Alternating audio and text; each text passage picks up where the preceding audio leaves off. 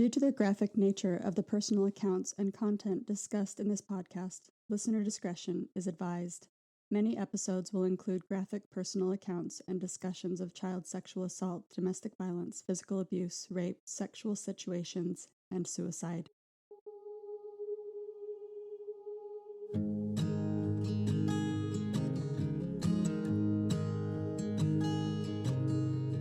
Oh my child, I know you're hurt and you can't let go. It's not your fault and you don't deserve all the bad and the hurt.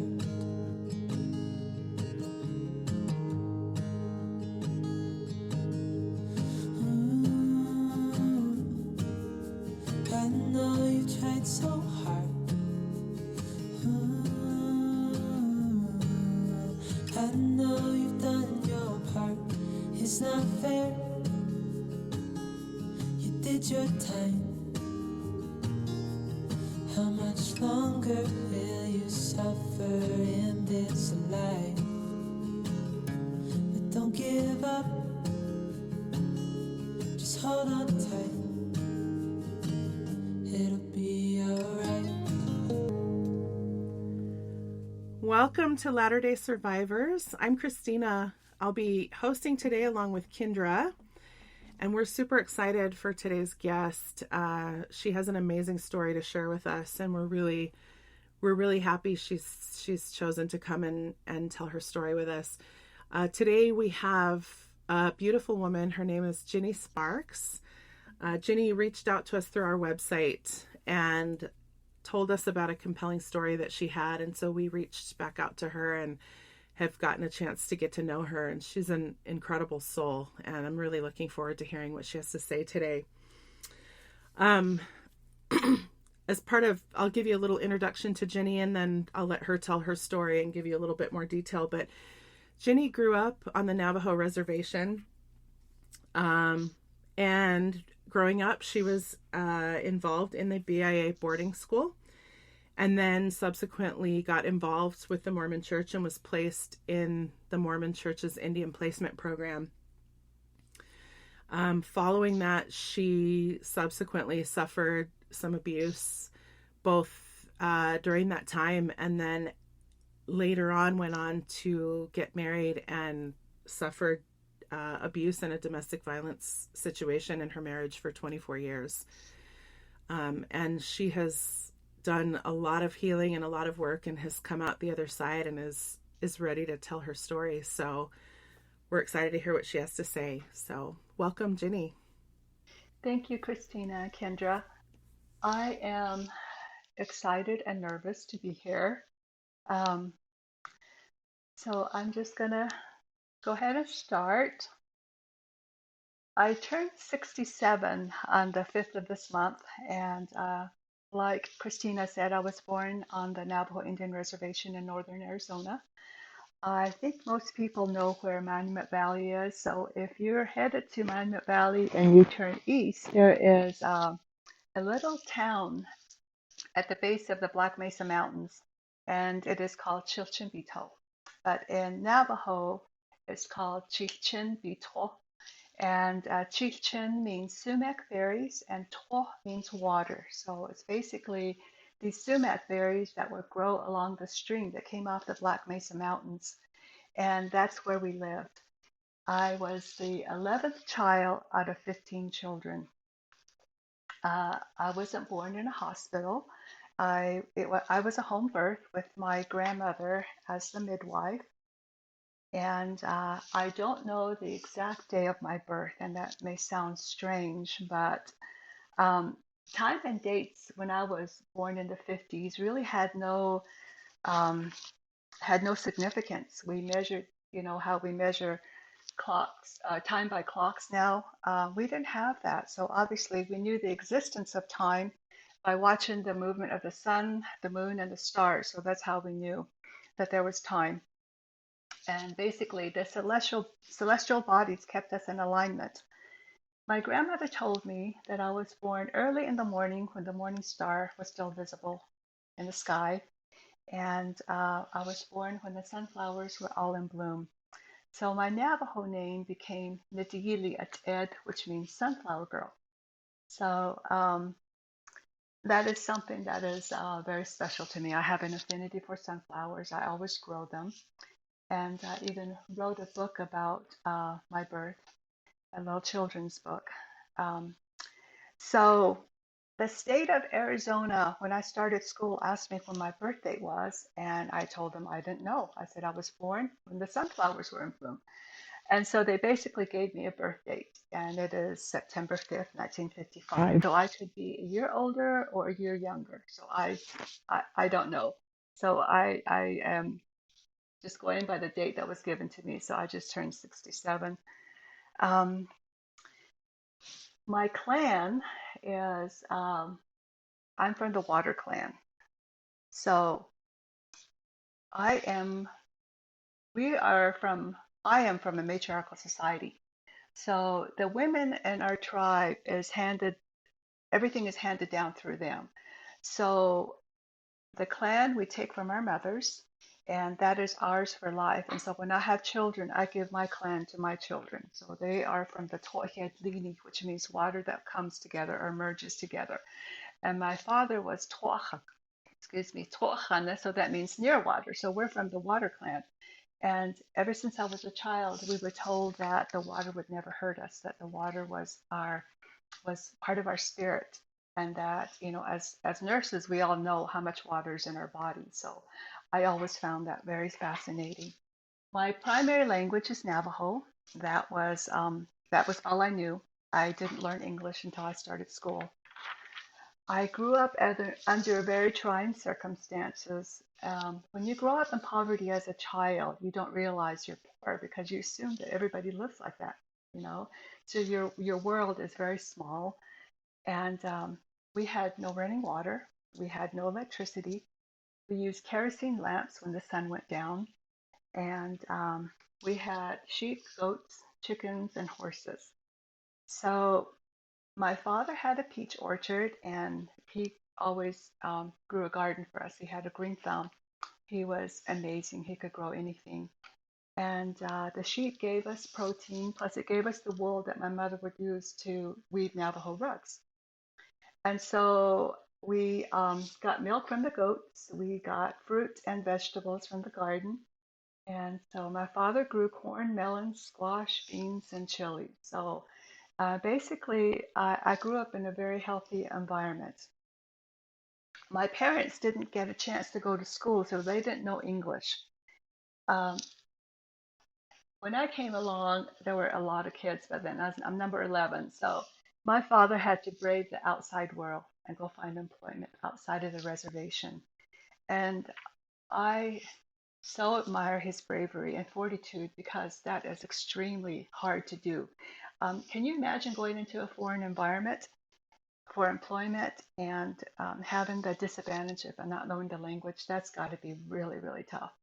But he did that for many years. He worked for the Santa Fe Railroad, and he traveled all through the western states. And so he was gone for months at a time. So basically, it was my mom and my grandmother who kind of held the fort down and raised us kids. And my my childhood was really idyllic in many ways, and I have really good memories of it. The modern world hadn't really affected us yet, and so we were content with what we had. Life was steeped in the Navajo culture. That's the language that I knew. And my teacher was both my maternal grandmother. Her name was Asen Sosi, and she was a very well respected herbalist and and a Navajo medicine woman. She lived in a hogan that my father built for her, very close to where we lived. And it's if you don't know what a hogan is, in the Navajo culture, it's a circular house made out of wooden poles and tree bark and basically mud in between the wood. And so the doorway was always facing east because that way in the morning we could see the sunrise and it would peek through the door and we would know that our grandfather's son was waking up. I spent most of my young years herding sheep and goats with my siblings. we didn't have access to water. So every other day we would take the goats and the sheep and we would take him to a water station which had a windmill, and it had this long wooden trough that the animals from around the area would come and drink water from. And so it was about 5 miles away. Um, Being outdoors to me was always an adventure. We didn't have um, the toys that were bought from stores because stores were so far away, and we didn't have. So we just had the playground that nature provided for us. We spent a lot of time in trees, climbing trees, rocks, and canyons to explore, and we had baby animals to play with. So it was really, really quite ideal. I was around 4 years old when I had my first sexual assault happen. My oldest brother came home to visit. He was living and working in Cleveland, Ohio. He was he was herding sheep that morning, and I went along with him. I never thought he would hurt me. He was 22, and I was around 4 years old. My memory is really sketchy, but I do remember being really happy and excited to see him because he was so much older. It was like our families were divided to three groups. The first 5 children had already been taken by the Bureau of Indian Affairs, and they were scattered all over the United States, from back east to Oklahoma to California. And the middle 5 were still closer to home. And the last 5, with me being the oldest, we still hadn't started school yet. So we were still living at home. And so I didn't know him very well because he was the oldest brother. So we're out herding sheep. And I remember him inviting me to sit on his lap. He started to put his hand up my skirt. I didn't know what to do or what to say. I was confused, but innately I knew it was wrong. He started touching my clitoris. I remember that it hurt because his hands and fingers were rough. I started to cry, and that's where my memory ends. I don't know what he said to me or if he made me touch him. I do think that that wasn't the only time. And why do I think that? Because of what I did to myself. I'm going to read from my journal.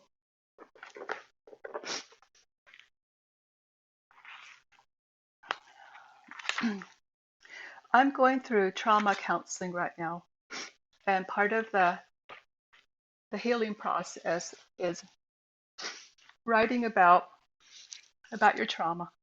And this is the first trauma I remember. So I wrote myself a letter to a little girl. Dear little scared girl, I see you and I acknowledge your pain, your tears and confusion. What happened to you should have never happened. Your little body was your own. No one should have touched you and made you feel scared and hurt you to your core. It was so confusing, and you were so young, too young to understand what was happening to you. Trust was broken and innocence taken from you. Your beautiful carefree life came to an end just when your little spirit was starting to soar with the beauty of the world around you. You didn't have the vocabulary or the understanding to explain what was done to you. You felt scared and shame. Your little body became a commodity and used for other sexual depravity. I'm so sorry that there was nobody there to talk to you or protect you. To protect you, your mind has hidden some trauma, and there's no way to know how many times you were abused. There are blank pages of your childhood, and I do remember one incident where you tried to take care of the situation. In your mind, it was so simple. If you could only eliminate the offending organ that they were after, your clitoris, it will go back to normal. So one day, You took a knife and hid it in your skirt and walked to a hidden area that you knew. You spread a small blanket to sit on and hiked up your skirt around your middle section. Your round little tummy was in the way and it kept slipping down. After a while, you were able to spread your legs and grab the offending organ. You held it tightly between your little fingers, and with your right hand, you took the knife and attempted to cut off your clitoris. The searing pain after the first cut and the blood started to drip stopped you mid-track. The knife was dull, and thank goodness, because the damage you could have done to your little body is frightening looking back on it. You brave little girl trying to take things into your own hands. I am proud of you, and I'm glad you didn't hurt yourself too bad. I want to hold you and kiss your little brown face and wipe away your tears. I love you, little girl, and because of your bravery and determination, we have been able to survive in this life. Thank you, little one.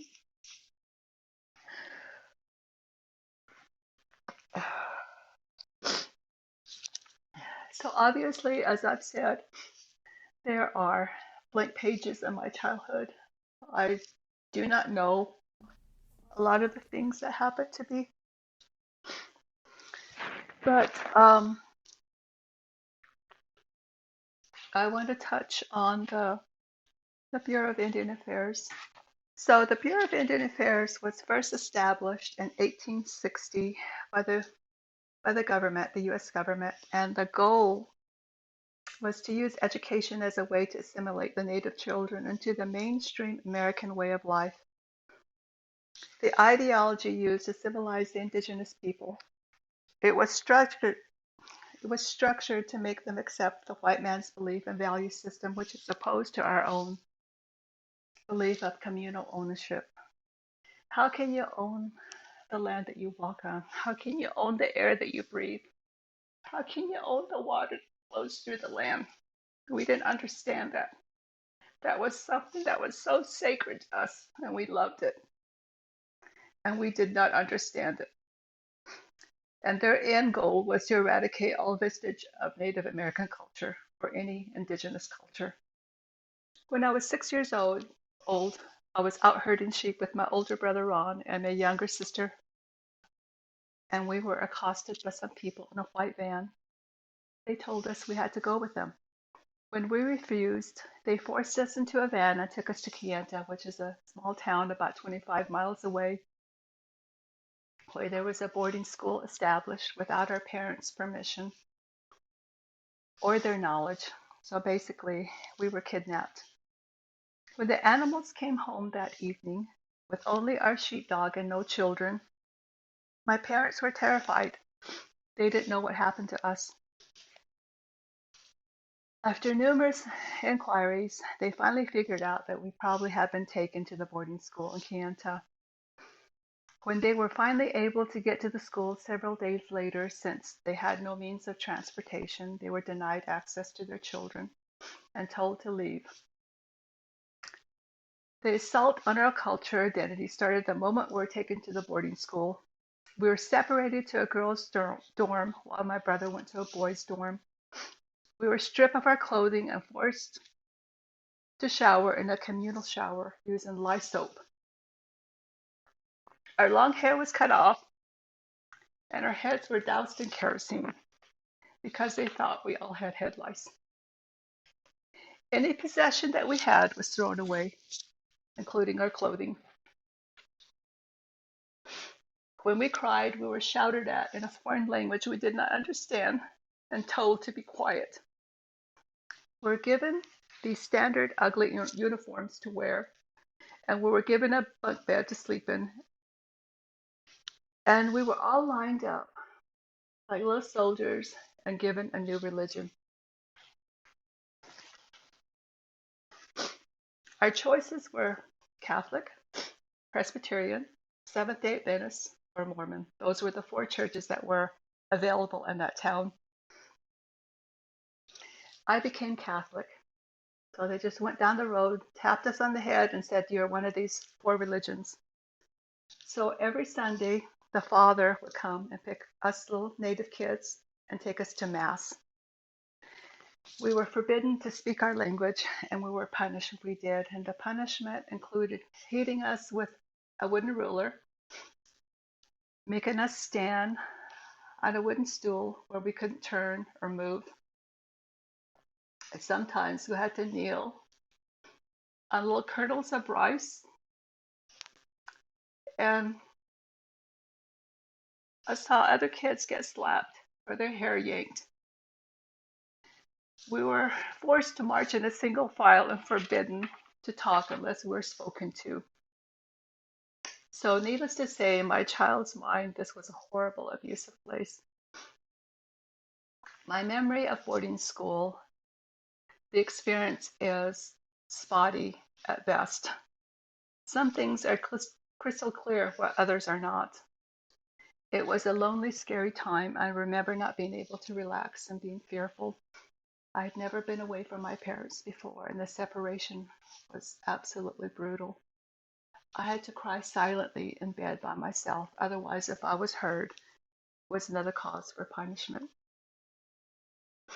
I do remember two teachers that really made an impression, Mrs. McGee and Mrs. Green. They were both African American women teaching on the Navajo Indian reservation because it was the only place that they could find employment. The time was in the early 60s, and even though they were both highly educated women, their race didn't allow many choices. I saw kindness in their eyes, and once I learned English, it was like the door was wide open, and I learned to read, and I was immersed in learning as much as I could. They saw my hunger and told me that education was the way out of poverty. I have never forgotten that and followed their lead to get an education. It was imperative that we be ready on Sundays to go with our prospective religious leaders. They would come by, pick us up, and take us to the places of worship. One Sunday, I couldn't find my shoes. And I was late getting to the place that I was supposed to be for the Father to pick us up. And I knew I was going to be punished, and I was scared. So by the time I found my shoes and got out there, they were gone. I didn't know what to do, so I stood there crying. The only ones that were still there were the Mormon kids. The missionaries were late in picking them up. So anyway, one of the elders came over and inquired why I was crying. And I told him my reasons. And he said, well, just come with us. So I went with them, and it was fun. They taught us primary songs. They had treats for us. They were kind. And so every Sunday from then on, I would scoot over to the Mormon kids. I don't think the Catholic father ever really knew I did that because I think we all looked the same to him, just little brown kids. So um, that's how I was introduced into the Mormon religion. I continued to go to church each Sunday, and when I turned 8, they asked me if I wanted to be baptized. I really didn't understand what that meant. And so they said, well, we're going to go ask your parents. Well, it was my mother who made the major decisions. Like I said, it's a matriarchal society. And she said no. And so, but missionaries can be persistent. And my mother finally agreed, and I was baptized in Blanding, Utah in the fall of 1963. Sometime later, after that, they started asking me if I wanted to go on a new program that was created by the Brethren to take Native kids off the reservation and place them with Mormon families. And these families were in Arizona, California, and Utah. Everything was under the leadership of the Mormon Church. So my mother was not too keen about this new direction and refused to give her permission.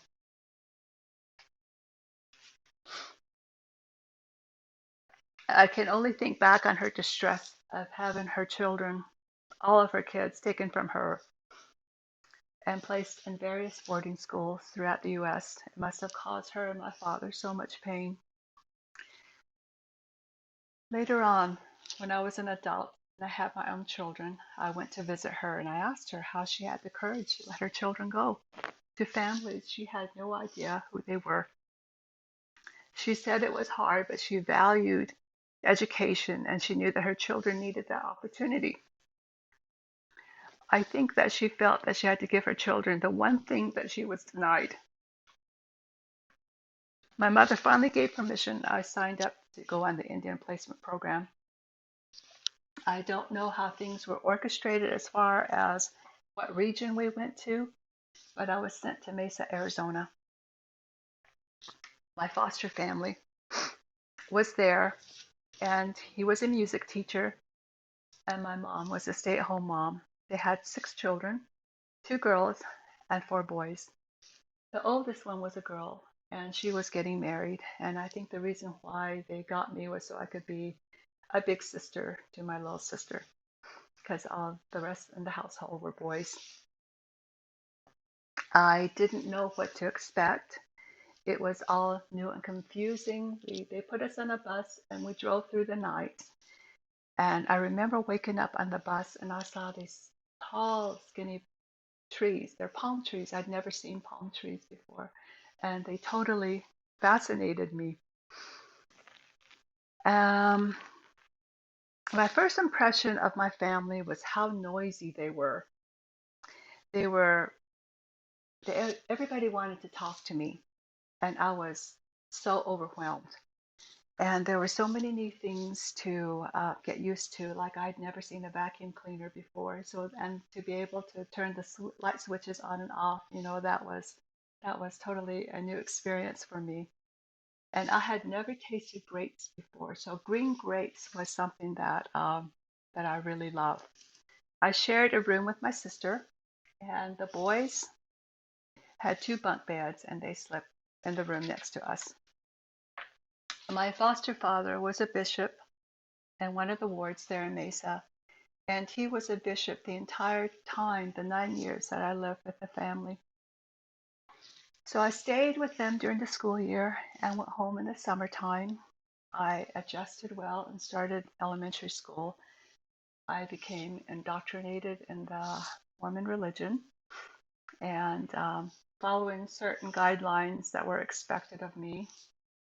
Patriarchy-based religion guided by priesthood authority. The head of the church was a prophet and his 12 apostles, all men. And that was a major conflict for me because it was totally the opposite of where I grew up, which was a matriarchy. And the women made all the major decisions. But it was really important that I followed the rules of conduct because I wanted to do well. Otherwise, I felt like I was going to be sent back into the abusive boarding school. So as time went on, I became very comfortable in my role in the family. They were kind to me. They treated me like their other children. I had the same advantages that they did. I was extremely lucky that I went to a very kind family. And so my father was a music teacher, so I learned how to play the piano. I learned how to play the violin, and we were all expected to do our chores. I got along with my siblings. Within a couple of years, the 2 older siblings were gone. Of course, my sister had gotten married, and my oldest foster brother had gone on a mission. So at 12 years old, I started my period, and I was in 6th grade, and it was during gym class. It was like the worst time. And our PE teacher was this really, really handsome Hispanic guy. I mean, all the girls had a crush on him. And I remember he walked over to me and he put his arm around me and he says, "Go to the bathroom and check yourself."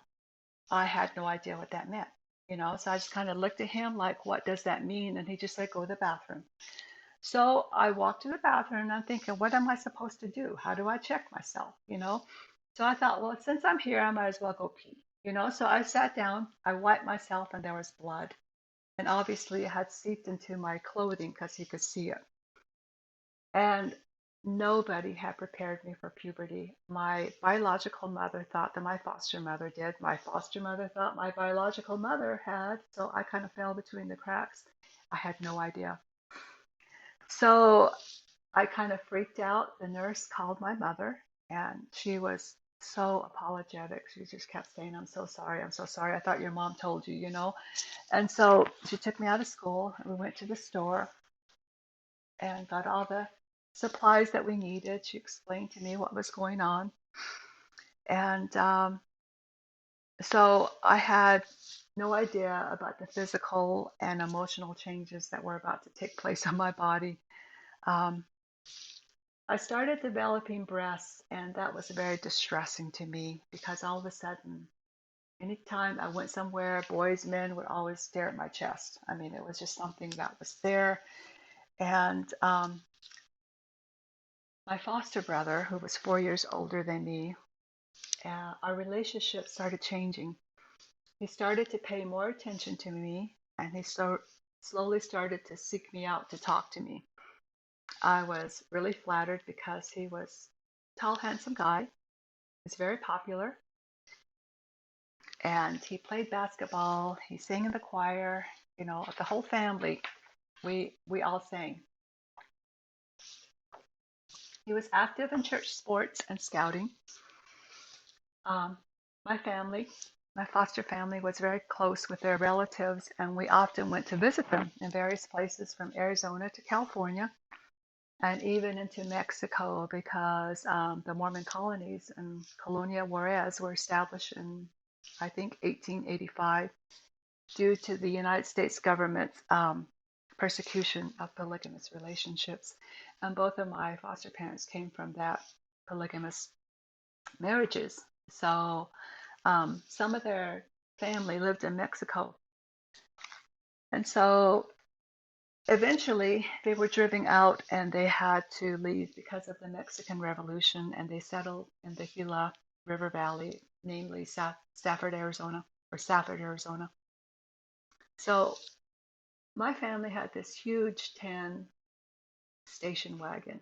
It was like the SUV of the time. Okay. And with such a large family, it was really the only thing that would fit us. And so that was before seat belts. That was before all the safety stuff that we have to follow now. So we would just throw everything into the wagon. Everybody would find a seat, and off we would go, you know, to visit relatives.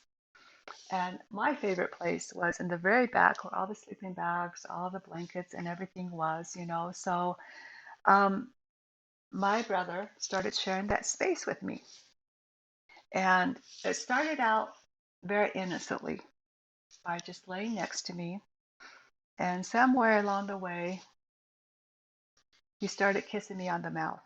I was around probably 13 years old and having no experience. And, you know,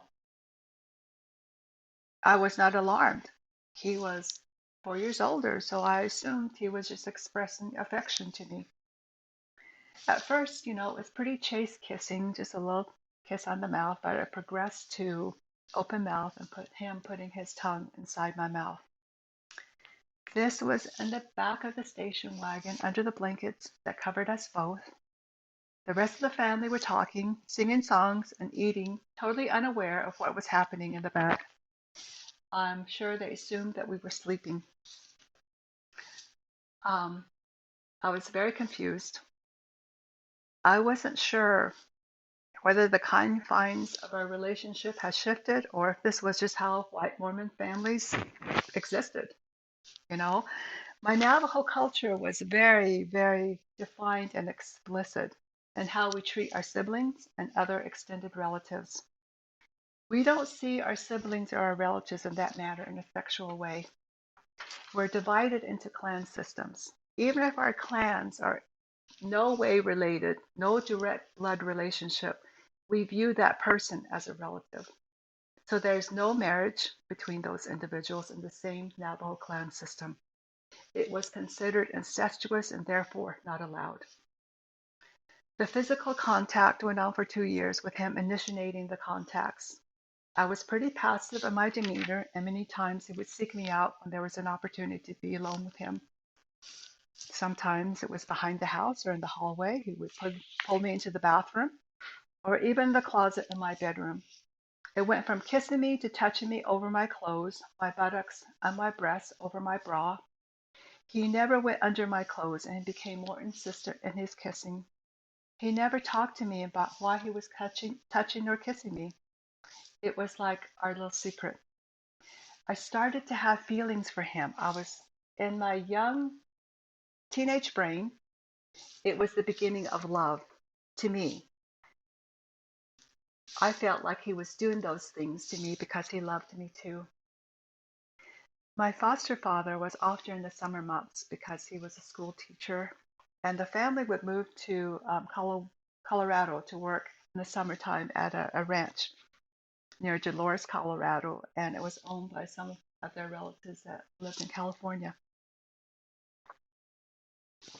It basically served as a place where kids from the inner cities who had never experienced nature or been out would come, and they would go to this place, and they would be able to ride horses and go fishing and camping and that kind of stuff. So my dad ran the program, and my mom took charge of kind of feeding the whole camp. And the rest of the family helped. And several times on their way to Colorado, they would stop by on the reservation, pick me up, and so I could go help them. So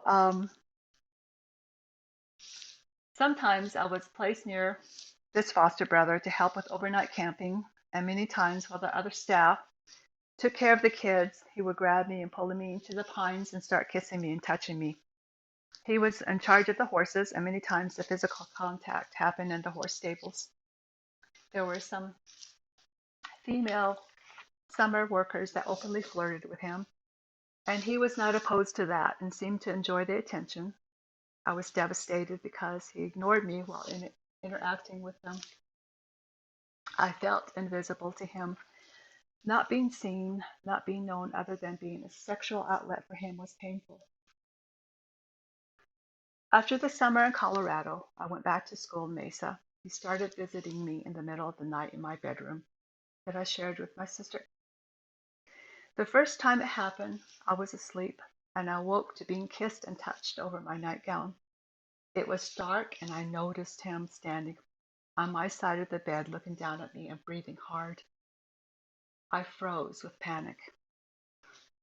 I didn't know what to do. He finally left our bedroom, and I turned over to see if my sister was awake. Did she witness what I did? Was she aware?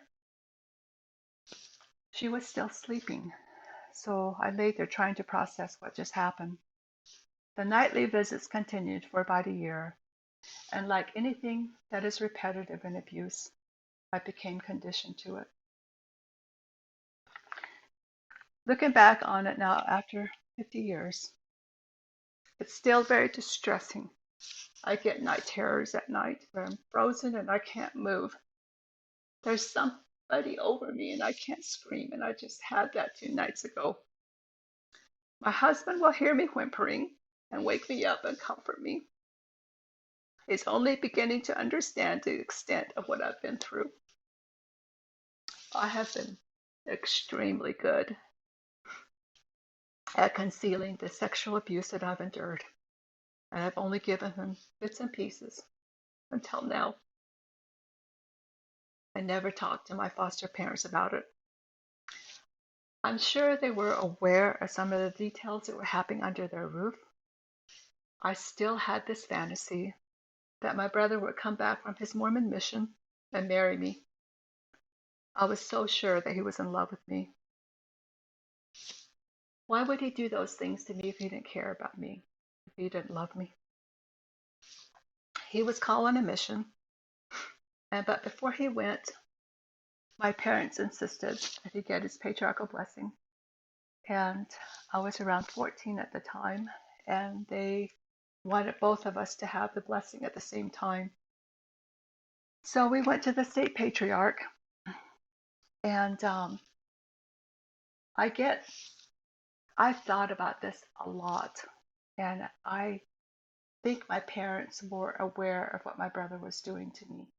And they might have confronted him, but I don't know the interactions that took place. And the reason why I say I think that they're aware was because when we got to the place to have our blessings, I had my blessing first. And then I was told to go in and listen to his blessing. His blessing, where it came out, the part where they tell you about your prospective marriage, who you might marry. And in it, the patriarch stated specifically 3 times that he was going to marry a young lady that he hasn't met yet. And I remember my heart sinking and my parents looking at me like, do you understand? So the possibility of that being planned to me now in my adult brain, I'm sure that's what it was. So he went on his mission, and I still stayed with the family. And while he was on his mission, I had 2 more abuse cases. I was a young women's now and very involved. And I had, we were planning a camp out. And it was organized by our leaders in the ward. And they took volunteers from the men in the ward to kind of supervise and help us. And the camping spot was a few hours from Mesa, and it was in a really pretty area because I remember the pines.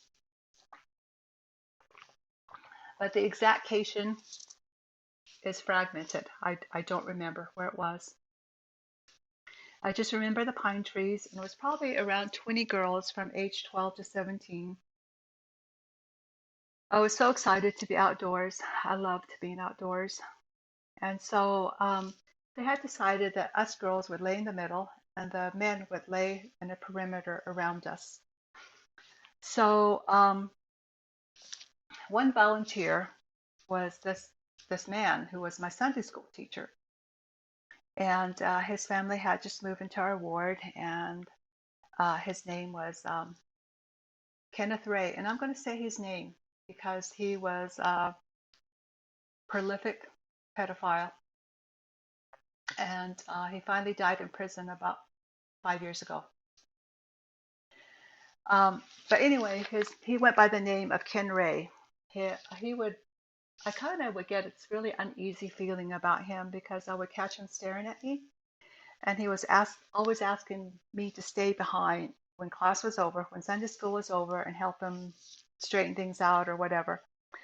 And so our first night, some of us girls were talking and being silly as teenage girls do. And one girl suggested that we take our clothes off once we were in our sleeping bags because she had heard that sleeping naked was part of maintaining like a real steady body heat while you slept. So some of us decided to try it. And I don't know if he overheard us or what, because I wasn't really aware of where he was when we were talking and being silly. So it ended up that his sleeping bag was next to mine because I was in the very end of the row and his was next to mine. So sometime in the middle of the night, I felt a hand roaming over my body. I was still groggy from sleep. And for a moment, I wasn't sure if it was real or not. He grabbed my breasts and he pinched my nipples. I grabbed his arm and I was shocked that it was so hairy. So I threw it off me and I lay there trying to process what had just occurred. Was I dreaming? Was I not? I mean, I wasn't sure what was happening. I looked over at him and he had turned away from me and pretended to be sleeping. I managed to go back to sleep, and sometime in the night I woke to feel his fingers between my legs. He was stroking me and he inserted his finger into my body. I wanted to scream. Instead, I kicked him. I grabbed my sleeping bag and I moved away from him. I didn't sleep the rest of the night because I was in hyper alert. The next day, I confronted him because I was so sick of all this stuff that had been happening to me. But he denied it, saying that I must have dreamed it. His smug face made me so furious. When I got back from the camping trip, I told my foster father, who was still the bishop. It took a lot of courage for me to talk to my dad. So he said he would call Brother Ray in to speak to him. Sometime later, he told me the conversation and the exchange that they had. Ken Ray told my father that he was dreaming and he thought that it was his wife lying next to him.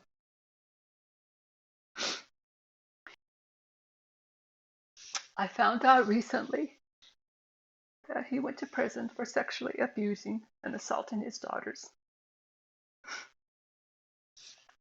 I don't believe that it was ever reported to the police or social services what I told my dad. It was swept under the rug and never mentioned to me again. Several years later, when I was going to school at BYU, my brother that had molested me was getting married, and it was my first semester at BYU, and they were having a reception there in Provo, Utah, and I arrived there for the wedding pictures of the wedding party. I stepped out of the bathroom on my way to the reception hall when I saw Ken Ray standing there looking at me. I froze, and my foster mother turned and spotted me not moving, just staring straight ahead. She grabbed my arm and steered me away. I broke down in the bathroom and cried for a long time. She told me that my father had told her about the assault that perpetrated against me by that horrible man. She had someone drive me back to the campus to my dorm, and that was the last time I saw him. My life was forever impacted by what he did to me.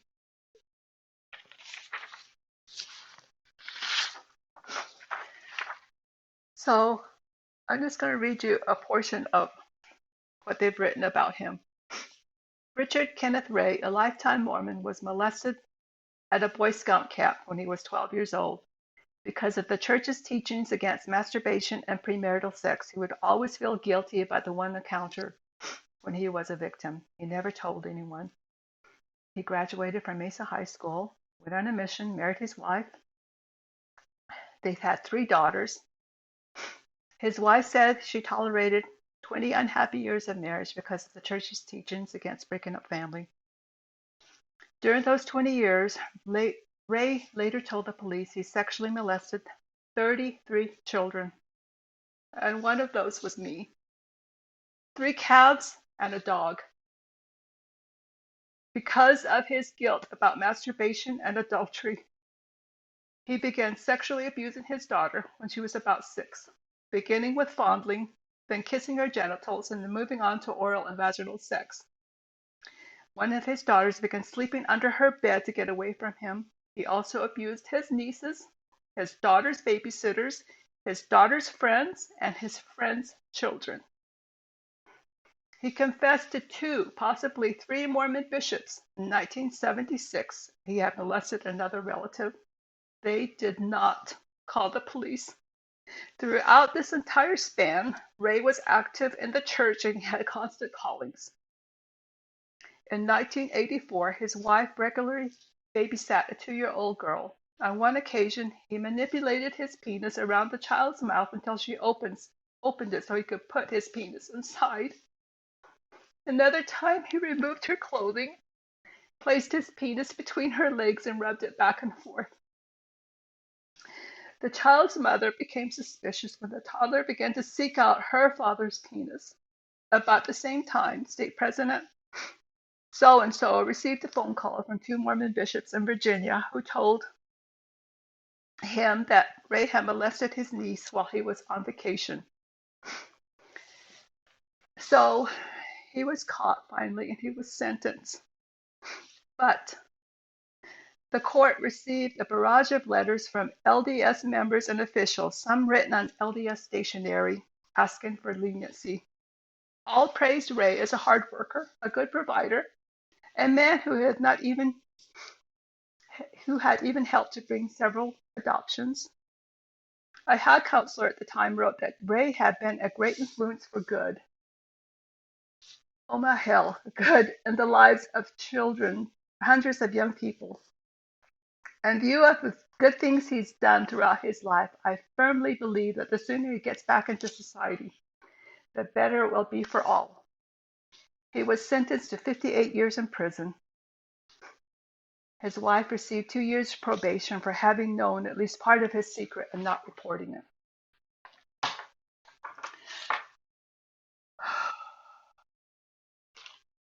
He died in December 2019. He was 77 years old in prison. He was 29 or 30 when he molested me. I think I need a break. We can absolutely take a break.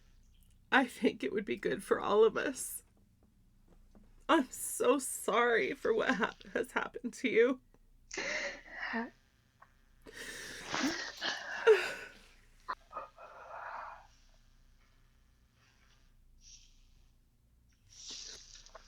You are such a brave and strong woman for speaking your truth. You really are. We can take as much time as you need, okay? And if you want to step away, you can step away. Okay. I'm just going to be here. Okay. I'll hang out. Yeah. Take all the time you need, Ginny. I mean that.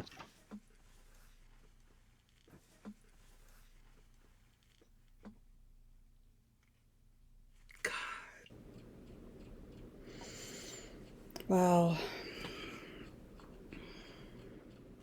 All the opportunities that are missed. These are not just opportunities to protect children. They're opportunities to get help for these people who can't control themselves. Right. And then by that, protecting children. And it just, like, as much as I'm just sitting here in shock, not in shock, but in it's validating, you know, to hear these things that she's saying, because it's a pattern. It's a pattern of behavior. It's not just in Utah. It's not just in, in the United States. It's everywhere. It's everywhere. And all the abuses just lining up. How do people even expect anyone to have any kind of actual ability to live in society when we're living in fear because nothing ever happens to the abuser? Ever happens. And I'm thinking back as a child, just myself, during certain instances, I know categorically that there's this innate primal knowledge that you cannot speak. You cannot say anything because you will not be believed. You will not be heard. Mm-hmm. This is going to be your fault. You did something to bring this on. The shame, nothing's going to happen to them. They're going to believe them over you. Yeah.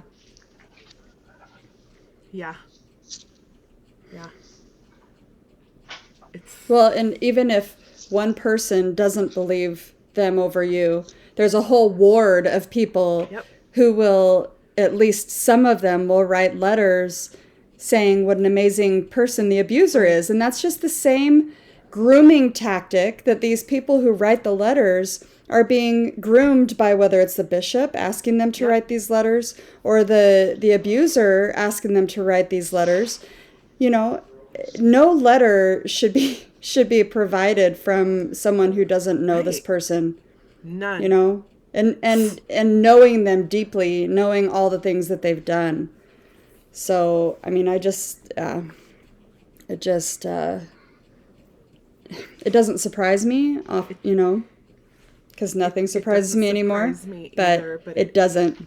Yeah, I know exactly what you're saying. But you it hear, but it makes me enraged. angry. You hear these stories again and again, and you so badly just want to believe, like, surely this isn't another one.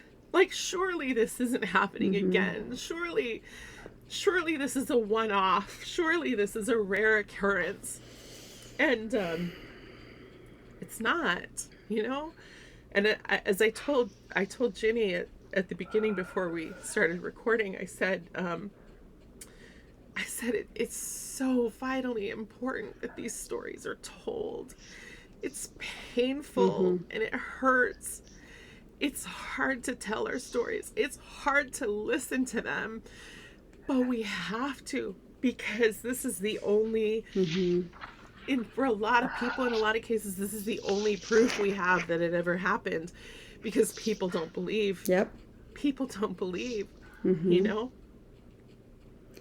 Yeah. What I was thinking about also that there's the people in the church, or the bishops, the people who try to protect the predator. I'm sure their intention, which I've heard from many people, is that they are trying to not ruin this person's life. You know, they're trying to allow them to continue working in society. But the reality is that this person has ruined multiple people's lives. Yeah. I mean, how many of us come forward in our 40s, 50s, 60s and are talking about the repeated trauma, the repeated predatory behavior by other people who can see that you have been a victim before, whether it's, just a feeling or trauma sees trauma. You know, they seek out people who have been victimized before. So us being victimized in the very beginning and having a church leader know and then still allow the grooming of the predator to be something that they're going to use their discernment, in quotes, that they are a good person and that they would never do this thing, or it wasn't as bad as what the victim is saying.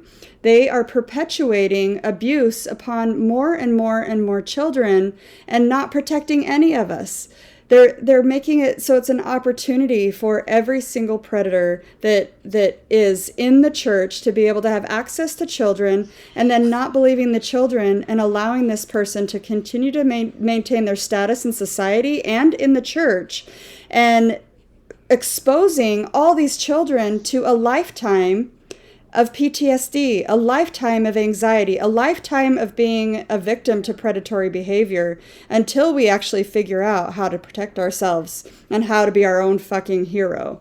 You know, we're the ones that save ourselves. We're the ones that help ourselves to be able to come out of this. Just like Ginny was reading that story to her little self, you know, reading her journal entry about how as an adult that she sees her little self. And I've done that. I've done that on my phone. I put a picture of myself on my phone. And every time I felt those feelings, that severe anxiety, that panic attack feeling, I would look at my phone and I would tell my little self, hey, you know what? It's going to be okay. I see you. I hear you. I believe you. I want you to know that I'm not abandoning you, but I'm going to come back to this, because right now is not the right time. Right now, I have to focus on work, or I have to focus on this, you know. So, and you know, I think that's the most therapeutic thing that we can do, is talk to our little self. Oh, I agree. That letter that you read was so moving to me, Ginny. That letter you read to your little self. Kendra and I have talked about this before, that we've done our own inner child work, and it's healing in a way that I wish I could get across to other people, to go back and love and take care of and protect that little child inside of you, and give her what she wasn't given at the time. Man, and let that little child know that all the things that happened to her were out of her control. They weren't things that were her fault. They weren't things that you had any choice in. You know, And you she don't and she you has don't no fight shame back in it, to somebody who's bigger than you. right?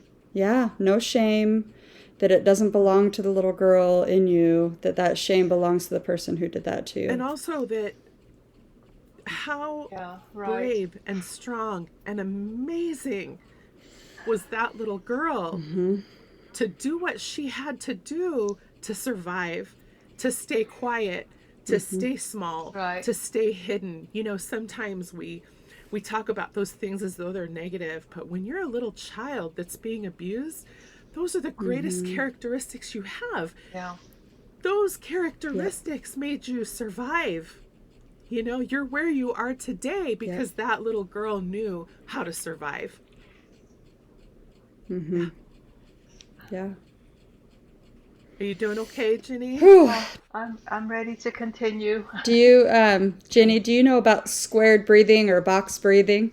Oh, do you know about squared breathing or box breathing for I've anxiety? heard of it, but I have not used it. You breathe in for 4. So if you're counting in 2, 3, 4, hold 2, 3, 4, out 2, 3, 4, hold 2, 3, 4. And focusing on the numbers actually helps your Okay. brain to relax and your brain to get enough Uh-huh. enough oxygen. And I use it all the time at work because I have an abusive workplace. And just some of the anxiety that I have that way too. So I teach it to my patients too.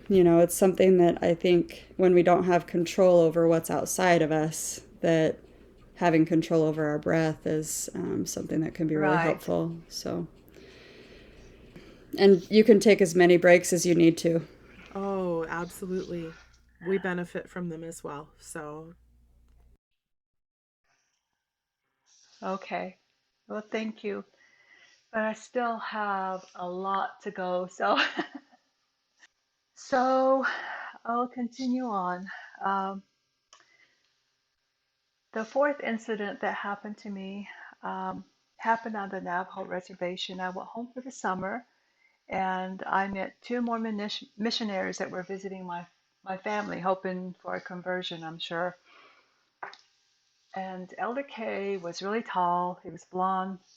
He was a physically imposing young man from Canada.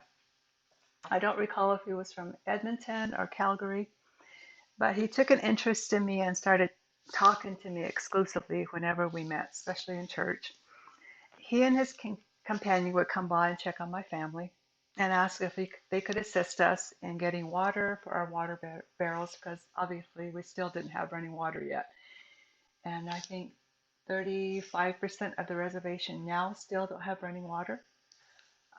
So it's not any different now than it was then. So anyway, so it was like a third world country when I was growing up. We had to drive 5 miles away with a pickup truck to fill our these water barrels that we had and that we used for drinking, for washing dishes, for bathing. And the Mormon missionaries were really helpful, and many times they took us to get water or to go get groceries. The first time Elder K had physical contact with me was at the windmill. While we were waiting for the water barrels to fill up, which takes quite a while, we started playing around. We would race around the windmill, and he would chase me. And one time, he suddenly picked me up and slung me over his shoulder. And his companion, I can remember, was horrified. You know, the rules for the missionary. Um, about proper conduct, and he was certainly breaking the top one, which was to never have physical contact with a female anywhere near their age. He didn't seem to be too ruffled by the reprimand from his companion. He just winked at me. And later that summer, my older sister and I were sent into Kayenta, which is the nearest town, to go get some groceries. We took the truck with strict instructions from our parents to be back at a reasonable time. When we got to town, we met the Mormon missionaries getting gas. My sister wanted to stop and talk to them because she recognized one of them. Elder S had a new companion who was Navajo, and my sister knew him. They had gone to school together, and they started talking. I stayed in the pickup truck, and Elder S came over to talk to me through the window. Soon it was decided among them that we should go for a drive together. I was really uncomfortable with the idea, but I also didn't want my sister to go alone with them. We parked our truck and went with them in their vehicle. We drove about 22 miles out of town, going towards Mammoth Valley, which was a Navajo tribal park. On the drive over, my sister sat next to the elder who was driving, and I sat next to Elder S. During the course of the drive, Elder S started trying to kiss me. When I turned my head, he proceeded to stick his tongue into my ear. He then rests his hand on my knee and slowly starts to move it up my thigh. I started to panic, and I removed his hand. It was such an enclosed space that I felt claustrophobic and told them that they needed to turn around and take us back now. My sister, who is 6 years older than me, was acting like a reckless teenager. They finally parked near a picnic table with an overhead and some benches. A storm was coming in, and I could see the rain clouds gathering above us. I wanted to get back because in the desert, rains can cause flash floods. In the remote region where we lived, this was always a possibility.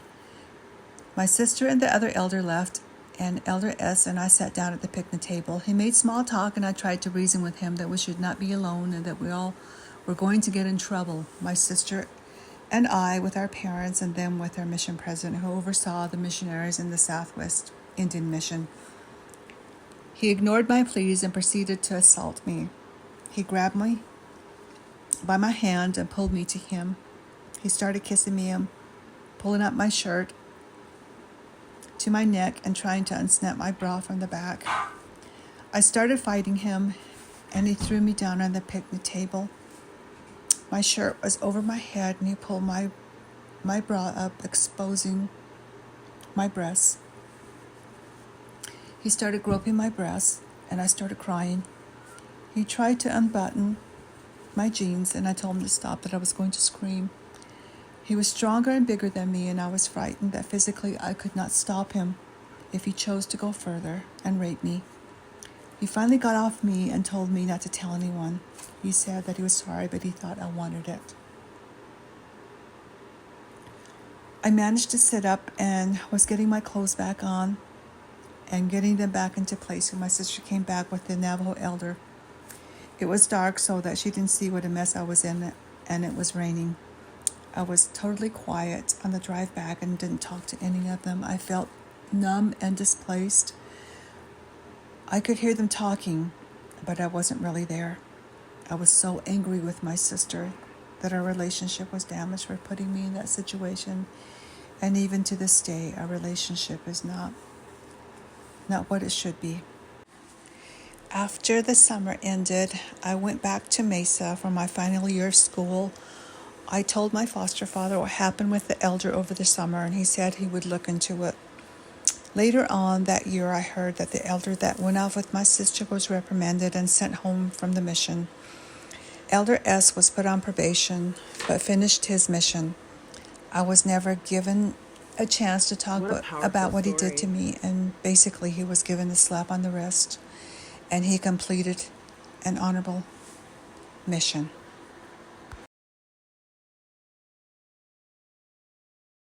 I think it's really interesting. When I had finished high school, I wanted to go to Ricks College, which is now BYU, Idaho.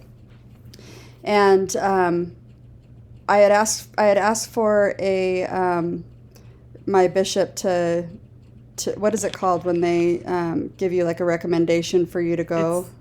Your worthiness. It's an endorsement. Okay, so I asked for an endorsement, and he wouldn't give me one.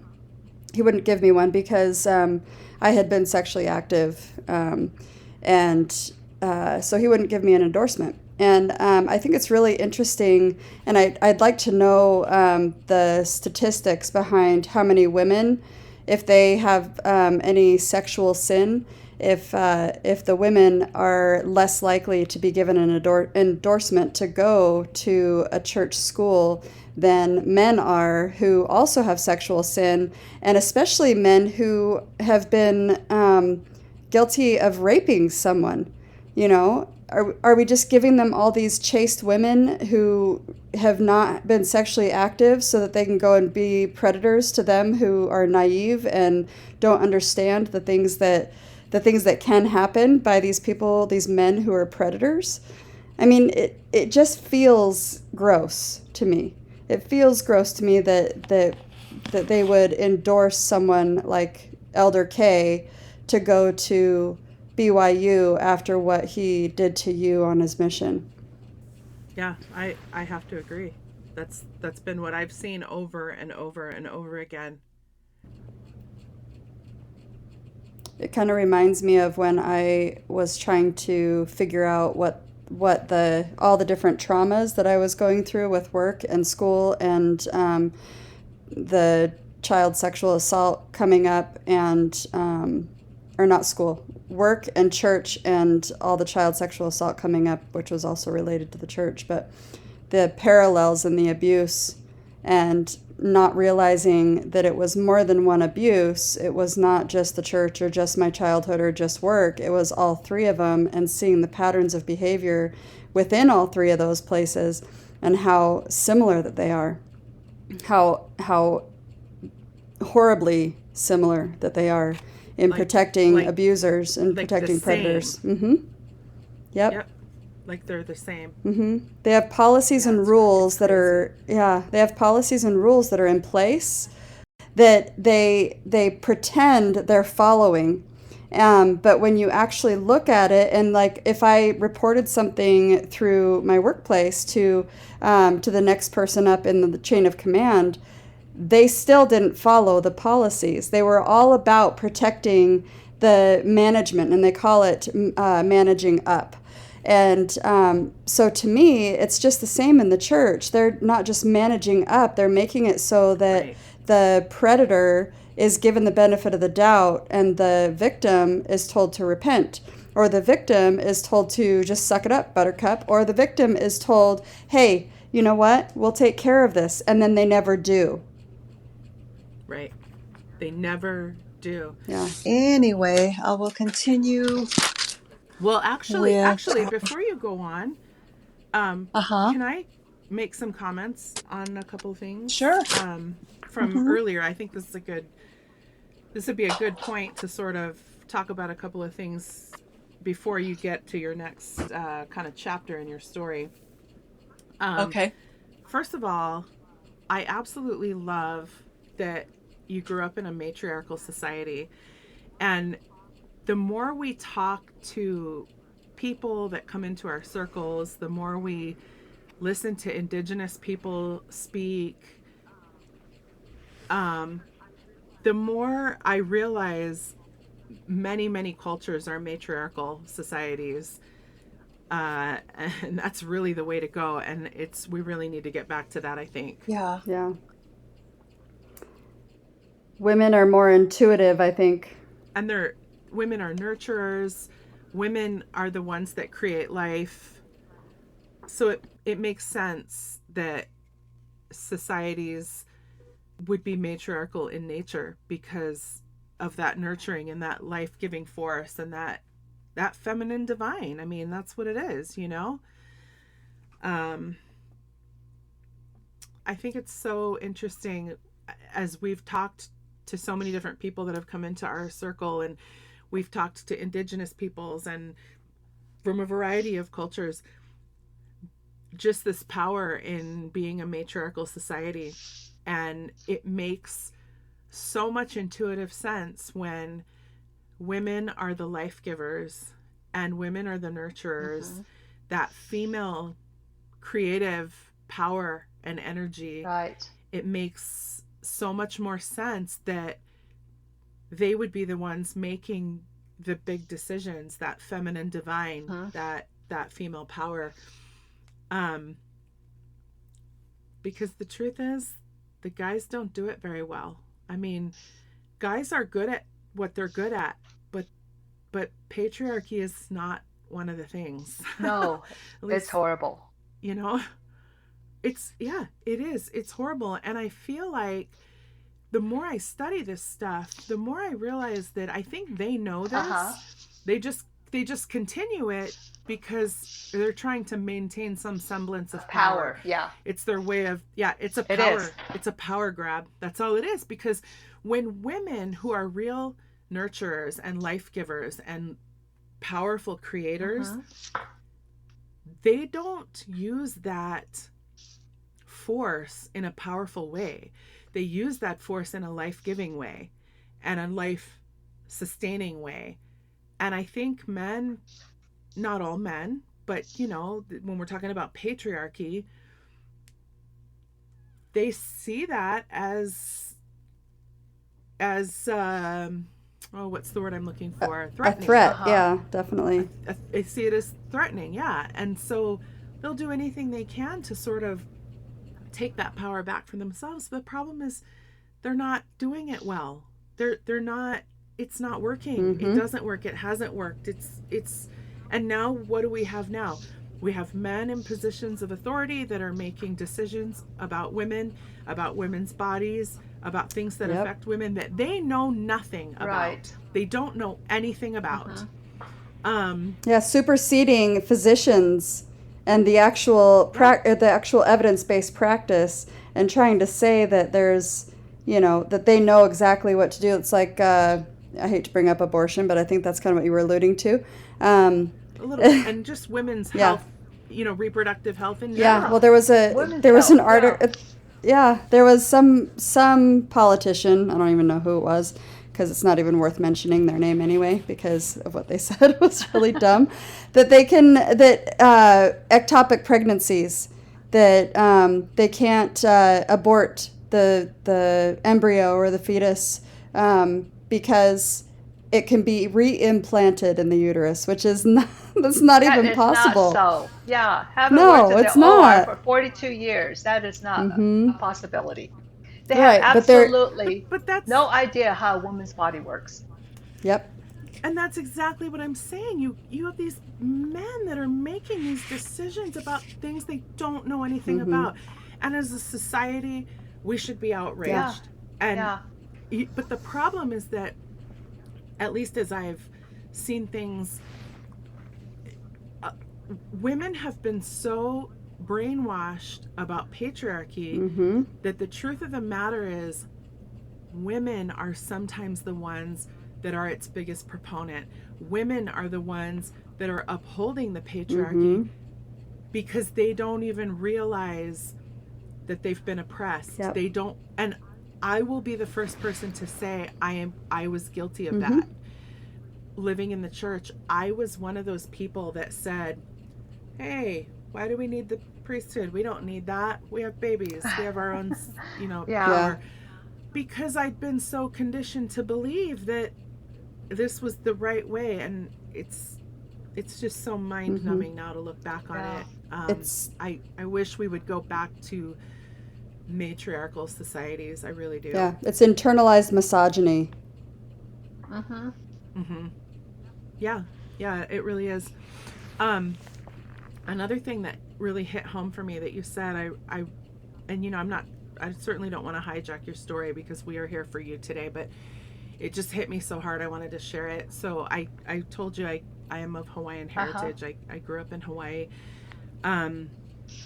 It's gonna make me cry, I think. You talked about how you were not allowed to speak your Navajo language, and that you were punished for doing so. And it makes me think about stories that my own Hawaiian grandmother told me. She went through the same thing. My Hawaiian grandmother grew up in a Hawaiian home speaking Hawaiian, which is a language that for a long time was really at risk of being lost. Same thing. Right. She said if we were even caught speaking Hawaiian on the playground to our friends, not even in the actual classroom setting, we were beaten. And that story has stuck with me my entire life. It hurts my soul on such a deep level Yeah. that when you steal someone's language, you're not just stealing their language, you're Their stealing soul. Yeah. everything. You're stealing their Soul. soul. You're stealing everything that comes with that.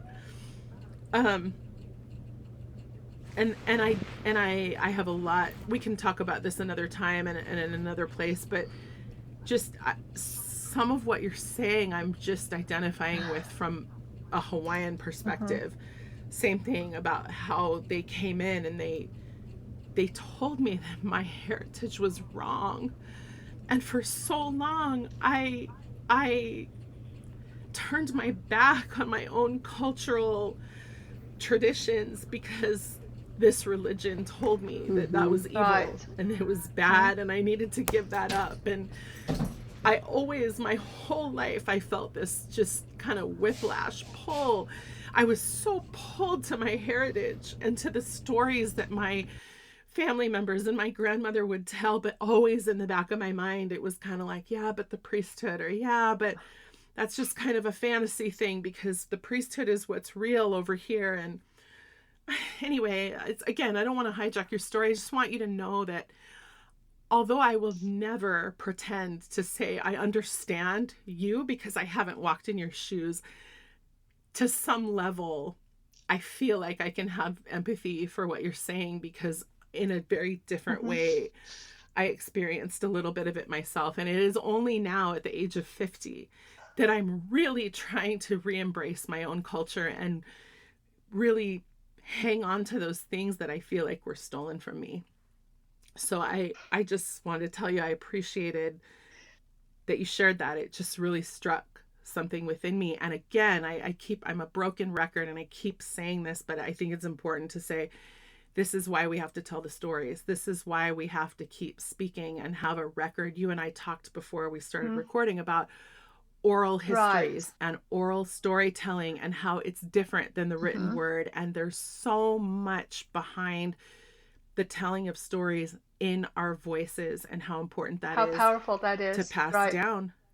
It's the Yeah. power. There's so much power in it. So I know this has been difficult for you, but I just want you to know I'm so incredibly honored to be in this space with you right now and to be hearing your story Yes. and thank you. Yes. Thank you for allowing me to be a part of Oh, this. thank you. Thank you for both of you. I mean, this is something that I knew I needed to do for a long time, you know, and it's really, really tough because in spite of all that happened to me, we haven't even got to the worst part, which was my 24 years of abusive marriage, which 3 children came from, and one child still won't accept the fact that the father was that horrible to me. Okay, we're going to continue on. So, just briefly, I wanted to touch on a couple of other things that happened to me um, when I was home on the reservation. Okay, this is not when I was on placement. I had a horrible, abusive brother-in-law that was married to my older sister, and the most horrible thing about that was he was a respected medicine man. I mean, people came to him and they took his advice and they rallied around him and they really thought he had this gift, you know. But he was an asshole. I mean, just he pretended to be respected, and he pulled the wool over my parents' eyes, that's for sure, and a lot of people around him. And people were always in awe of him. In a lot of ways, it's almost like I married the same kind of guy. Exactly. So he was physically large and very imposing and a huge personality and narcissistic. You know, he loved to command a crowd and he loved to show off basically his knowledge and so forth. And so I knew that my sister was struggling. So one summer she asked me to come help her. He just kept her the term barefoot and pregnant comes to mind. She just had a lot of kids and she was overwhelmed. And so I went there to help her, and he started to put the moves on me. I must have been, I don't know, around 10, 11, somewhere around that age. And I started maturing physically in sixth grade. So my breasts were developing, like I said, and his eyes noticed, and I could tell. He would give me these lectures, stares that were disgusting, and he didn't hide it. I mean, it was just like there for everybody to see. And he had a very predatory behavior, and I was always very cautious around him because by now I knew, some of the tools that they use uh, to get at girls, and I knew to stay away from him. And sometimes he would deliberately invade my space, my private space, and it was always terrifying. He would grab my hand and he would spread my pointer finger and my middle finger, and while using his pointer finger, he put it between my two fingers and move it back and forth. The first time he did that to me, I was confused. I had no idea what he was doing. Um, but he was implying certainly something, but I didn't know what it was. And then it hit me, you know, he was basically showing what he would do to me. He was actually doing, like, he was like fucking my finger, basically. And I was so livid and so disgusted. I flung his hand away from me. And I would always remember his horrible laughter. I absolutely hated him. And one time he came home drunk, and I don't know where my sister was with the kids, but I ended up being there by myself. And he was tipsy, and his laser eyes focused on me, and the red flag in my head exploded, and I knew that I had to get out of there because we were in a house, and there was only one way out, and he blocked it. So he was probably, 100 plus pounds bigger than me, and he was probably well over 300 pounds, probably even more than that. So he started moving towards me, and I scooted past him because, I was skinny and tiny, and he grabbed me and he threw me on the bed. So I started screaming and fighting him. He was trying to kiss me, and he was feeling me through my clothes. I fought him. I mean, I bit him, I hit him, I scratched him. I did everything I could. He was trying to tear my clothes off me, but I was able to escape and ran out into the cornfields. The cornfields were pretty close. I sat there and watched the house and cried, waiting for my sister to come home. He used to beat my sister up, and he would have sexual exploits everywhere in town. I mean, everybody knew it, and I hated him. And so that was one. And also was a babysitter in Bluff, Utah for the summer one time. And there was this man that lived next door. He's probably in his 20s. And again, he saw me and he started moving in on me. And one day, my employer went to work. She went to work, and I was taking care of the two kids. He came to the door, he knocked on the door, and pushed in, and again proceeded to try and rape me. But I was able to get away from him too. And another time that I can remember was I was home for the summer, and they had these dances where they would bring bands in, and the people in town would go to this, what we call a chapter house. It's kind of like a community center, and we would dance, and I loved it, because there's really not a whole lot to do on the reservation, because there's not much around, and so in the summertime that was a fun place to be and something to do. And so I told my girlfriends I was going to meet them there. And so I did. I went there. And then I had to work early the next morning. So I left early. And so as I was coming out of the dance um, area, these guys were parked in a pickup truck. And I passed them. And as I was passing them, two of them jumped out, grabbed me, and threw me in the back of the truck. Okay, so I of course was terrified because I knew there was like 5 or 6 of them in the back of the truck, and I knew what they were going to do. They're going to drive me out of the desert, and they're going to gang rape me. And so, sure enough, they started, and they were holding me down so I couldn't get away.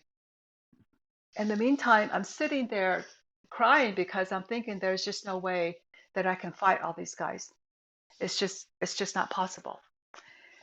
And so we're driving along in the desert, and they were taking me to another party that was happening out in the desert.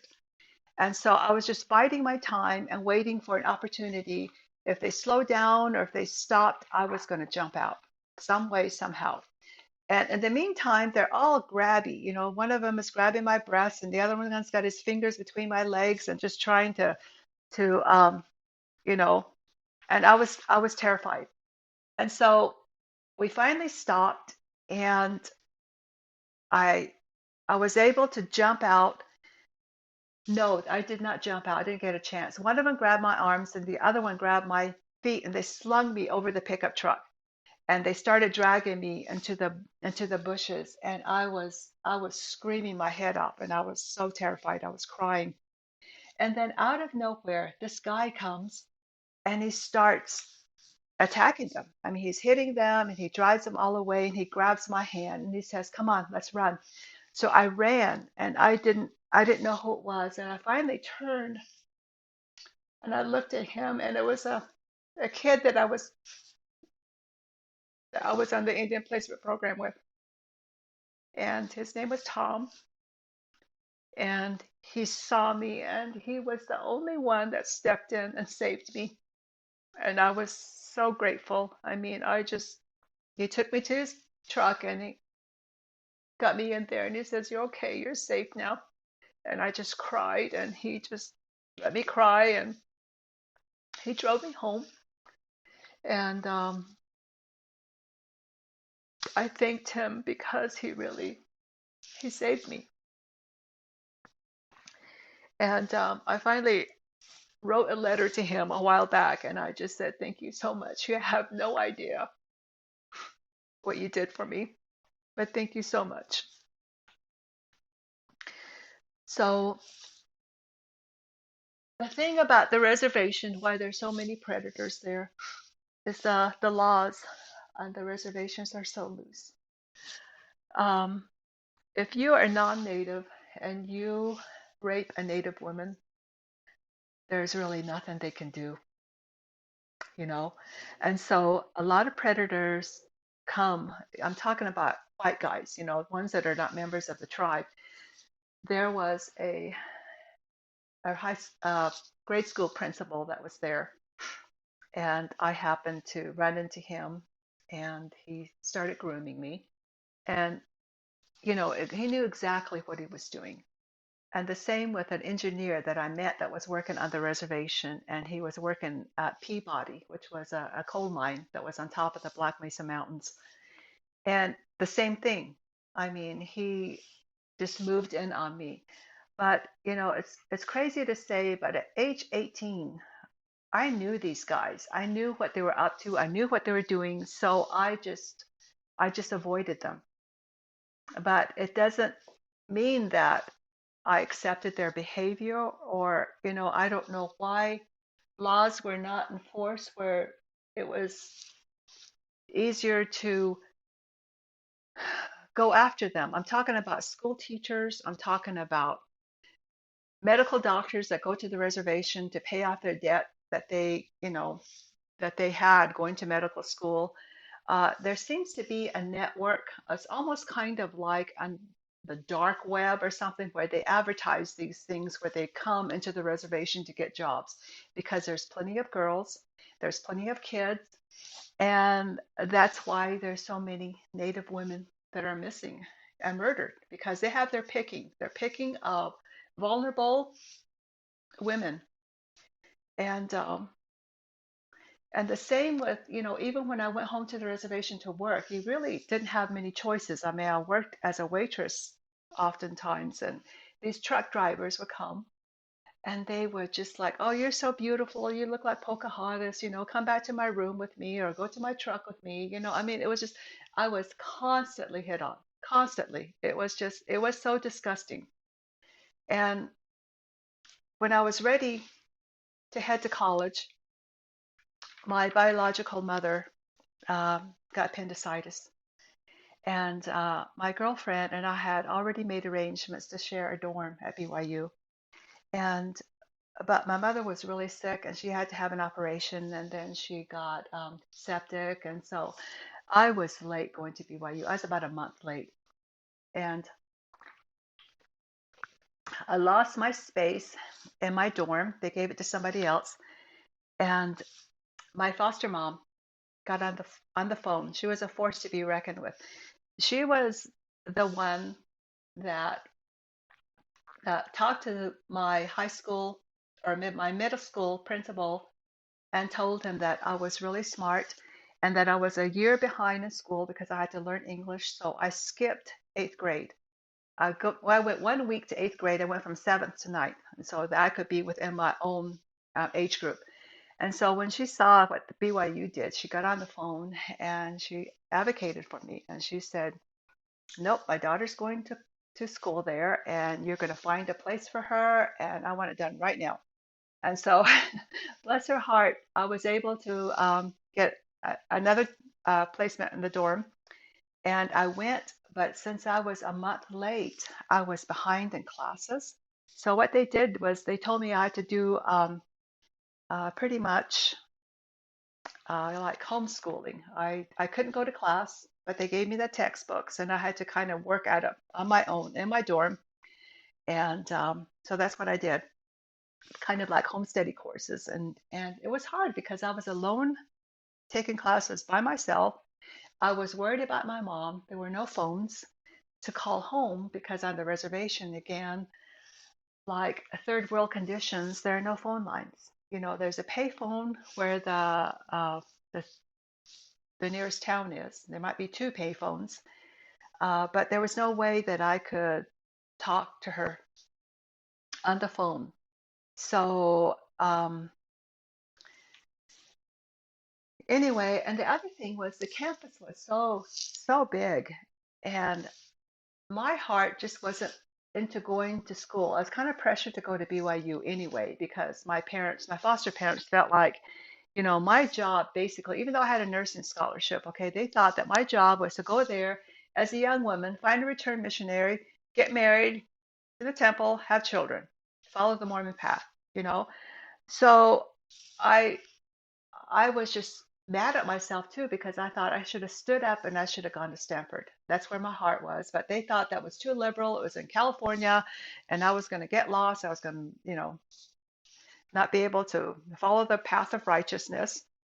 And so, anyway, I was lost. And my roommate, my girlfriend, was engaged by October and married in November.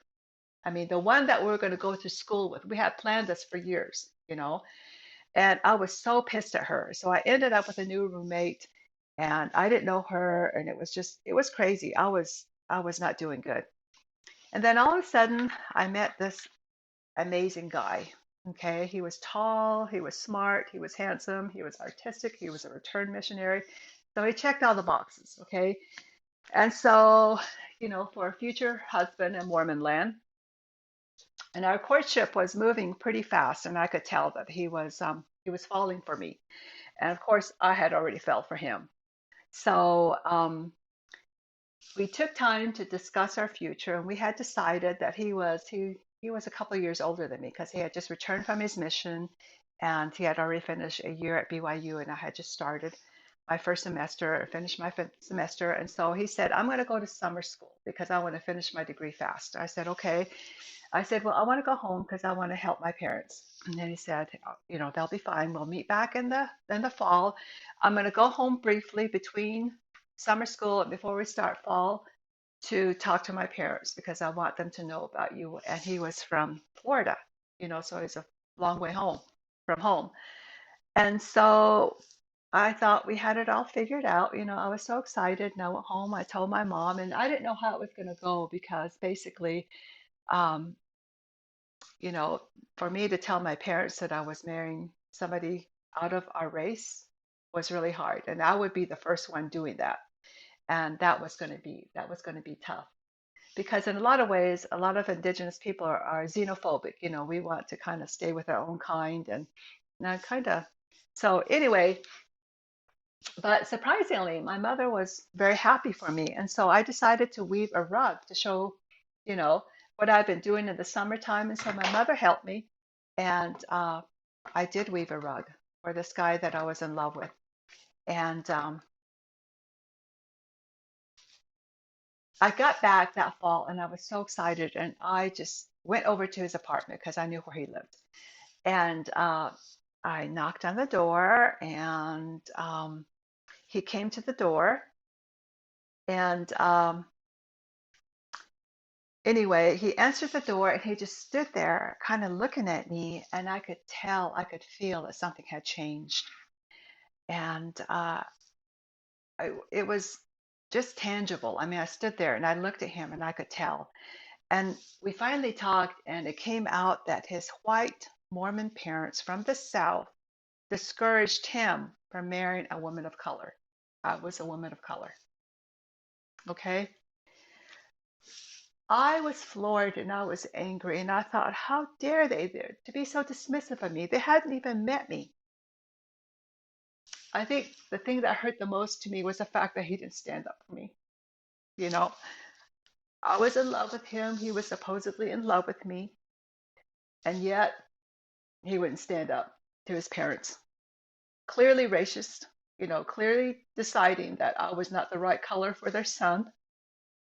And so that was my first experience of blatant racism in the church. The color of my skin wasn't good enough. I was devastated. My world was turned upside down. I never saw or talked to him again until 3 years later when we were both married to other people. And it was during October conference, and the people from the South always get together. You know, they seem to know each other where they are, and they have a get together. And so my ex-husband wanted to go. So I said, okay, let's go.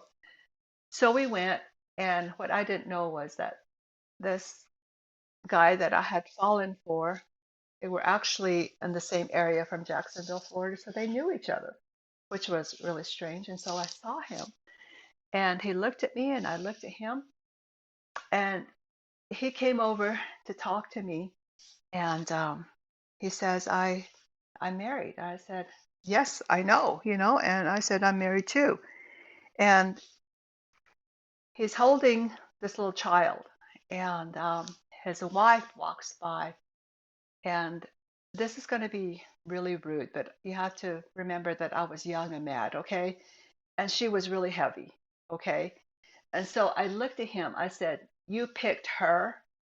You picked that over me, you know, because I was always the pretty girl. You know, I was always the one that took care of herself. And I was a model for a little bit in my teens and my 20s. And, you know, so I was always very aware of how I looked. And I took, even to this day, I exercise all the time.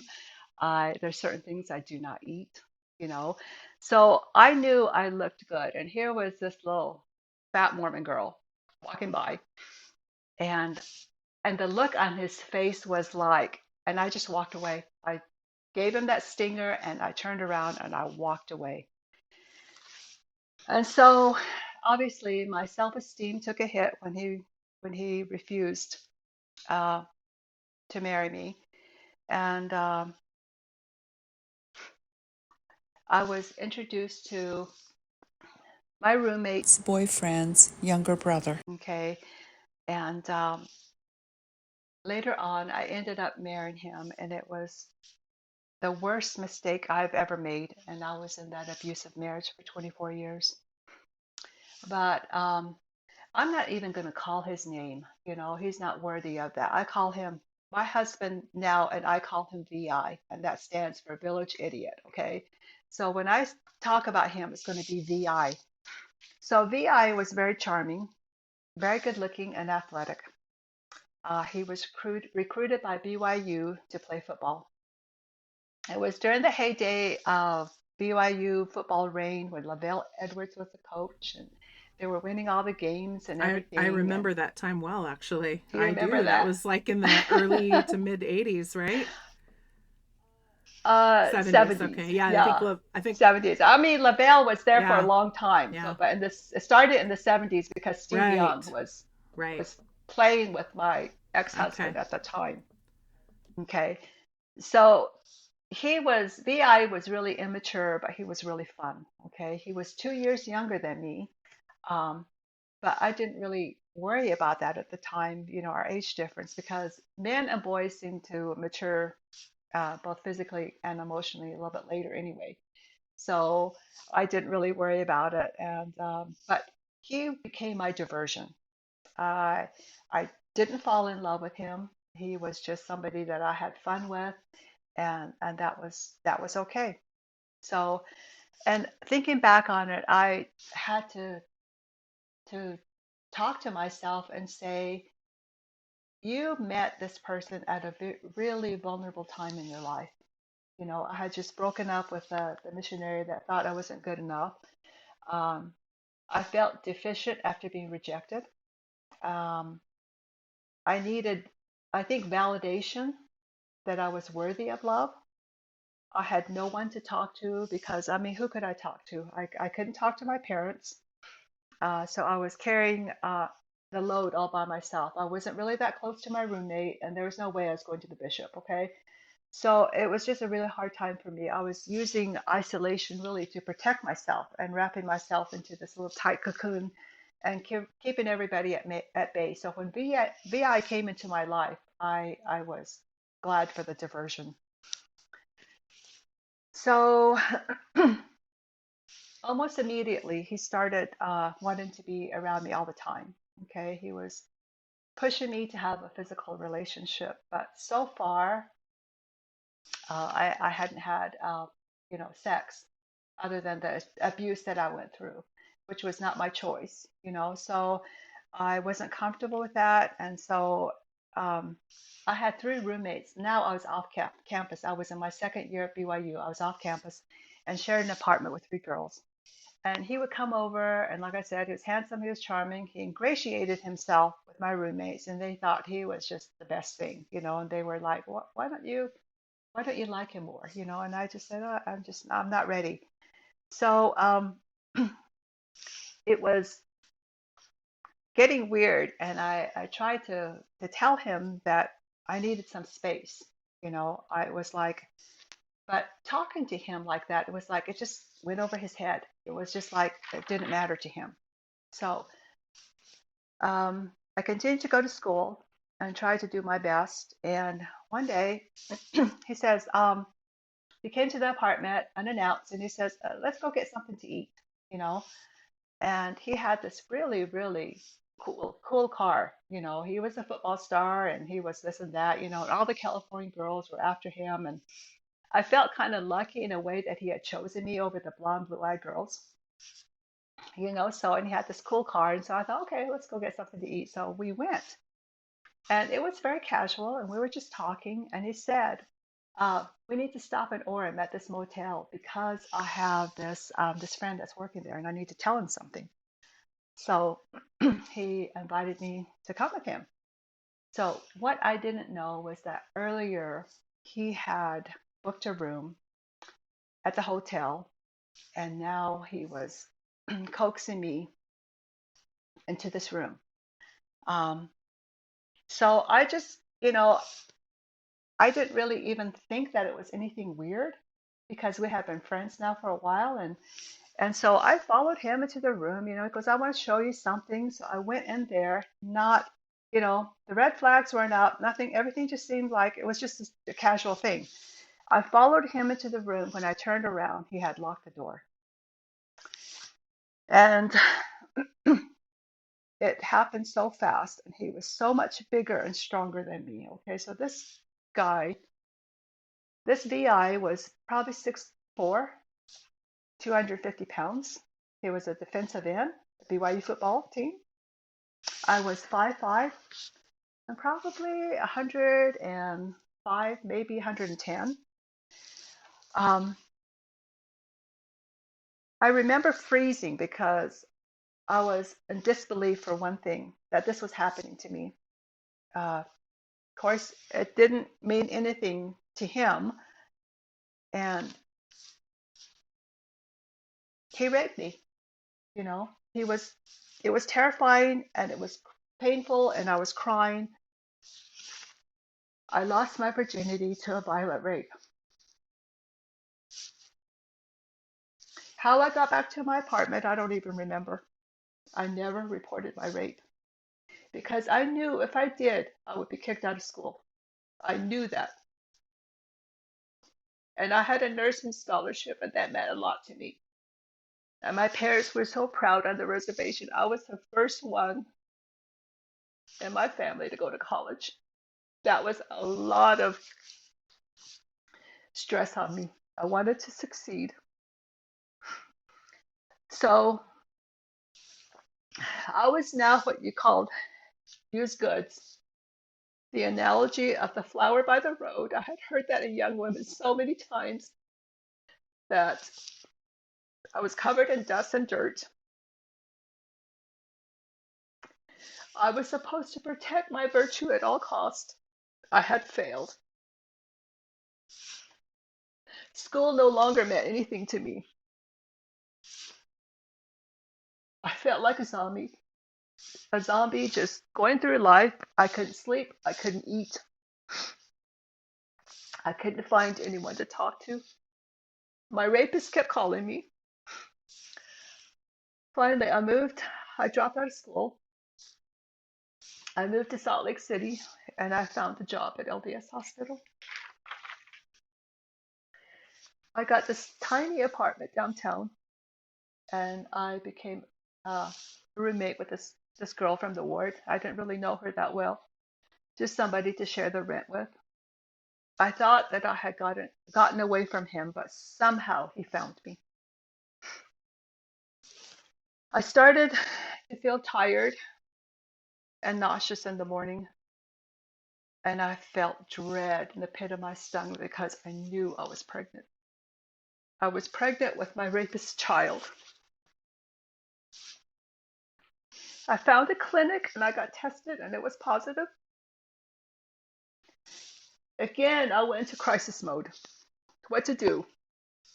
Who to turn to? There was no one. Certainly not my parents on the reservation. They were so proud of me for going to college. I didn't want to disappoint them. Not my foster parents, who was the bishop. And again, the shame of being raped and then being pregnant.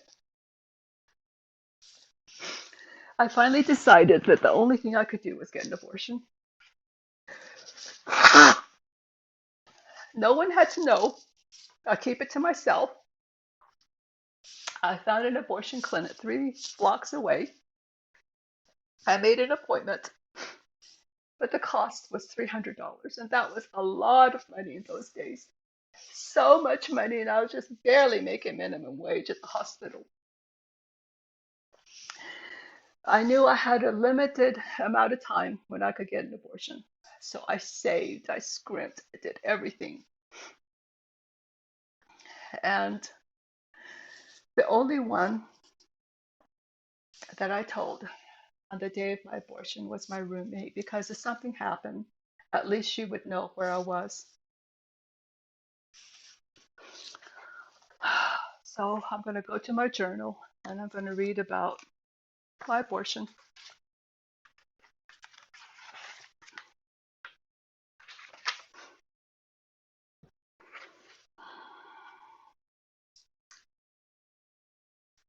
I was young and stupid in college when I got pregnant. I was raped. I felt trapped, and I knew that my life hung in a balance. I didn't love the father of my baby, and I wasn't in a healthy relationship with him. He was very jealous and controlling. I knew that if I told him that I was pregnant, he would use that as a tool to keep me under his thumb. I was living in Salt Lake City in a tiny studio apartment with a roommate that I didn't really see much.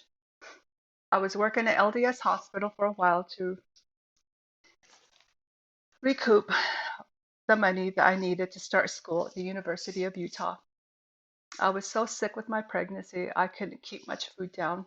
I felt like I had no choice in keeping this baby. I found an abortion clinic, went in for a visit. The cost was $300, which was enormous. I got a date for the abortion. It was in October, a beautiful fall day. I went in and tried so hard not to cry. The guilt was enormous. Not only the killing of a child, but also the religious aspect of it. I went to change. I felt so cold and exposed. I knew the procedure clinically because I worked in the OR. I thought they would give me some pain meds. They started an IV on me, something, anything to help alleviate the horrible pain, but I got nothing. Absolutely nothing. Cold turkey of having my uterus scraped out and bleeding. I screamed, and the pain was beyond anything I'd ever felt. The bastards that didn't give me anything. I hate you for your lack of compassion and empathy.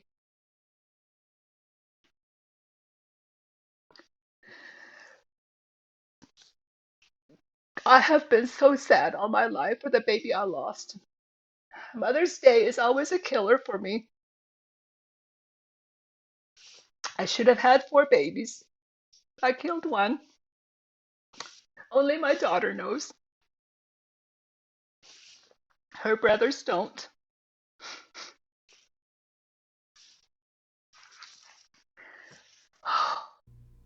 Ginny, I just want to tell you, you were young, but you were not stupid. You were not stupid. And more than anything, I'm so sorry that you had to do this alone.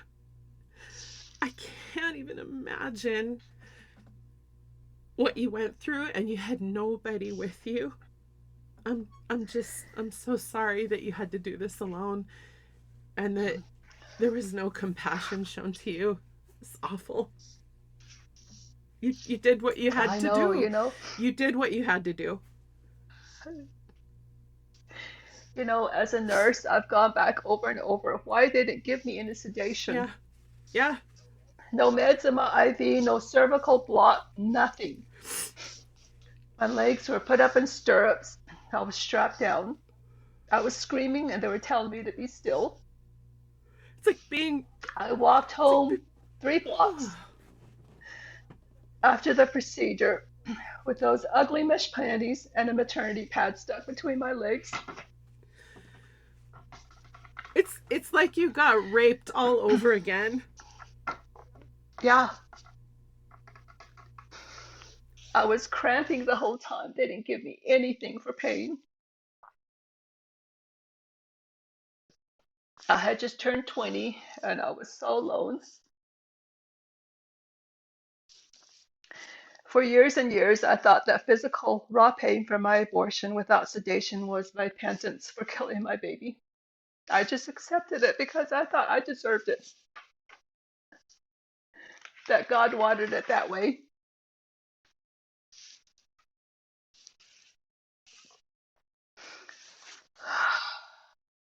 So somewhere along the way, my room outed me out. She told my rapist that I had an abortion. He confronted me, and in my anger, I said, yes, I had an abortion. The physical change in him when I told him was scary. His eyes glazed over, and a sound that came out of him was like a snarl. His hands were clenched tightly. At any moment, I thought he was going to attack me. The fact that he raped me and got me pregnant meant nothing to him. It was all about me betraying him, going behind his back and getting an abortion. I was the monster for killing his baby. I was terrified. His anger consumed him, and it was directed at me. His narcissistic and sociopathic behavior was now in full display. Because of my betrayal, he felt like he owned me. I had to pay the price. I had to marry him, or he would let the cat out of the bag, as he said. He would tell the bishop, the stake president, both of my parents, about my abortion. I wanted so badly to run, get the hell away from him, but I was stuck, literally like a deer caught in headlights. So I became engaged to my rapist.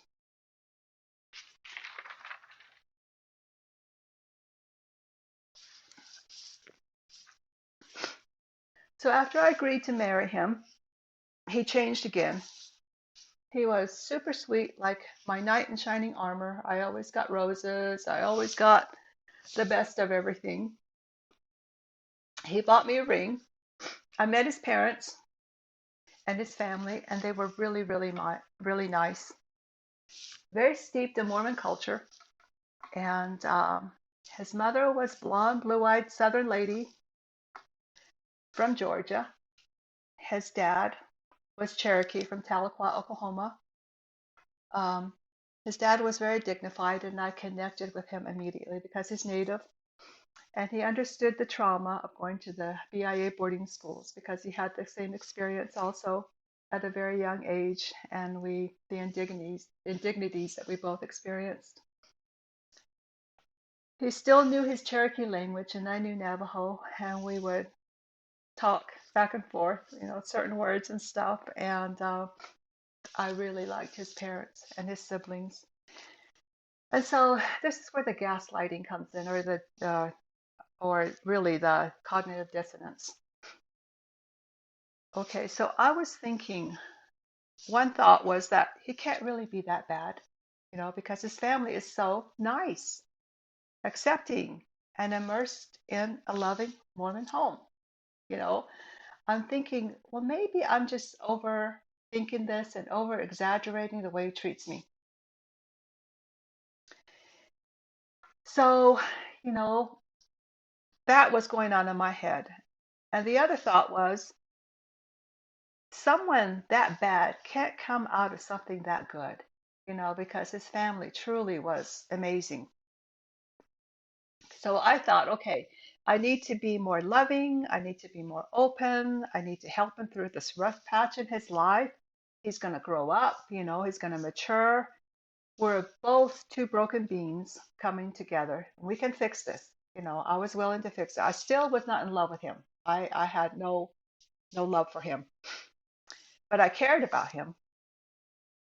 He had dropped out of BYU the previous semester because he had injured himself playing ward basketball, and he couldn't practice on the football team, and Coach Edwards cut him, and he was so mad. They had signed agreements, I guess, and I didn't know this until later, that all the players, they can't participate in anything that might cause an injury. Like they can't ride motorcycles, they can't water ski, they can't rock climb. Playing other sports was just no, they had to be there for the football team. But somehow he didn't think that pertained to him. When he was cut from the BYU football team, his reaction was, they can't tell me what to do. I don't need them. I'm better than all of them. And the another thing was that denying became part of my thought process, and he encouraged this. His tales about his family, about him being a black sheep, he wasn't loved as much as the others because he was a middle child. He never got the attention he craved. His parents preferred the other siblings. He gave me a couple examples, and one was that when he was younger, he broke his two front teeth when he was playing baseball. A ball had hit him in the face, and he never got over that. His parents had promised him that when he got older, that he would be able to get his teeth, and he ended up getting a bridge, and he never got over that. He always hated it, and that slight that he perceived that his parents did never left him. Um, so when he was a teenager in Florida, they moved to Salt Lake when he was starting his senior year. So he basically grew up in Florida. He was at football practice in Florida, and he had gone down to the river uh, a little bit before, and he had helped catch some crawdads, and they were going to have a fish fry and crawdads that afternoon when he got home from practice. When he got home, he realized that there was no food left. They didn't leave him anything, and he was incensed, and he never got over that. So he continually reinforced to me that I was the only person that truly loved him and cared about him. So basically, I was sorry for him. And when he was telling me his tales of woe, he momentarily would let his guard down, and I could see the hurt little boy that was there. I wasn't in love with him, but I did care about him. I think that there was a seed in all of us, in spite of everything that he had done to me, that gets touched or awakened when we hear such heart-wrenching stories. Especially women, I think it touches our nurturing gene. We want to open our hearts, fix the broken things, including people. I was starting down the road of domestic violence, and I didn't even know it. I shelved things, events, and compartmentalized them. This became a cycle for me, denying and compartmentalizing unwelcome thoughts that would cycle in my head. Now that I was engaged to him, having sex with him became part of the deal. Saying no didn't deter him. He said I was his, and his sexual appetite was never ending. I got on the pill after I had my abortion. I was terrified of getting pregnant again.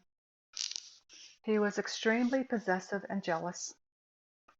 If we were out somewhere, going out to eat or just going someplace, and a guy would look at me and smile, it was interrogation time.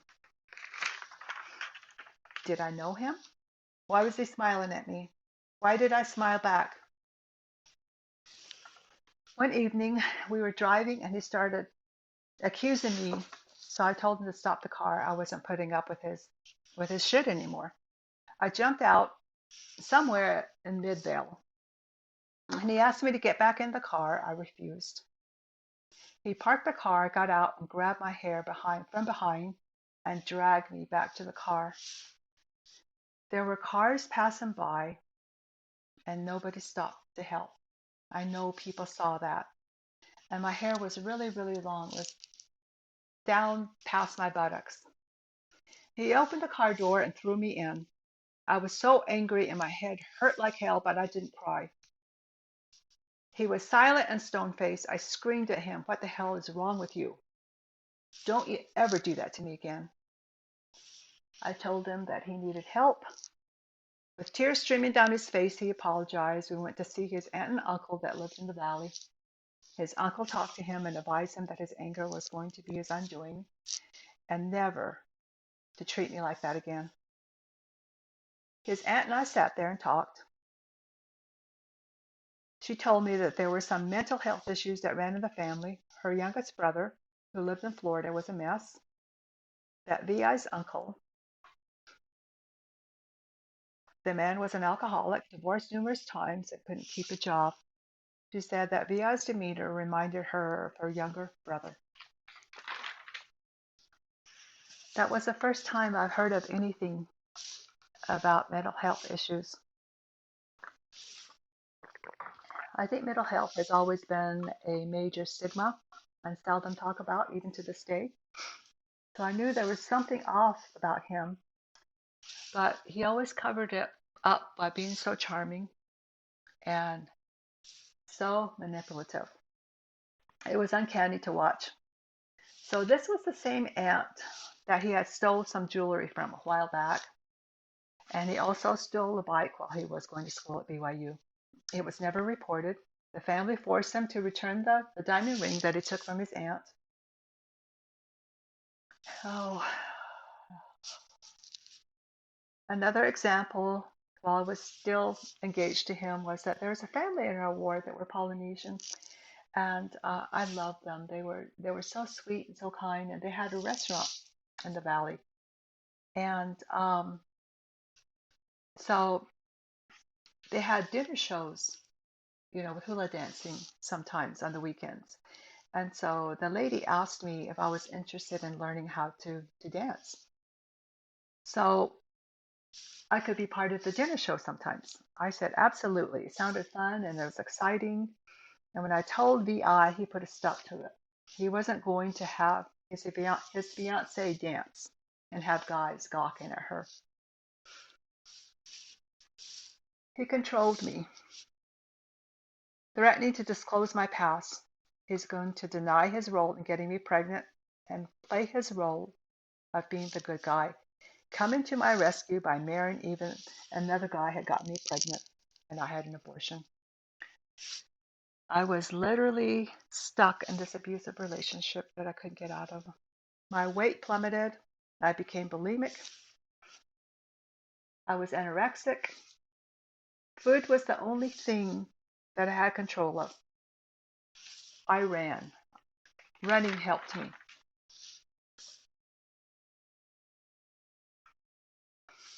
VI started to gain weight. He had horrible eating habits, and it started showing. I can truly say that I've not met very many of these, but he was one of those rare individuals that was blessed with a beautiful physique. His shoulders were huge and his chest was defined, and he really didn't even work out. I mean, that's just the way he was. I tried to gently encourage him to eat better, and that was rude in his eyes. And criticism was something that he did not tolerate well. My foster family wanted to meet him, so they made a trip out to Utah before we got married. And my mother and his mother did not connect well. The friction didn't help, and also the point that we were not getting married in the temple was another reason. And it was an obstacle. He seemed to always be clingy when I was around my parents, and he would not let me talk to my parents alone. He was always there, hovering. My mom, I could tell by her demeanor that she wasn't impressed with him. I was miserable, caught in a trap that I couldn't get out. She knew something was wrong. VI, on the other hand, was all show and bravado and could sense my mother's disappointment. He wanted to know what I had said or done to my mother that put him in a bad light. So we had our first child in 1980, and she was a beautiful baby girl. And he kept begging me to have a child. And when I got pregnant, he treated me like gold. I had horrible morning sickness for several months, but delivered her healthy.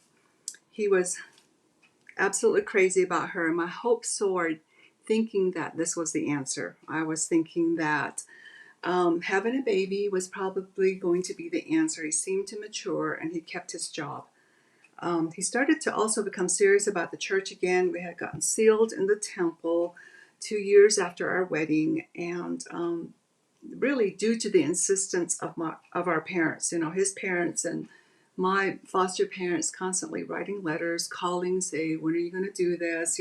So Again, it was just something that I went through just because I was so tired of having to deal with that stuff. So the novelty of having a baby soon wore off for him, and he continued down the previous path that he was on. He wasn't much help with a baby, didn't get up in the middle of the night or assist me very much.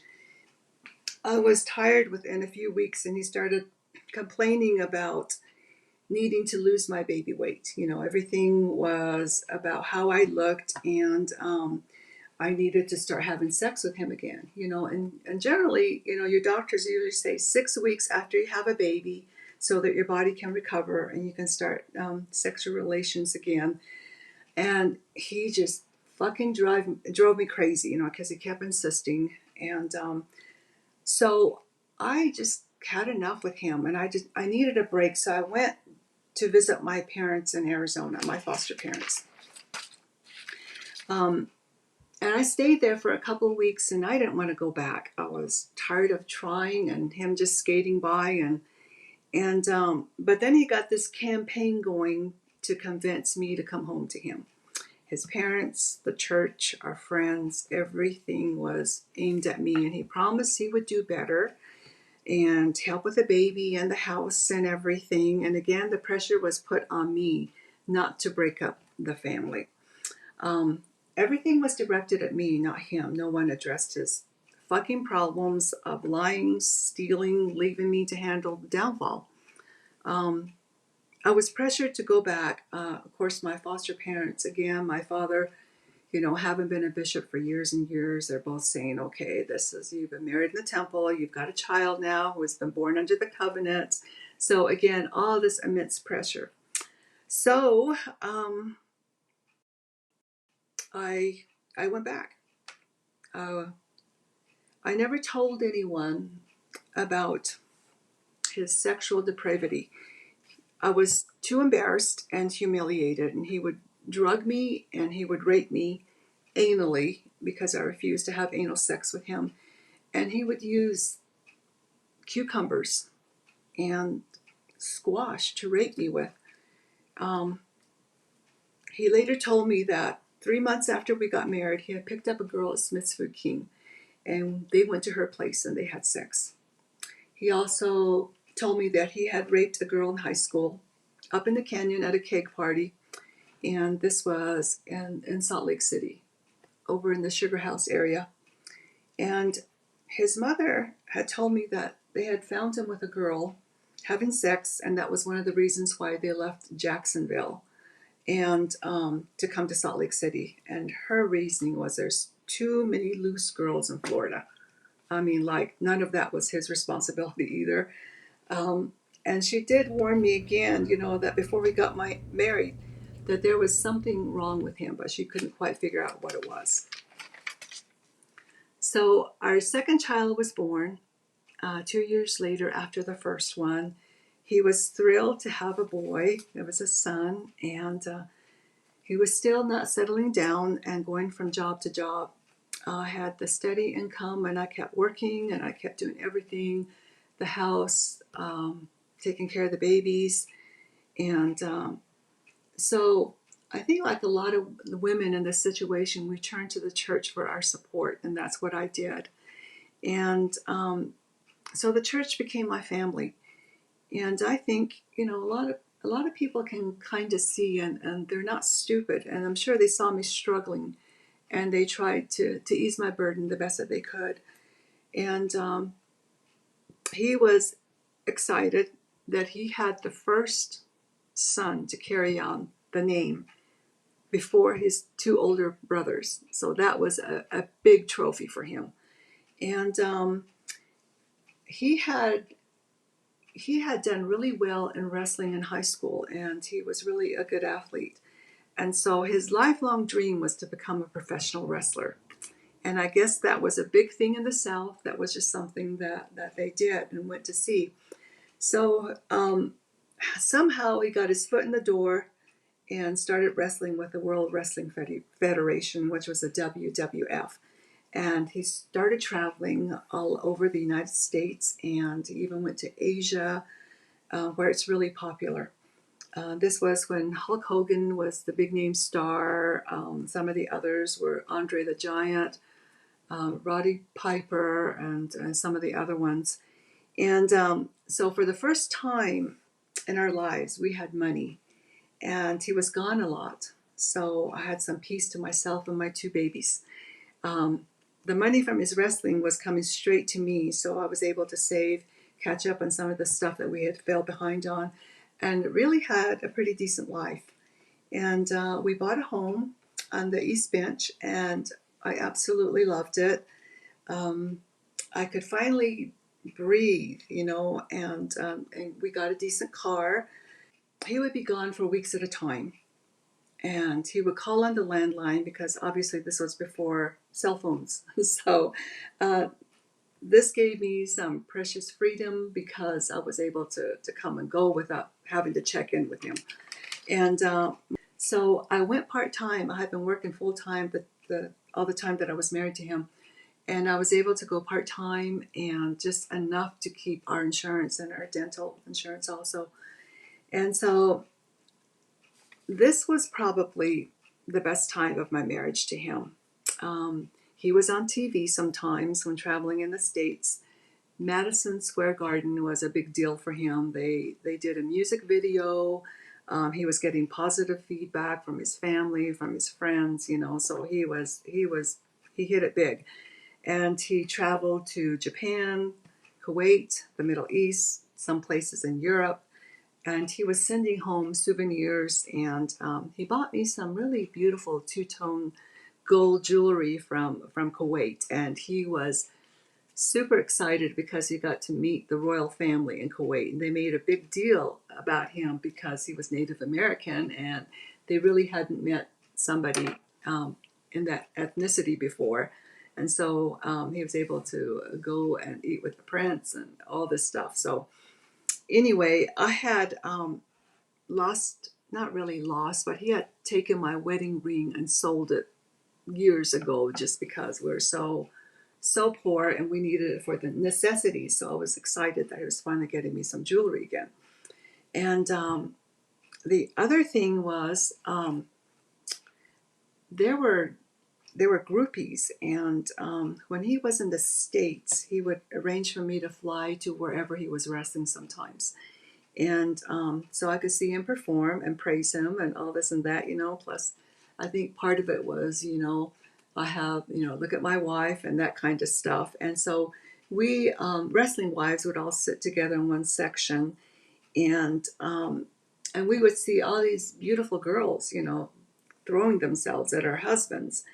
And I'm absolutely positive that he wasn't faithful and crazy enough. I didn't really care, I wasn't in love with him. I knew that I was in a transactional marriage. I really had no say-so going into it, and staying in there was just something that I had to do now because of my children. He came home one time, and there was this woman calling him from Oregon. He wouldn't let me listen to their conversations. He would go into the bedroom, shut the door, and I could tell from the tone of his voice that this was more than a casual friendship, because all this time he was saying, oh, she's just a friend that I met, and she's got some problems going on in her life, and I'm there to listen to her and help her and so forth, So he was wrestling in Denver one night, and he called to tell me that after the show he was going to catch a flight and fly home to Salt Lake so he could see me and the kids. And so in the meantime, before that, I had gone to my annual checkup for my pap smear and just a regular GYN kind of checkup.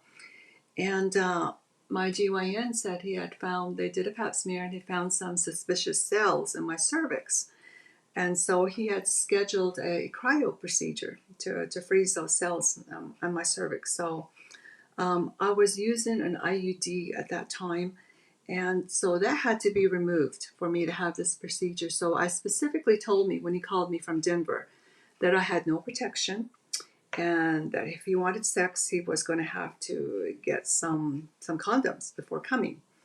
And I repeated this several times to him, okay, so he could get where I was coming from.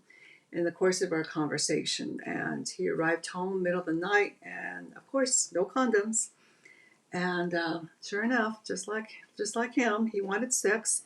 He wore me down, and I remember him saying, "One time without protection isn't going to get you pregnant." Okay. So several weeks later, I was going to go get my IUD put back in, and my GYN says, "You know what, Ginny, your cervix is kind of bluish in color." And usually that means that, that there's pregnancy. That's one of the first signs, without the test. And so he was asking me, "Did you have sex without protection?" And I said, "Yeah." So as it turns out, I was pregnant.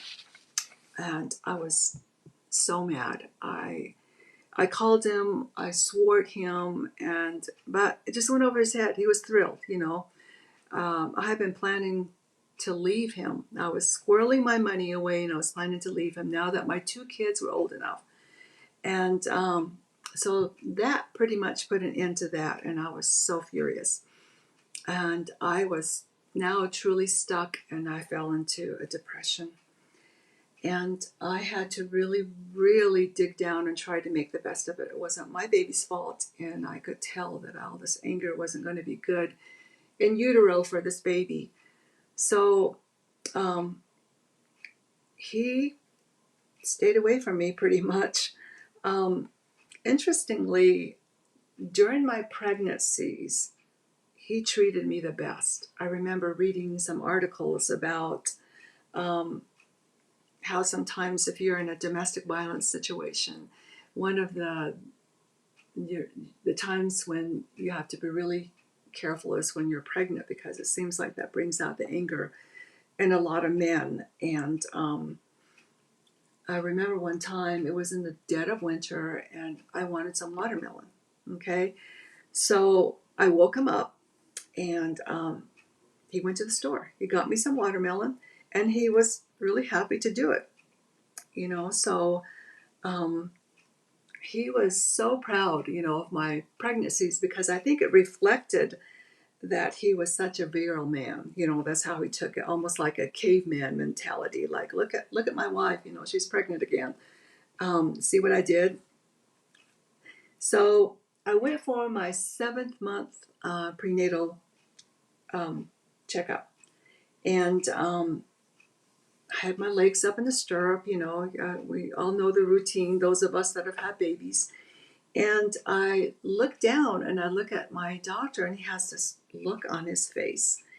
And he sees me looking at him, and he tries so hard to change his expression before I notice, but I had already noticed. So I asked him, "What's wrong?" He covers me up quickly, and he comes over to the head of the bed, and he says, "Ginny, you have an STD."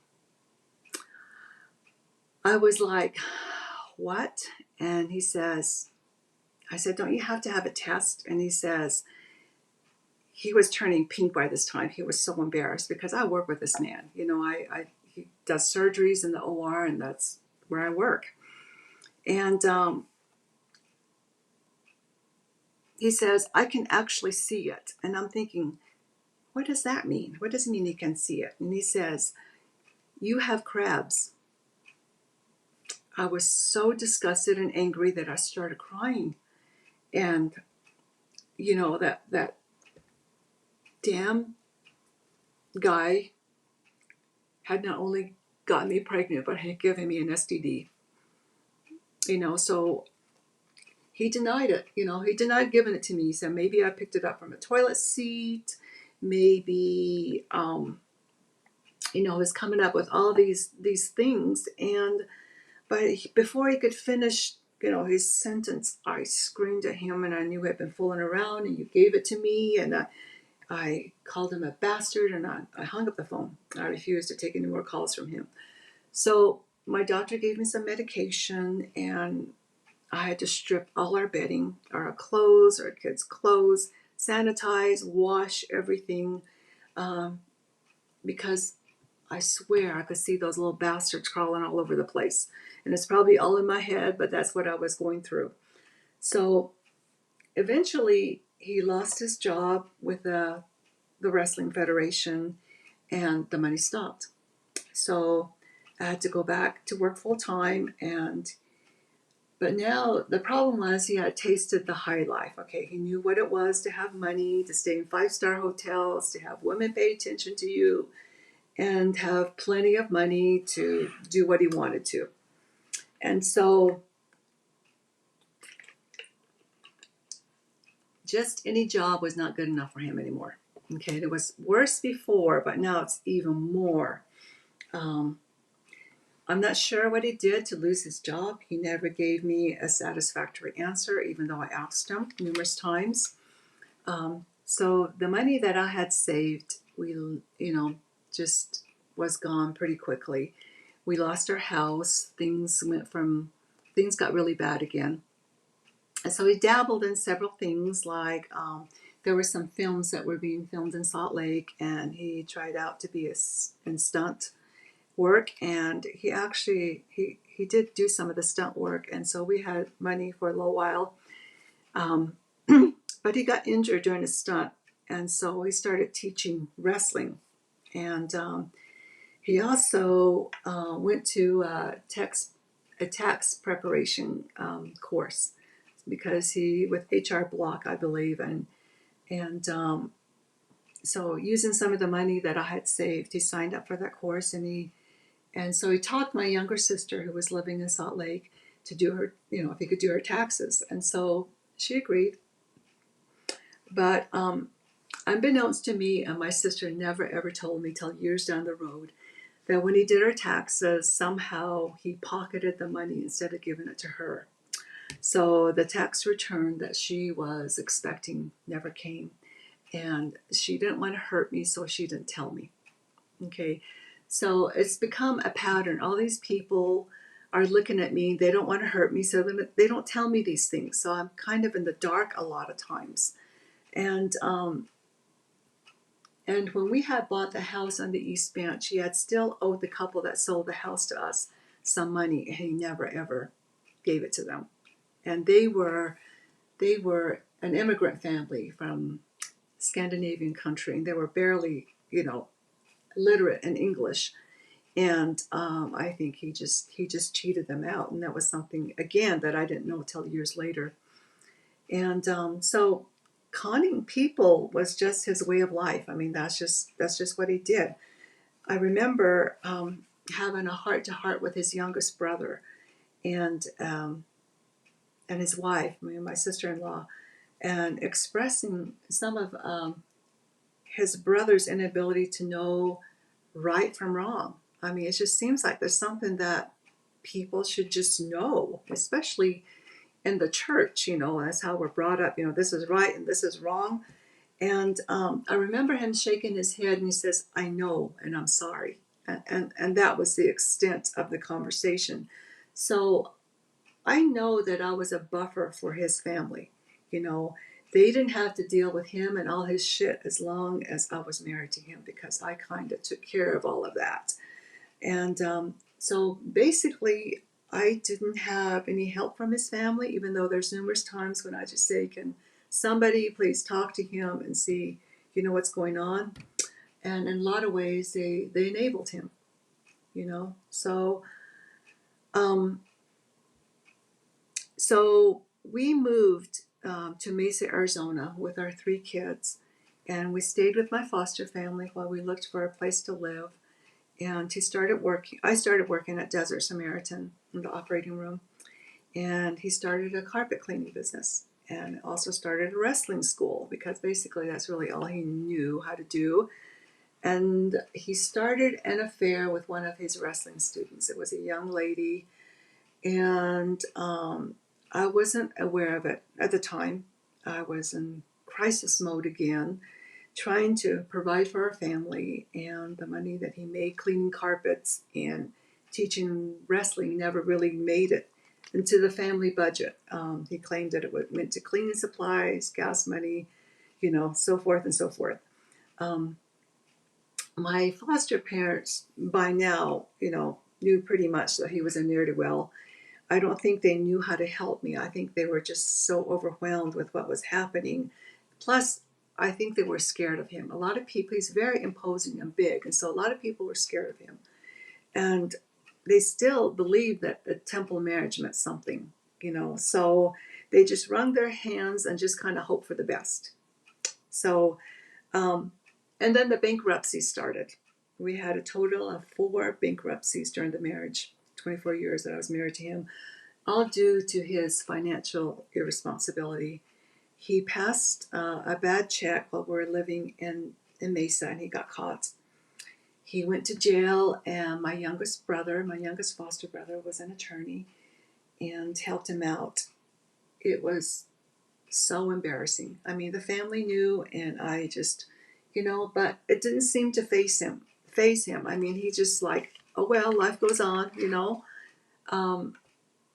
and so my brother also paid his $1,000 bail so he could get out. And I was having I was under a lot of stress and also having some physical problems. I had a prolapsed uterus, where the pelvic floor muscles and ligaments stretch and weaken, until they can no longer support the uterus. And I was having bladder incontinence, and anytime I sneezed, cough, went running, urine was leaking. And, I believe that part of that problem was because I had a really difficult, prolonged labor when I was having my last baby, and he was a big boy. And I should have had a C-section, and I don't know what my OB/GYN was thinking, but I was in labor for 36 hours, maybe longer. And the epidural didn't work, and the pain was all in my back. And so I ended up having a hysterectomy when I was 37 years old. I had my last baby at 30, a little bit over 30. And the first of 5 bladder repairs, because every time they tried something, it did not work.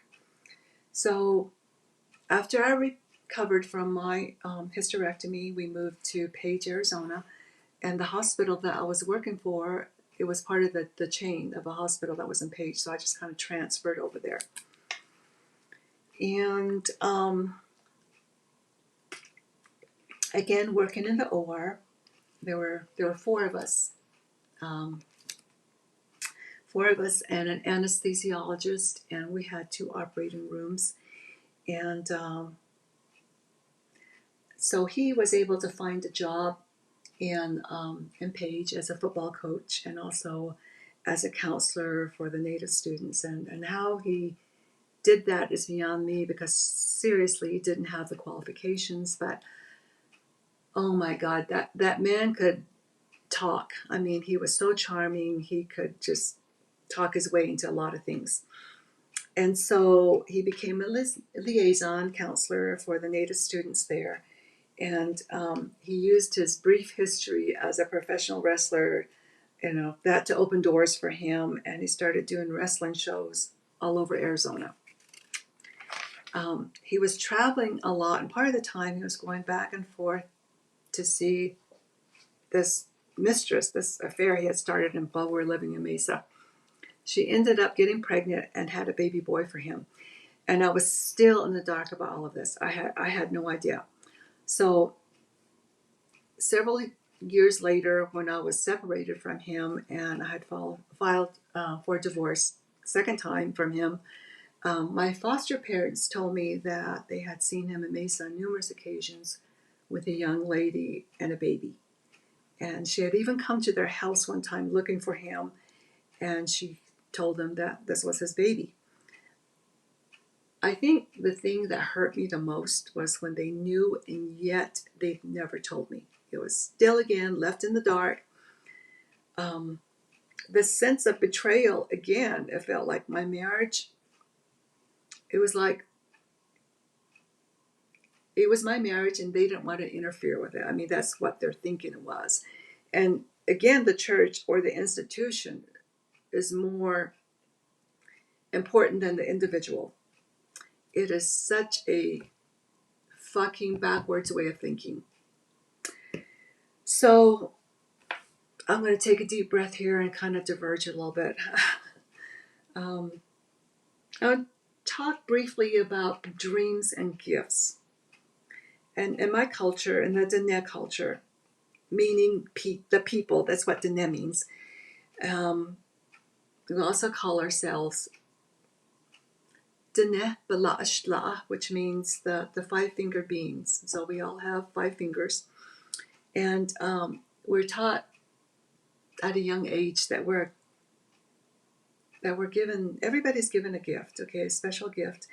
And it's up to us to recognize it and nurture it. And my native mother was a hand trembler. And she had this special gift with the power to diagnose illnesses, both physical and spiritually, psychologically, and she would use that gift to benefit people. She would go into this meditative state, and her hand would start trembling, and she would pass it over the patient, and she would interpret what came to her mind, and then she would pass it on to the patient, and the patient would have an understanding as to if they need to go to the hospital, if they need to have a certain ceremony done, that kind of thing. So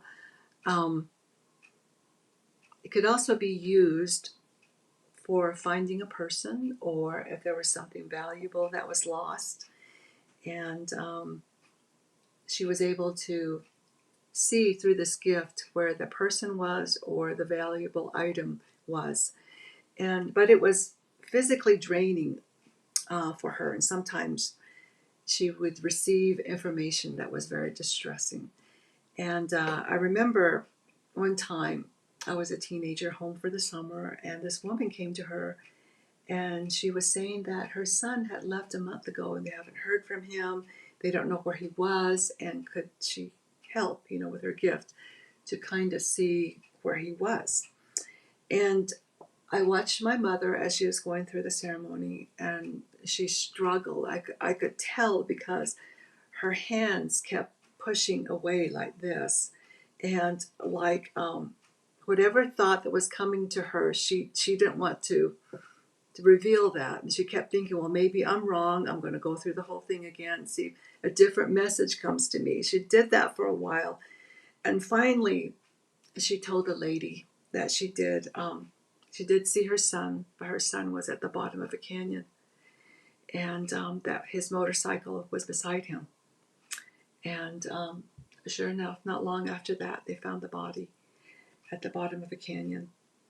So, I believe that everybody does have gifts. My mother had that gift of being able to see things in the future or in the past. And my gift is dreams.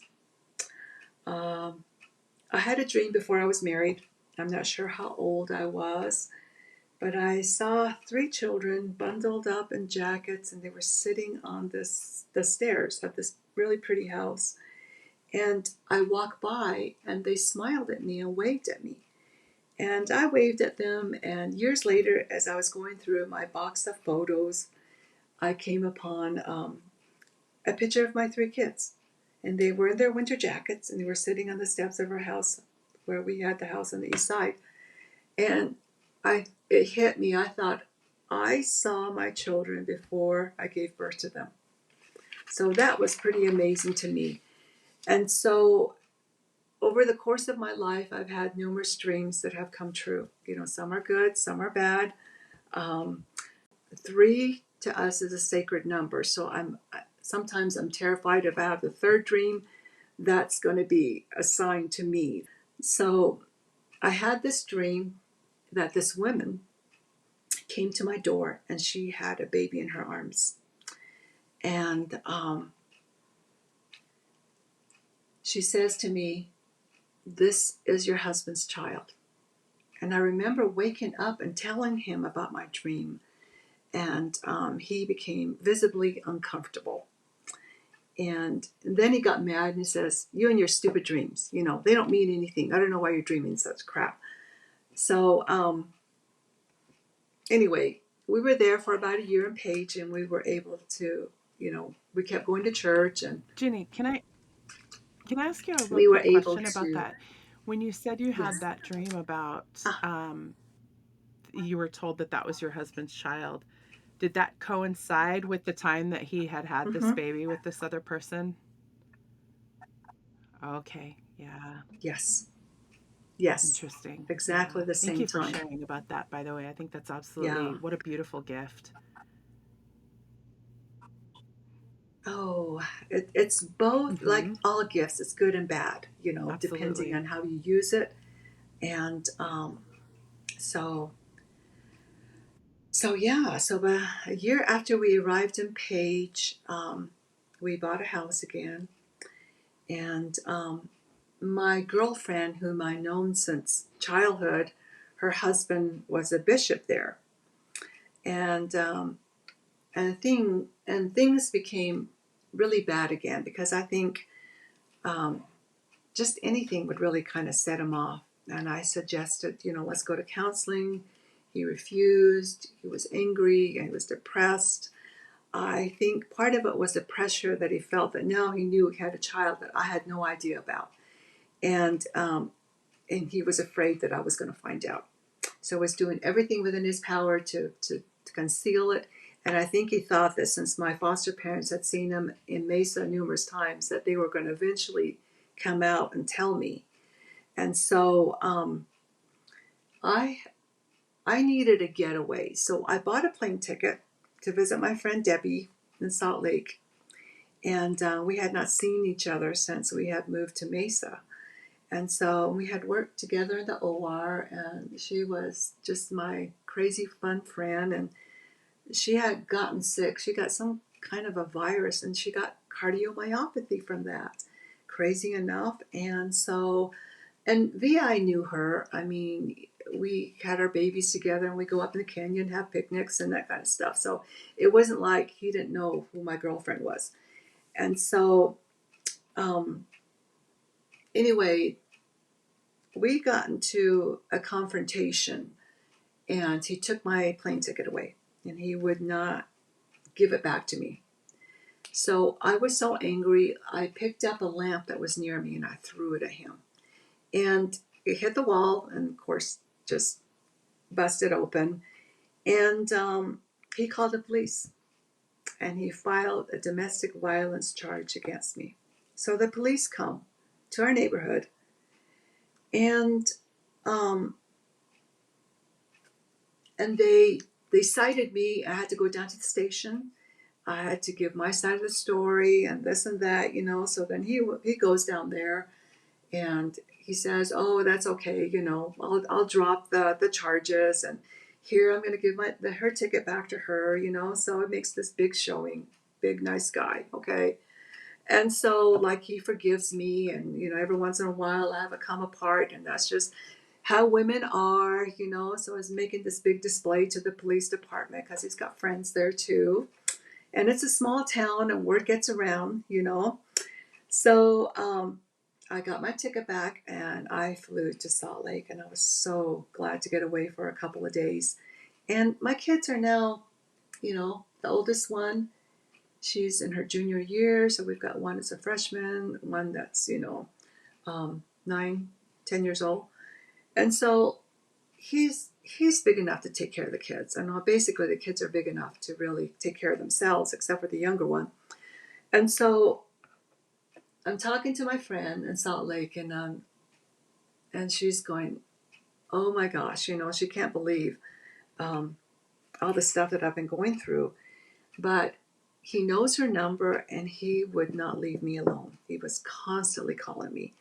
And Deb, my friend, is a spitfire. She doesn't take any shit. Okay, she told him the next time he called, she told him, "Shut the fuck up and leave us alone." She says, "And don't call again." She says, "You're a big enough man, take care of your kids, leave Jenny in peace for a little while." And so, of course, he was blubbering and carrying on, and, "Oh, I miss her, and the kids miss her," and so on and so on. And so when I got home, he had thrown my clothes outside on the lawn, my makeup, my shoes, everything. He locked the door on me so I couldn't get in. He was telling me that he was going to kick me to the curb. He was calling me a slut, a whore, a cunt, everything that you could think of, you know. And so I called the bishop, who, again, is my best friend's husband. I mean, talk about embarrassment. And, you know, the same old shit, you know, pray more, have more faith. This is an eternal family. Nothing was done.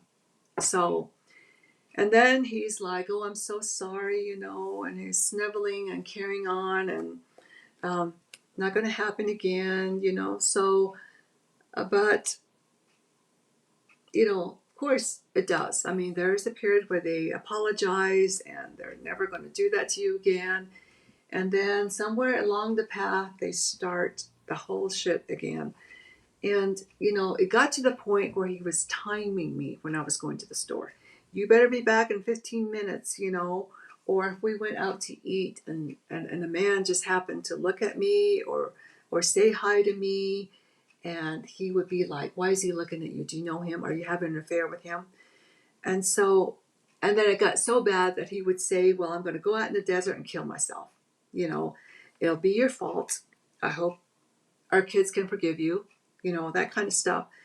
And one time he pushed me, and I slammed up against the wall. And I'm a small person. You know, he's 6'3", 6'4", 300 plus pounds. I am 5'4", 115, 120, you know. And so my head hit the back of the wall. And I said to him, don't you ever touch me again. I said, I have 3 brothers, which I did, that had served in the military. They had shown me how to use a gun, so I knew how to shoot. And I said to him, you know, if you ever do that to me again, I said, I will get a gun. I said, I will protect myself. And so he never did touch me like that again. But before I threatened him, one time I was sleeping, I felt his fingers around my throat and he was choking me. And I woke up just thrashing, and his head is above me and he's smiling and he's looking at me like, and then he tries to gaslight me and tells me, oh, you were just dreaming, you know, that wasn't really, that's not really what happened. And so anyway, those were some of the things that he was doing.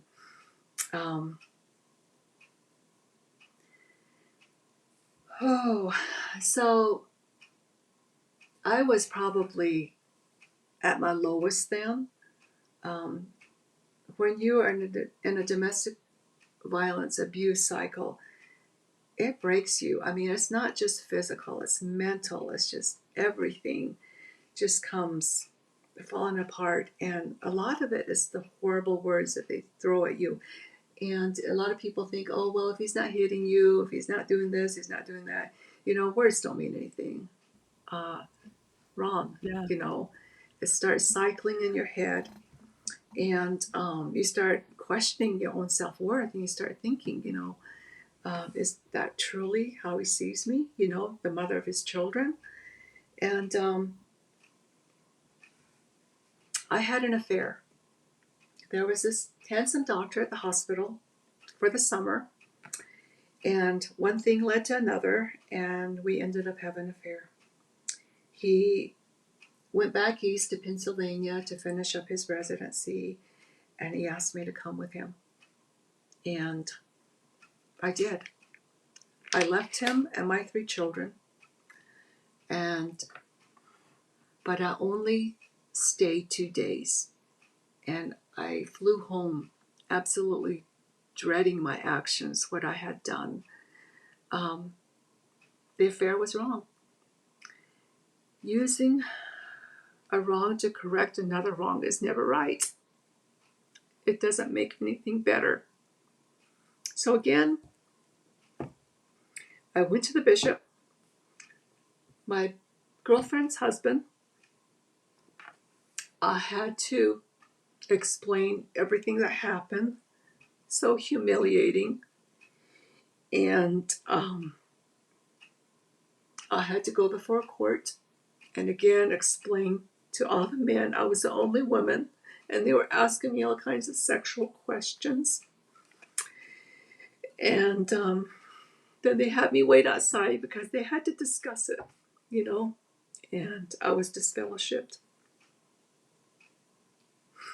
So you got disfellowshipped for Yes, that, and nothing ever happened to your husband for any of the things that he had done. Yeah. nothing. At this time, I still didn't know about the child Mm-hmm. that he was, the affair that he was still having, and the child that she had for him. Mm-hmm. And so I was still in the dark about that. So again, we sold our home in Page and we moved to St. George because he felt like we needed a new start. Okay, we needed to, and he promised that he was going to go to counseling with me in St. George, and he was going to do this and he was going to do that. He was going to be a better person. Um, so we got to St. George, and I worked at the hospital briefly. I did not like it. It was just, I don't really know exactly what it was, and I think a lot of it was just the mentality of the Mormon doctors. You know, they just didn't treat nurses right. Well, incidentally, Not I that, hear this even today from a lot of people that work in predominantly LDS represented hospitals, that it's nothing has changed with nurses, as from what I've yeah, heard, generally speaking. it is true. So I was able to find a job as an assistant manager for a reprocessing plant that was in St. George, and that was reprocessing surgical instrumentation. And so that's where I worked. Oh, I need to back up for a little bit. Before I found that job, I was working at the St. George Surgical Center after I left the hospital, and I was working there one day, and my boss comes in and he says, "Ginny, you need to come with me." And I'm thinking, "What's going on?" And he whispers in my ear, "There are two FBI agents. They want to talk to you." And I'm thinking, "Oh shit, what is going on?" You know, because this is just like out of the blue. I had no idea. And that's where I found out that he had flown from St. George to Pennsylvania, where the doctor that I had the affair with was still working, and waited for him in the underground parking facility. And when he came, attacked him and injured him bad. And the only reason why he stopped was because there were some people that came into the parking area and they saw him beating up this guy and they yelled at him. So he fled. Okay. And anyway, they were asking me questions like, did I know of his plan? You know, when did he leave? How long was he gone? And so forth and so on, you know, and I was like, I had no idea, because my understanding was when I came clean with the affair, that was the end of it, that he was going to forgive me and that we were both going to try together as a couple with counseling, that, oh, we're going to put this behind us, we're going to have a new start in St. George. But he just could not let it go, you know. And so the reason why the FBI got involved was because he crossed state lines to assault somebody. And so it became a federal case. And so, but they said that Dr. P didn't press any charges. So they dropped the case. And I think he was in his final year of residency, and I think this was just going to make it a really bad thing for him if that was on his record. And, you know, trying to find a job somewhere, I think that was just going to be something he'd rather not deal with. So, so when I confronted him, did he do this? You know, what happened to you're worried about, okay, if I come clean, then everything's going to be okay, you know, that we're going to continue on with our marriage and so forth. And he didn't deny it. I mean, in fact, he was really proud of it, what he did, you know. The only reason for not finishing it, and by finishing it, he meant he wanted to smash the surgeon's hands, you know, to make it so that he could not operate anymore. And so when these people saw him and started yelling, he fled and flew back to St. George. And so it was like, okay, I got my payback, you know, for you messing with my wife type of thing. So I got the job at the reprocessing plant, and really, really liked it, enjoyed it. And during this time, the manager approached me and said they're going to open up a larger facility in Phoenix. And he says, I'm retiring, and I think the boss would like to fly in and talk to you. So I said, okay, you know, so I came in, and the following week, and it was a female boss. Really liked her, and we talked, and she said, you're qualified, you've worked in the OR long enough, you know all the instrumentation, what sterility is, the standard that we want to have so that we can, you know, take these instruments and resell them back to the hospital and that sort of stuff. And so, anyway, during my interview, VI arrived and he interrupted the meeting. He just kind of walked on in like it was his right. And he says to this lady, he says, we are a package deal, meaning me and him. And he wanted a job with the company or we weren't accepting the job. Okay, like he had any fucking, you know, passing this.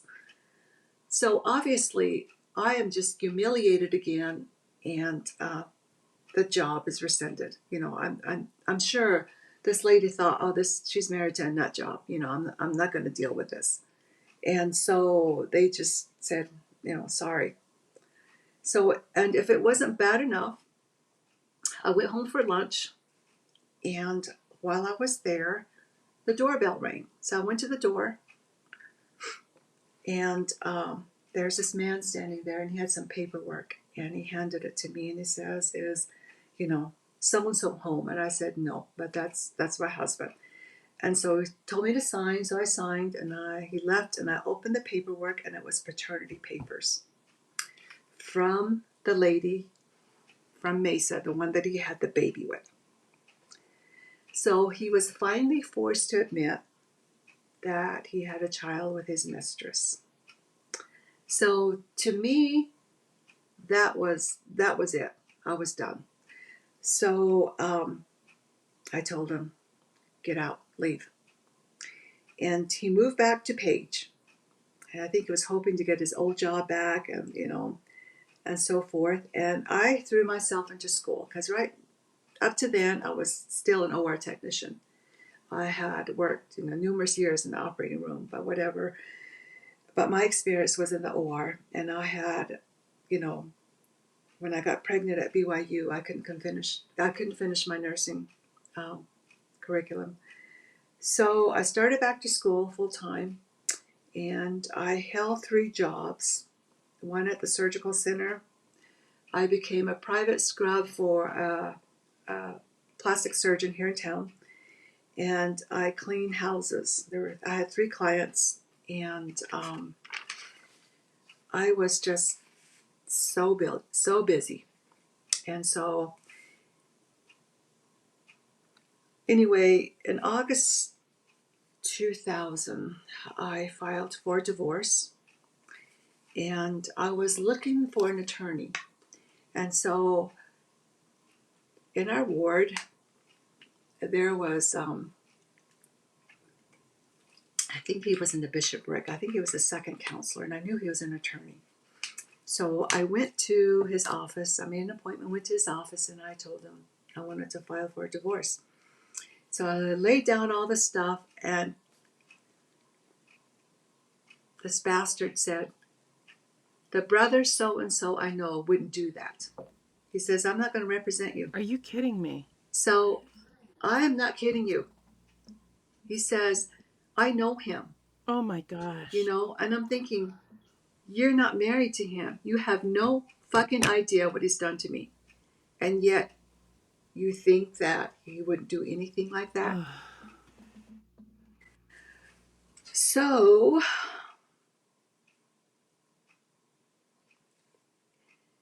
anyway, October 10th, he writes me a letter, and I'm just going to read it real briefly here. He says, Dear Ginny, I can't sleep. And he puts 3:15 a.m. in the corner, okay? So he wants me to know this is the middle of the night. I can't sleep and my head hurts. I took some pills and they're not working yet. I miss you so much right now that it tears me up inside. In my mind, I see you, can smell you, and touch you. But you're not here. And another part of me just dies. But my best friend, you're my best friend, and the best thing that's ever happened to me. How was I so stupid to be so bad to you? Why didn't I listen to you and honor you like I should have? Oh, sweetie, I'm so sorry and sad. Please forgive me. I love you always, VI. Okay, so it was like, but that is the pattern that he does, okay? So in the meantime, I'm still going to church, and so he comes to town. VI comes to town to visit his children because I have the two kids with me, and I showed him the divorce papers. I did find an attorney. I showed him the divorce papers, and I said, "You need to sign these documents." And it was a Sunday, so I left to go to church. And I thought that would give him time to visit with the kids, and because I wasn't going to force my kids to go to church. And I didn't really want to be there anyway. So I left to go to church. And while I was gone, he vandalized my house. The two boys were gone. My daughter was asleep, and I was banging on the door. And I woke her up, and she let me in. I walked in to see that my two landlines, the phones were ripped out of the wall. He had destroyed my cassette tapes and the recorder because I needed it because I was going to school, and sometimes I would just tape the lectures. And he smashed all my makeup, my perfume bottles, broke them all, and threw them in the toilet. He had lotion and soap drizzle all over my furniture. He pulled out the drawers of my underwear. He threw them everywhere. He broke my brushes, and all the implements that I had was destroyed. And he took the VCR, my winter coat, because it's starting to be winter here pretty soon, my Nike running shoes, my Citizen watch, my glasses, my jewelry, contact lenses, sunglasses, and my nursing books. I was in middle semester. And he also took my mail key. But the most disgusting thing of all, he defecated on the divorce papers and left them in the middle of my bedroom.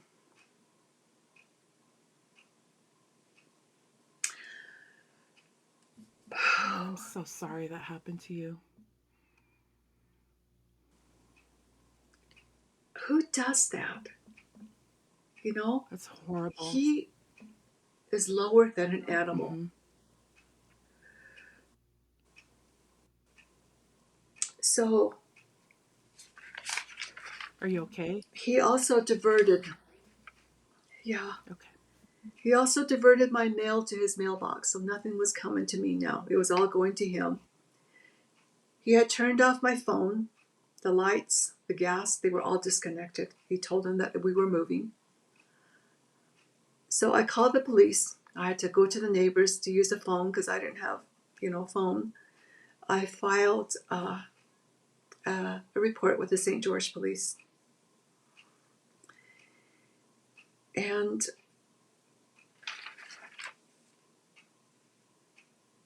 Anyway, I filed for a protective order, and after he did that.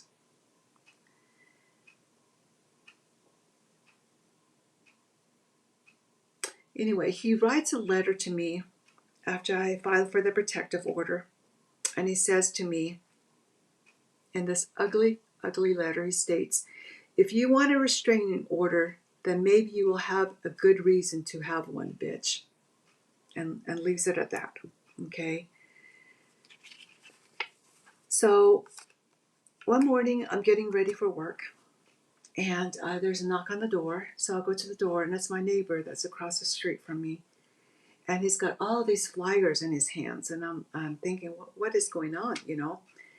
And he says, and what VI had done was he had distributed topless photos of me and taped them throughout the neighborhood, all the neighborhood doors, on the light posts, mailboxes, everywhere. And these photos he talked me into taking when he was traveling all over the world. And he said, you know, I need a picture of you. You know, I'm going to be gone for a month.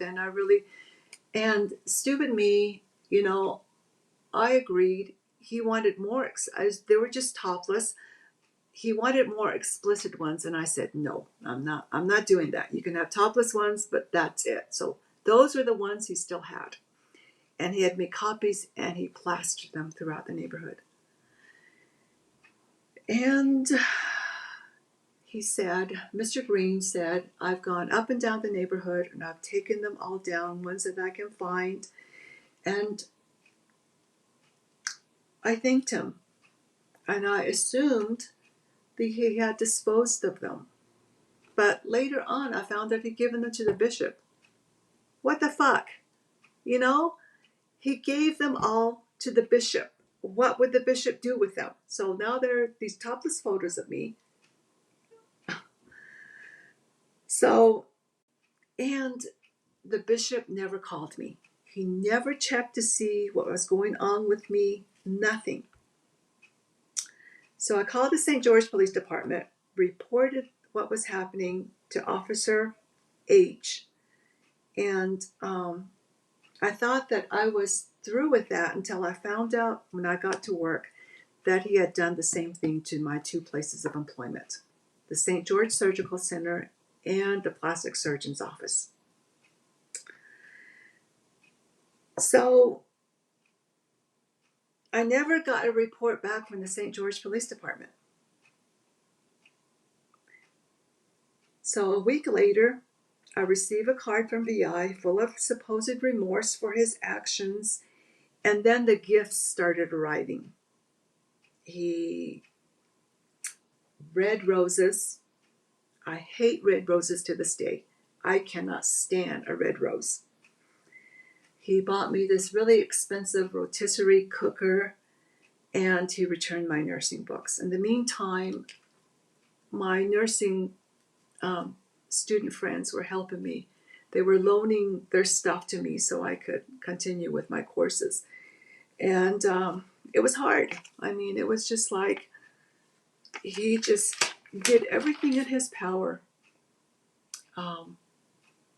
to make me fail. I was so pissed. I threw everything away that he sent me except for the nursing books.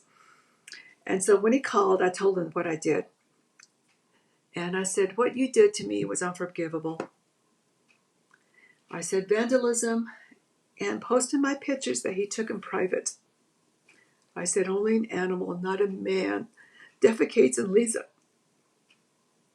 that on the floor when he doesn't get his way. I hung up. I unplugged my phone. I didn't answer again. I need a break. Absolutely. Oh, that's so heavy. You know, one of the things I'll say before you step away, if you need to step away, is you keep saying all these things, and I just keep looking at you and thinking to myself, like, he had no idea who he was dealing with, because you've risen above it all and you won in the end. You know, you won. He didn't get the best of you. despite everything. Yeah. If you want to step away, you can do that. I'll just hang out here. Totally fine. Take as much time as you need, Jenny. Absolutely. So I will start again. So in December of 2000, he calls our daughter at work and he tells her, "You and your brother better move out because something bad is going to happen to your mom." And he also says, people are out looking for her. And of course, she's terrified, and she calls me crying hysterically, going, "Mom, Mom," and she has been experiencing panic attacks, and she's had asthma since she was a young child. And so I'm doing my best to calm her down, and I'm just seething inside and thinking, what kind of asshole would use their own children, to get their way? And obviously, I already know the answer. And he just wanted to instill fear in all of us, including his children. He knew that he was losing his power over us, and he's becoming volatile and unhinged, and we can see it unraveling in front of us. And when I got home, I find a message on our answer machine, and it's in his voice, and all it says is, "Tick, tick, tick, boom." I am now terrified.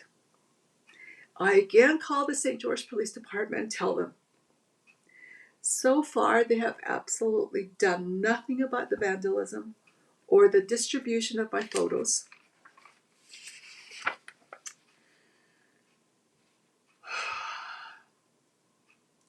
So finally, at least what they did was they reported some of that to the St. George District Attorney, and she's female, and now she's involved. I give her all the documentation that I have on my abusive marriage. And anyway, I go before the judge to find out why he hasn't been served the protective order or the divorce papers. And so I'll just read you what I wrote to the attorney, my attorney. "Dear Mr. W., yesterday I had a very discouraging day in the court of Judge R.B. He took offense to one of my questions and spent most of the time lecturing me. My question had to do with my frustration with the lack of success the process servers are having in serving the respondent with a petition for the protective order and the divorce papers. He told me that it was my responsibility to make certain these documents get served. I was under the impression that these papers were to be served by the Sheriff's Department in Utah County. If that is incorrect and is truly my responsibility to get them served, I need to know that. The judge threatened to deny my motion and said for all he knew, my testimony was false. Not only does this statement question my integrity, but it makes me wonder what criteria he used to arrive at such a conclusion. Was it based on his experience with others who seek protective orders in the process of a divorce proceeding? Was it based on his experience with other Native American women?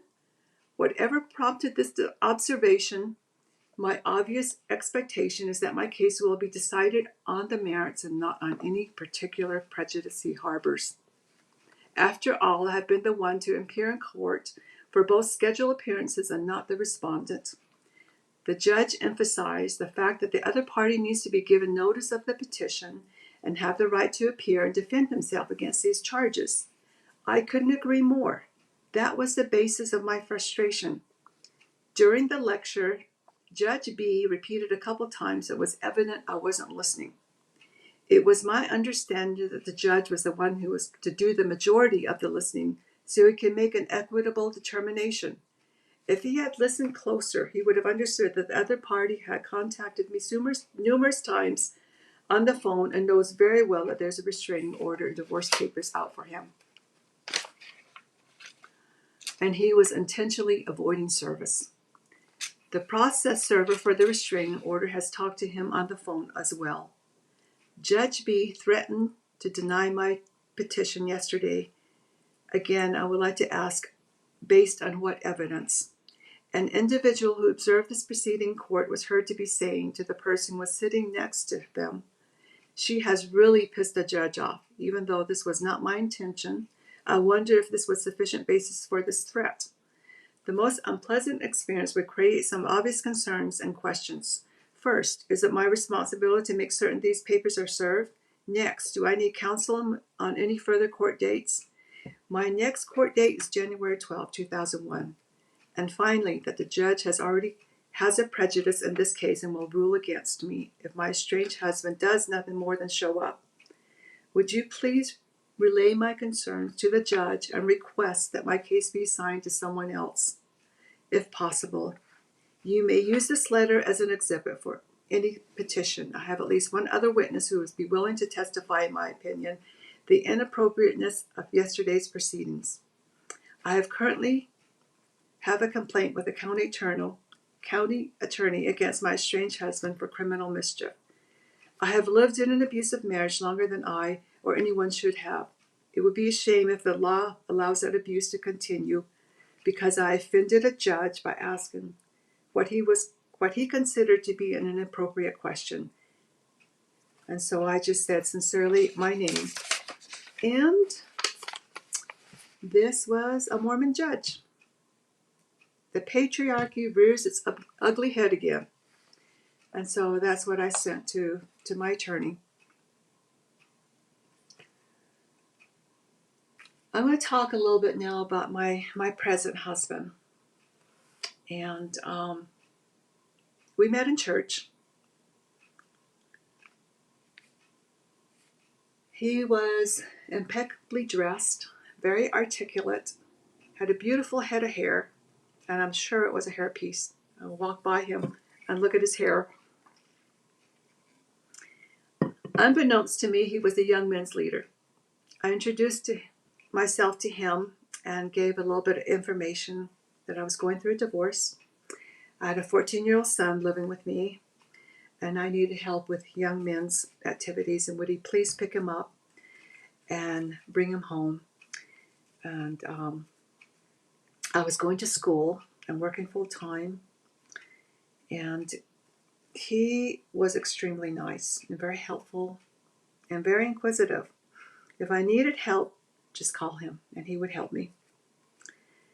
The old car that my daughter and I were using had broken down, and he insisted that we use one of his cars. He said he has two. One's just sitting in the garage, and sometimes he would just show up and bring food over. You know, after the tick, tick, tick, boom message, I decided to clean out my garage and start parking my car in there, because before it was either just in the driveway or sometimes just out on the street. And I had these wild, crazy thoughts, you know, was he planning on planting an explosive in my car? I didn't know. And of course, I was worried about my children. The anger was directed at me, but my children, you know, they're a different matter. When you're a mother, the mama bear comes out in you. I mean, he could be pissed at me and do what he wants with me, but not my children. Granted, they were 14 and 20, and the oldest one had been living with his dad, and they had moved from Page to Orem by this time. And he had opened up, VI had opened up a wrestling school over there. So one Saturday, I was cleaning my garage, and W was driving by and saw me and asked if he could help. I said, sure, because I wanted to see if he really meant it, you know, because sometimes help means different things to different people. And he has a way of drawing things out of people. So I told him what was going on, that the VI was stalking me and is issuing threats and vandalism and so forth. And we were just talking as we were both working and cleaning out the garage. And by the time that we were done, it was like the cleanest garage ever. Everything was organized, everything was labeled, stacked and clean. You know, W is a bean counter. Okay, he's very articulate, very organized. So this did not surprise me. And so I said, well, let's hear a little bit about you. And he said, well, he was divorced after 26 years of marriage and 6 children. He had a business in town, and he had been single for 8 years. You know, he hadn't really even dated. And so I told him about the distribution of the topless photos and the ugly message that came with it. And he volunteered to park down the street all night long, watch my residence. He lived 2 blocks away from me. And he had his father come over and install heavy-duty locks and a peephole in my door and secure all my windows. At his insistence, he replaced my phones, took me shopping for my all-destroyed makeup and personal things, and refused to be repaid. He became my advocate, called my attorneys, and wanted to know why it was taking so long to serve VI. Why the ward wasn't doing more to help me. Still no visit from the bishop or the Relief Society president. Nothing. Instead, he was warned to basically stay away from me. He was a single man, and me going through a divorce, they were more concerned about us sinning than helping us.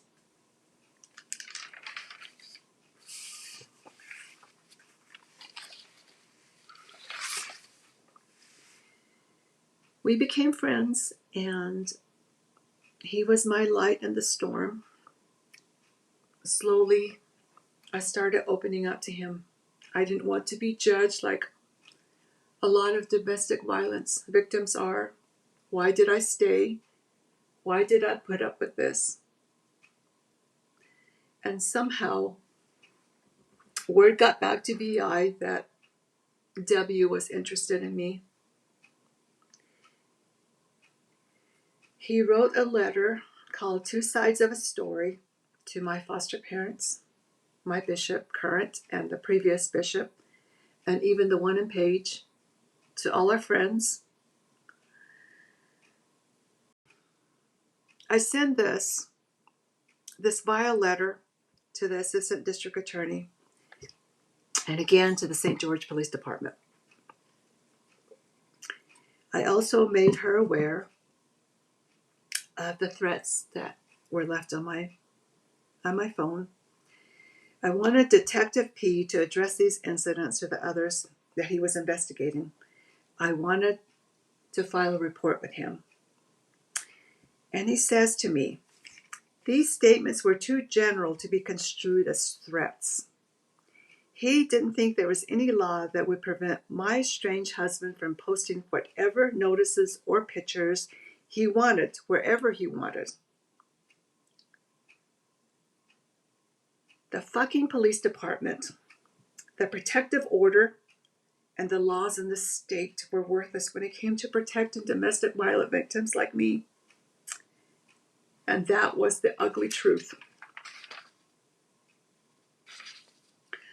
I want to talk briefly about domestic violence.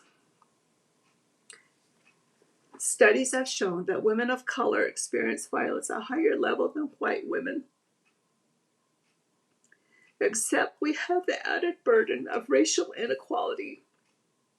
Mostly women, people of color, the marginalized population.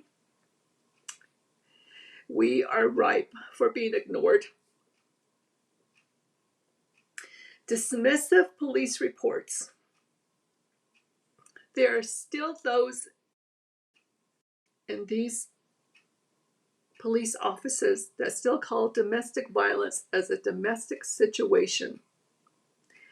The trivialization of language used to describe Domestic violence is another major part of the problem. Downplaying the severity of my abuse and the disregard for my protective order. I moved 4 times, went to the domestic violence center 2 times. I changed my phone number 8 times.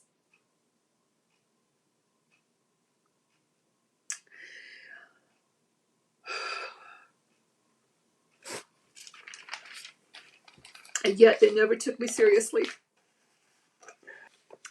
So finally, New Year, 2001, I wrote a letter to him because I knew where he lived. And he had called me on the phone. I said, after our conversation last night, I felt I needed to write you this letter to clarify my feelings. Sometimes I feel that you're so intent in telling me what you want me to hear that you don't listen when I explain my position to you. I would hope that you would keep this letter and read it often so you may keep things in perspective as any future relationship that we may have. I know that you would prefer that I didn't have the protective order in place. You must remember that I felt I had to have this protection when you did what you did to my home. After that, you left threatening messages on my answer machine in addition to telling our daughter and our son that they should move out because something bad was going to happen to me. On top of that, you said that people were looking out for me. While I understand that you're sorry for these things, you must understand that living with these threats is frightening. You have made some positive steps because he was telling me the night before in the phone call, oh, I'm doing this now and I'm doing that now. And I hope that you will continue along that path. I'm inclined, however, at this point to ask for release. I'm not inclined at this time, however, to ask for a release of this protective order. When I am certain as I can be at this change, that this change will be for good, I will seriously consider a more normal relationship. I cannot overemphasize how important it is to your children that you set a positive example for them. I want you to change your life because I don't want you to change your life because you think our marriage is eventually going to work out. There's too much water under the bridge, and that is not a realistic goal. You have hurt me, I have hurt you. The element of trust is also gone for both of us, and this alone would make reconciliation impossible. My hope is that you will stay the good course, even though it will not rescue our marriage. I would hope to eventually have a cordial relationship with you and be able to gather with our children for special occasions without tension. In order to do this, you need to come to the realization there will never be the same between us. We shall never again live together as husband and wife. This doesn't mean we can't have a friendly and meaningful relationship outside of marriage. That would be of great benefit for the children who suffer greatly when there is turbulence as there has been lately. I only hope you can understand that you and I cannot have any sort of relationship until our divorce is final, and I have had a chance to evaluate the need for the protective order. I appreciate your feelings for me and do believe that when you say you love me. We both know it takes more than love to make a marriage work. It also takes trust. And as you know, there's something that neither of us has in the other. I wish you well. And that's how I left that letter. And the next thing that arrives is a Valentine letter from him. Dearest, sweetest Ginny, I cannot tell you through words or actions how much you mean to me and how much I love and care for you. You have been and still are the most beautiful woman I have ever seen. How full of sorrow I am, and also with a broken heart that I'm not there with you on this special day. Oh, I wish I could be. You are full of sunshine and breathtaking beauty. I think I'm going to throw up, okay? How I wish I could turn back the time and have you right here beside me. The memories of you standing, brushing your hair after you showered in front of the mirror, or me washing your pregnant tummy with all the baby. How the baby fills me full of joy, but it also makes me sad and very lonely too. Not being able to hold you, stroke your sweet face, touch your beautiful hair, and to be held in your arms is something unbearable as it is now. You are so special to me. I'll always love you with all my heart, and Valentine's Day, VI. So from all that shit to this.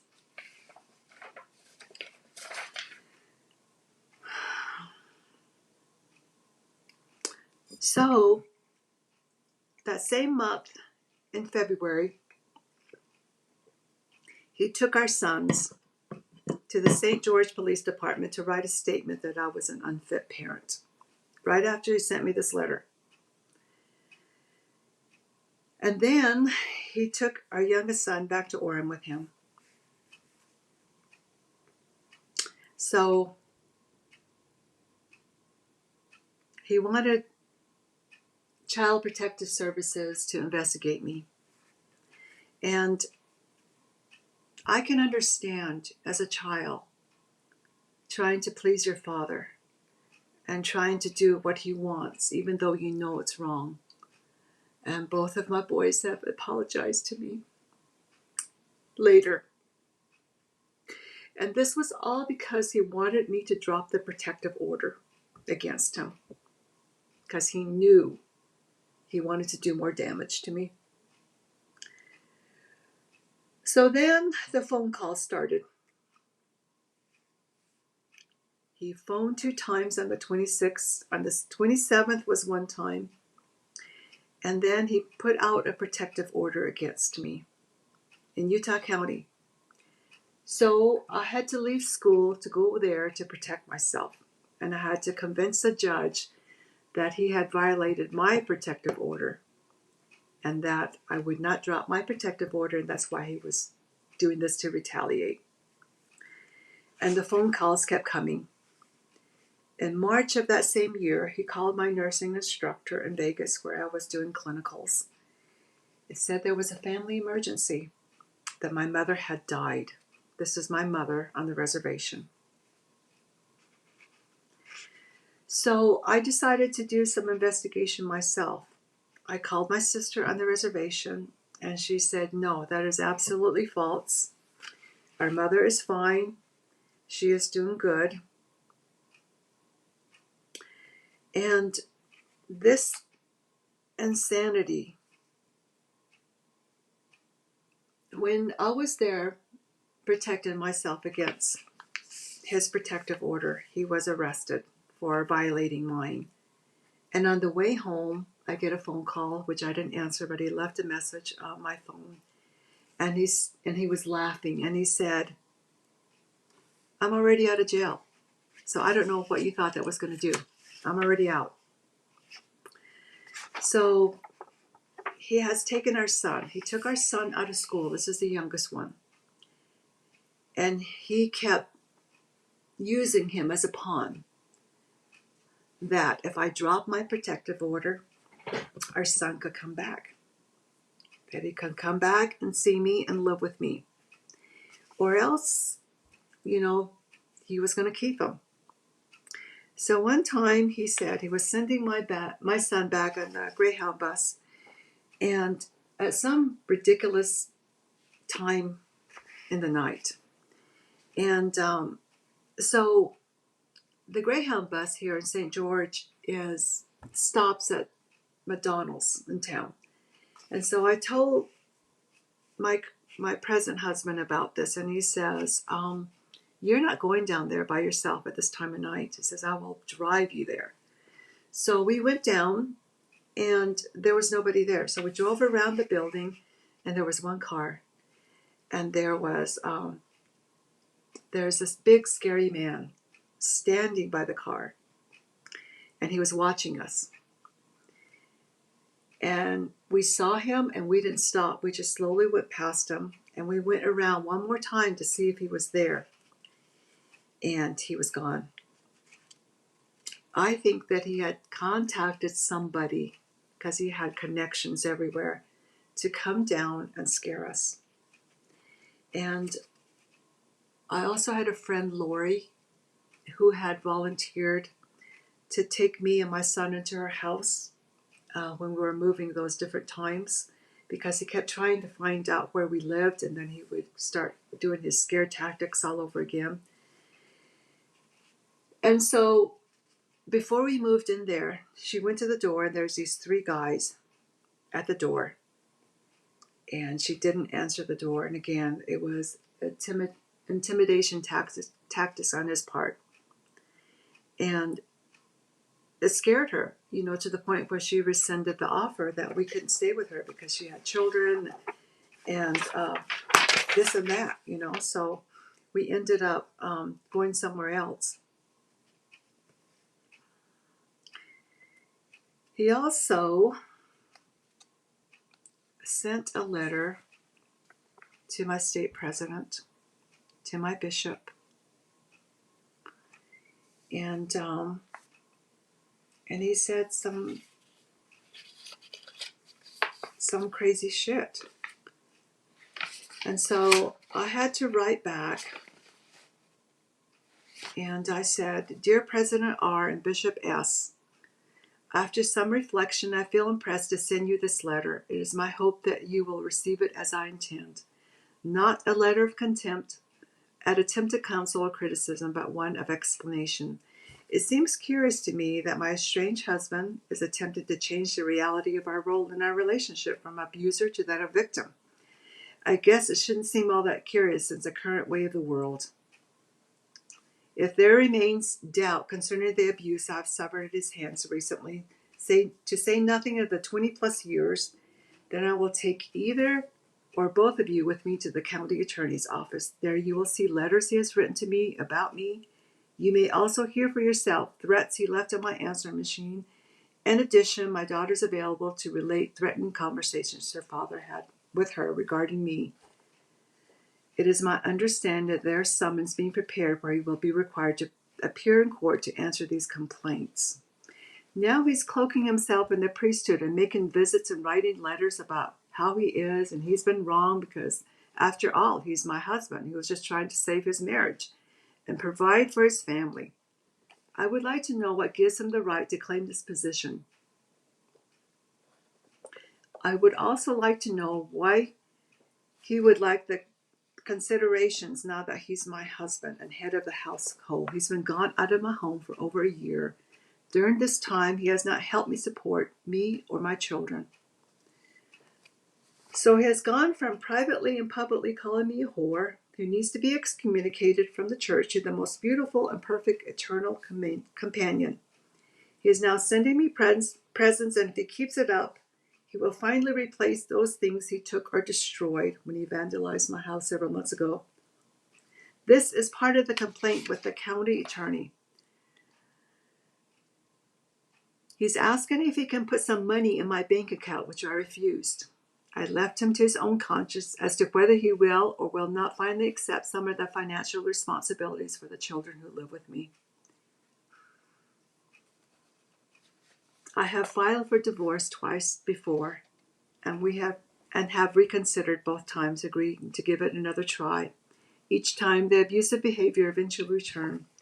This is my final time. I do not wish him ill, and this letter I sent to him explaining my position I have copied for you. Even now, he's trying to control me. Yesterday, I was forced to call 911 because he refused to leave my home. He literally defied me by saying I wouldn't do that to him in front of his children. That was something I certainly wanted to avoid. He left, taking both of the boys with him, who was turned against me, and making representations to them that the only thing that stands in the way of reconciling the family is me. Furthermore, he informs me that he will continue to come to the cotton mill ward, that he will introduce himself as my husband. As far as I'm concerned, this is a form of harassment which violates my protective order, a copy of which I've included in this package. So now it seems that I have no sanctuary in my home or my ward. How am I to deal with this? Do I call the police every time he attends church? So then, his manipulation and attempt to control continues. He has filed a motion to dismiss the divorce proceedings based on the fact that he wasn't served within 120 days. Yet, by his own admission, he was avoiding service. He keeps saying, I'm married in the eyes of the state and the eyes of the church, as if this gives him license to do with me as he pleases. It is one thing to be protected by law, as he claims he wants to be. It is quite another to use the law and hide behind it, and the technicalities to prevent justice. This is a sham. I'm currently almost done with my curriculum to become a registered nurse. During the vandalism in my house, as I mentioned, my nursing textbooks were taken along with my notes. This happened in the middle of the semester, and to say that it was an inconvenience is an understatement. These incidents to me represent continued abuse and manipulation as the outward facade of repentance as part of his exhibition. I am not asking for ecclesiastical sanctions against him. That is your stewardship, not mine. I just want my relationship with him ended as soon as possible. It is no secret to either of you that I have another relationship. We did not formally meet until weeks after I initiated divorce proceedings. And so I mentioned that because we had been called in and they took our temple recommends and they told us that we couldn't see each other anymore. I'm talking about my present husband, who had been my advocate, who I turned to for transportation and to be able to help me. And so at the very end of the letter, I said, I am not comfortable with the fact that, which is to me a wholesome, what is wholesome is made to appear sleazy, and that is evil. And so they're trying to make it like, are we sleeping together? What are we doing? You're not divorced yet. The reason why I'm not divorced is because he's avoiding service. So anyway, that's what I sent them. And again, nothing. We heard nothing other than stay away from each other.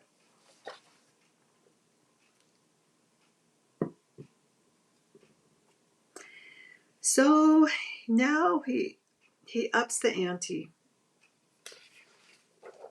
He calls my landlord. She was a very nice lady. And he's been trying to find out where I've been moving, what my new number is, anything that he can use to track me. Anyway, she says, I received a phone call on March 24th from the St. George Police Department at 10 at night. They were at the house looking for Ginny. They stated that there was a family medical emergency in California that needed to get a hold of her. They had heard that she was moving. I told them that she was, but she still lived there and was out of town for the weekend. I told them that I had a phone number, but she was reluctant to give it out because she had been having problems with her husband.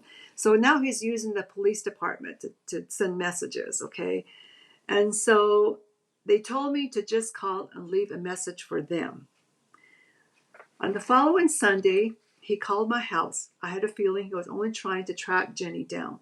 I had caller ID and didn't answer. He called every 15 minutes all day long. I finally called the police department and asked them what to do. They advised me to answer and tell him, and tell him not to call back, and that I could file police harassment charges. I answered, and he told me that he was worried about Ginny. He told me a big story about how bad Ginny was and how concerned he was. They hadn't heard from her. When I confirmed to him that she was moving, he was upset and told me that he was planning to move back in 6 weeks and live with her. He also told me he had been paying rent. The checks were coming from Ginny, so I knew better. He also told me that he had been paying, that he had contacted her, but he didn't know the exact date of the move. He told me that he hoped the conversation would have gone a little bit better before he hung up. So she didn't give anything away. And then the next thing he does is he calls W's parents. Now, these are elderly people, okay? He calls them 11:30 at night, wakes up his mother, and he says, I'm looking for WS. And she says, and this is her note and her handwriting, I told him that I didn't have any idea where he was. He said, I need to get a hold of him. I told him that he didn't live here. Then he told me that he was my son. He was acting like he was my son. That he needed to talk to his mother, and he wanted to know where she lived. I answered again that I didn't know, and that I hung up. So now he's going around calling people, trying to find out exactly where I am. And then I got a phone call from a police officer from the Bureau of Indian Affairs. His wife and I were friends, and we had worked together at the hospital. And so he wanted to talk to me. He told me he had been contacted by a Mr. Moran, who was a criminal investigator with the San Carlos Apache tribe in Arizona. And that a young lady had come into the police department in San Carlos, Arizona, and that VI had made an offer of $500 to put out a contract on me, basically, to come to St. George and harm me. And she was to cut off my hair because I was too vain, slash my face, beat me up so I couldn't finish nursing school. So he gave her all the information about me, my phone number, where I lived, my place of employment. She could pick her place where she was going to attack me. And so I found out that this same lady was the one that he was having the affair with and had the child with. Okay? So he had been telling her all this time that I was the one refusing to give him the divorce, and that as soon as I got a divorce, he got a divorce from me, that he was going to marry me or marry her. And so, and all this time he had been avoiding service and doing exactly the opposite of what he was telling her. And since she was going to cross state lines from Arizona to Utah to come and assault me, she had already accepted the money. Okay, given her $500. The FBI became involved. Again, somehow I seemed to attract the FBI. And so they talked to her and they said, she told him that he was coming to see her in a couple of weeks. And they wanted to wire her up and have a conversation with him because they wanted it on tape that he really, truly wanted, me to be harmed, and that she was going to be the tool to do that. And so they were getting ready to do that. And he called my place of employment and was talking to my boss, and he was telling Mr. S that I was a horrible person, that they should not trust me to be a nurse at the place, and that I would harm patients, and that I was a liar. And he was trying to basically scare me, that I had some mental issues and I should not be trusted. He also called my aunt that lives here in town and told her that he was going to wait for me outside of my class when I was taking the course, and he was going to confront me. So needless to say, I missed class that week, and I wasn't able, because I wasn't sure what he was going to do. I was too scared to attend my classes. And again, I informed the police. Okay. So the college and I talked, and we decided that the best thing to do was, if anybody ever called there asking for me, that they were not to give out any information about me, my address, my phone number, and also to tell them that I had withdrawn, from the whole program. In the meantime, our oldest daughter had moved to Orem to live with her aunt, which is her dad's older sister. And so she was gone, and the oldest son was living with him. So I just had, then the youngest son he took. So basically I was living by myself. And then in the meantime, VI writes this vile, filthy, and totally repulsive letter to W. It comes in the mail April 4th, the day before he arrives in town and viciously attacks W. He had typed it, and most of the words are in big, bold capital letters with numerous exclamation points. It is evident that all of his anger and frustration is coming to a head and is expressed in this letter. Things have not gone the way he thought it would. His intimidation tactics, all of his stalking, harassing me and W wasn't going to bring me back to him. His world was starting to unravel. I'm going to read portions of his letter, and even after 20 plus years, just reading these words caused such an arousing revulsion within me that my hatred for him comes rolling back in waves. This letter at this time is to inform you that if you don't stop seeing, talking, visiting, butting into our business or any kind of contact with, in quotation marks, my wife Virginia as of right now, I will personally take upon myself to put a stop to you, period. I have spoken to you on the phone 4 times, and I've written you a letter explaining my feelings about my wife and your behavior also. And also I've written the stake president about this matter, but you seem to just not get it, you asswipe. My suggestion to you is that you better stop. I will unleash my wrath upon you. I don't care that you're an old man or who you might know. This is not a threat to you. This is a warning from Virginia Ketcher's husband. You better stay away from my wife or you will pay the consequences. I have been in contact with the bishop and stake president. I have told them the same thing in this letter to you. They should have done their job, and if they did, I wouldn't have to be concerned about you at all.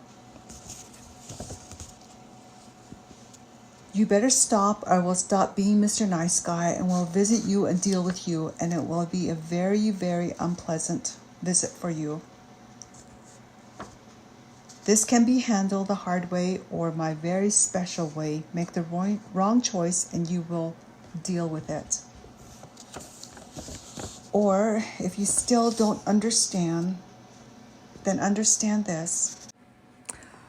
I fucked Virginia the last 3 times I was in St. George. All kinds of ways. The ways she likes it, and she screamed her head off as always. And she couldn't get enough of me. And then he puts, W who? Don't push me. You better stop. I mean it. Okay? So this arrives to W. That was so hard for me to read. What kind of bastard says those kind of things? I hate him. There is no other word, even all this time. Those words still get to me. That was April 4th. The next day, VI comes. He comes to St. George. He goes to the high school and he talks to the coach there. One of the coaches that he used to be an assistant coach with. And then he goes to the bishop's house, and then he goes to the stake president's house. And of course, they're not there, and he scares their wives because he wants to know where I am. They don't know. They threaten to call the police, and so only then does he leave. After leaving the stake president and bishop's residences, VI decided to pay W a visit. He found out where his office building was, and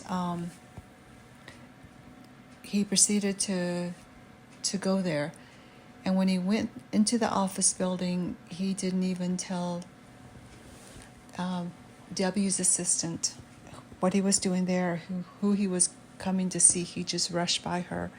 And as she proceeded to stop him, there was really not a whole lot she could do because he was a pretty imposing figure. And he walked right into W's office. And the only thing that W can remember is is somebody rushing into his office, and the person said, "This is it."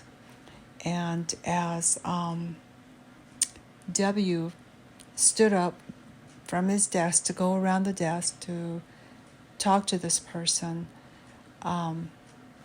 VI grabbed him and put him in a headlock and punched him in the head and threw him on the ground and proceeded to kick him. And then he picked up a chair and threw it against the glass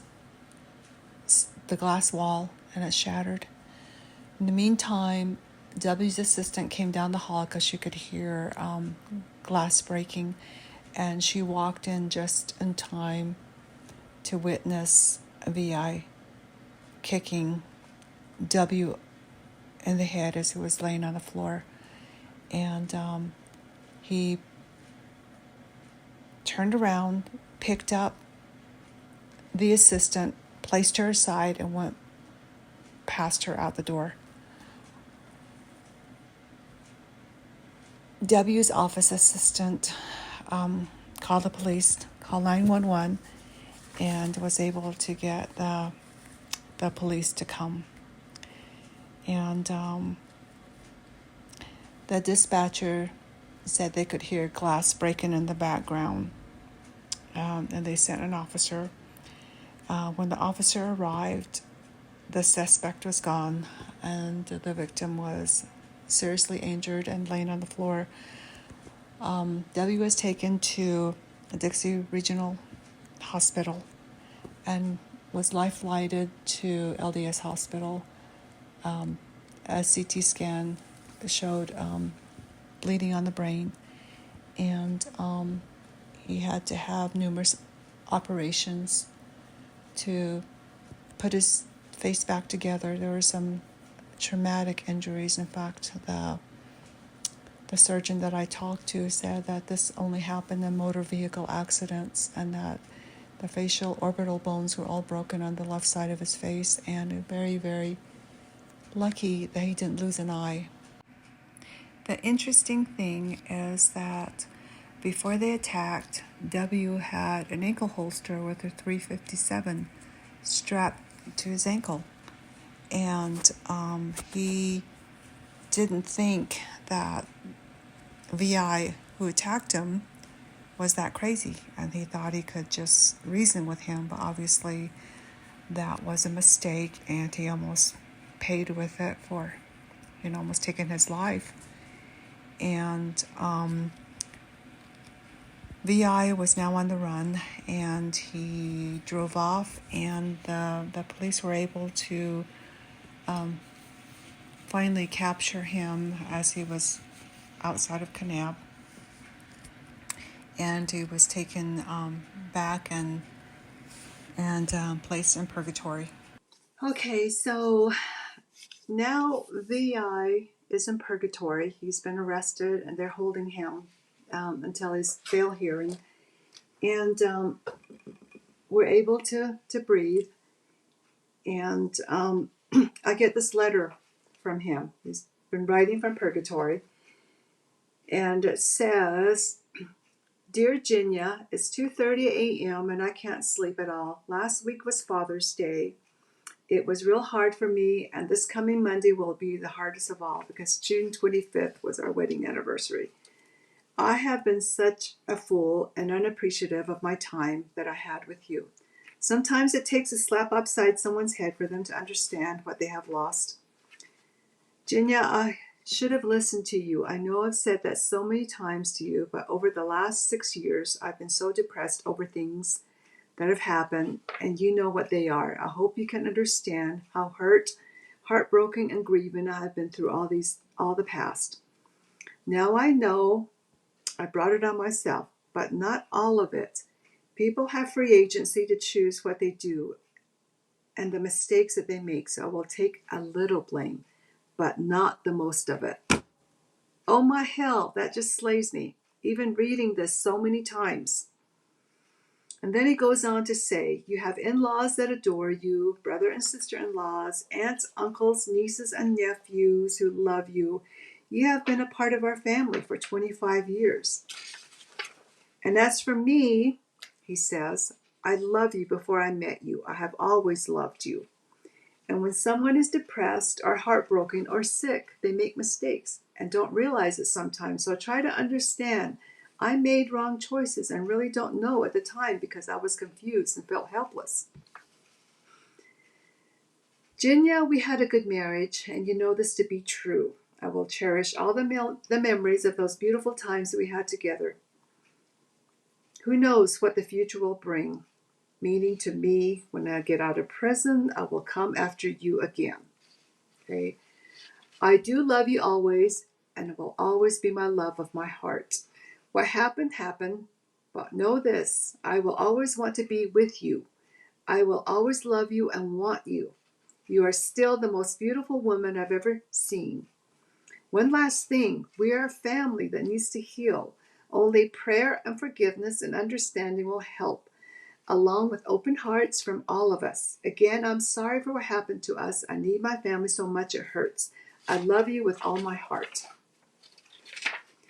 Okay, so this letter comes after he's done all that shit to me. And so we went to go visit his aunt who lives in town. This is VI's aunt, the same one that when I was first dating, he stole that diamond ring from. Okay, so now they're living in St. George, and I've always liked his aunt. She's a sweet lady, and we've always gotten along. And she wanted us to come talk to her, so kind of catch her up on what was going on and stuff. And so we went over there, and during the course of the conversation, she discloses that VI had been calling her daughter, which is VI's cousin. And so he had been calling her every day for a whole week, the time that he was incarcerated in purgatory. And during their conversation, he disclosed that when he got out of jail, he was going to get a gun and kill both me and W.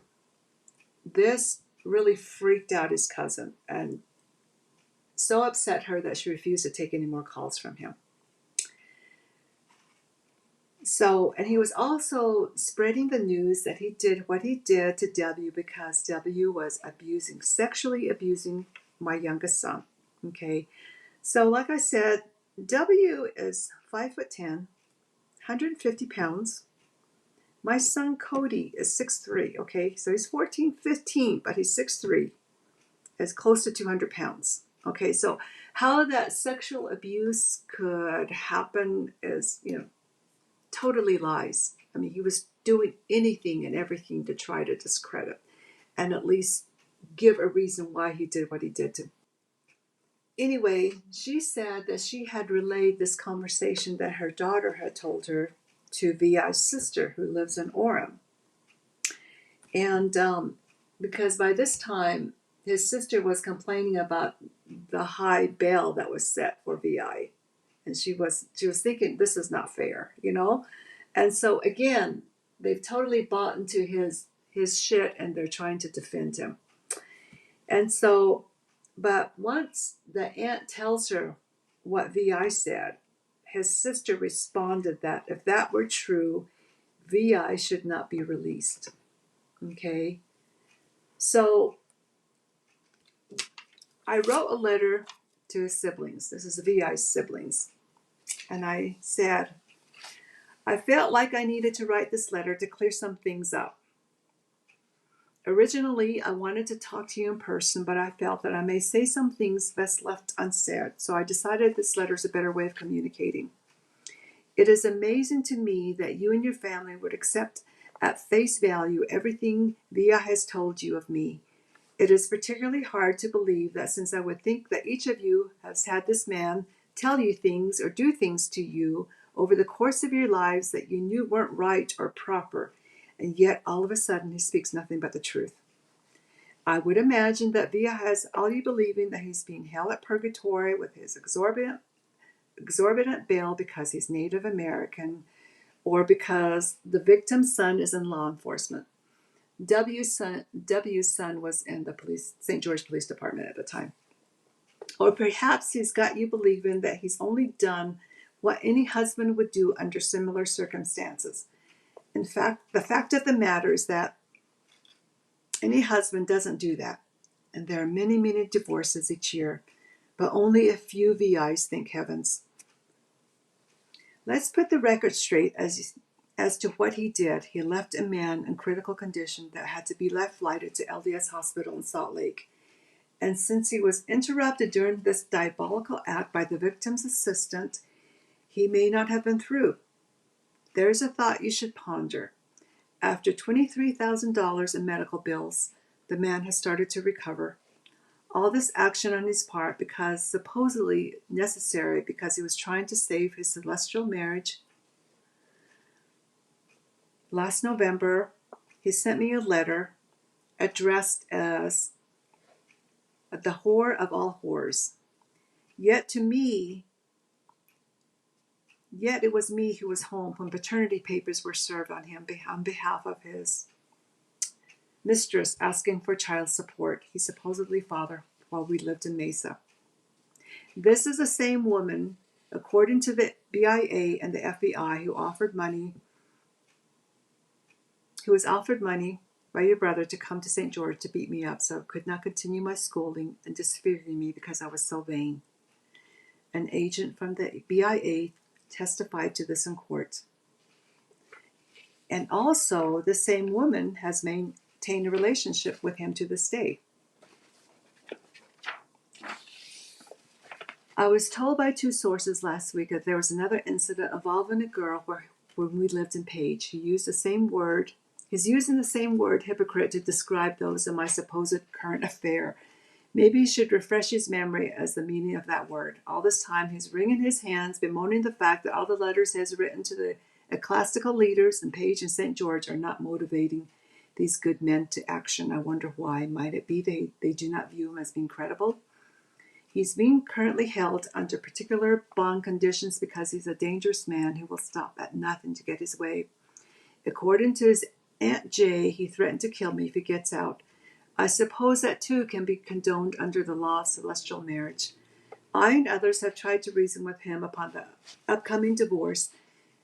Enclosed is a copy of a letter I sent to him where I explained that there will be no reconciliation this time.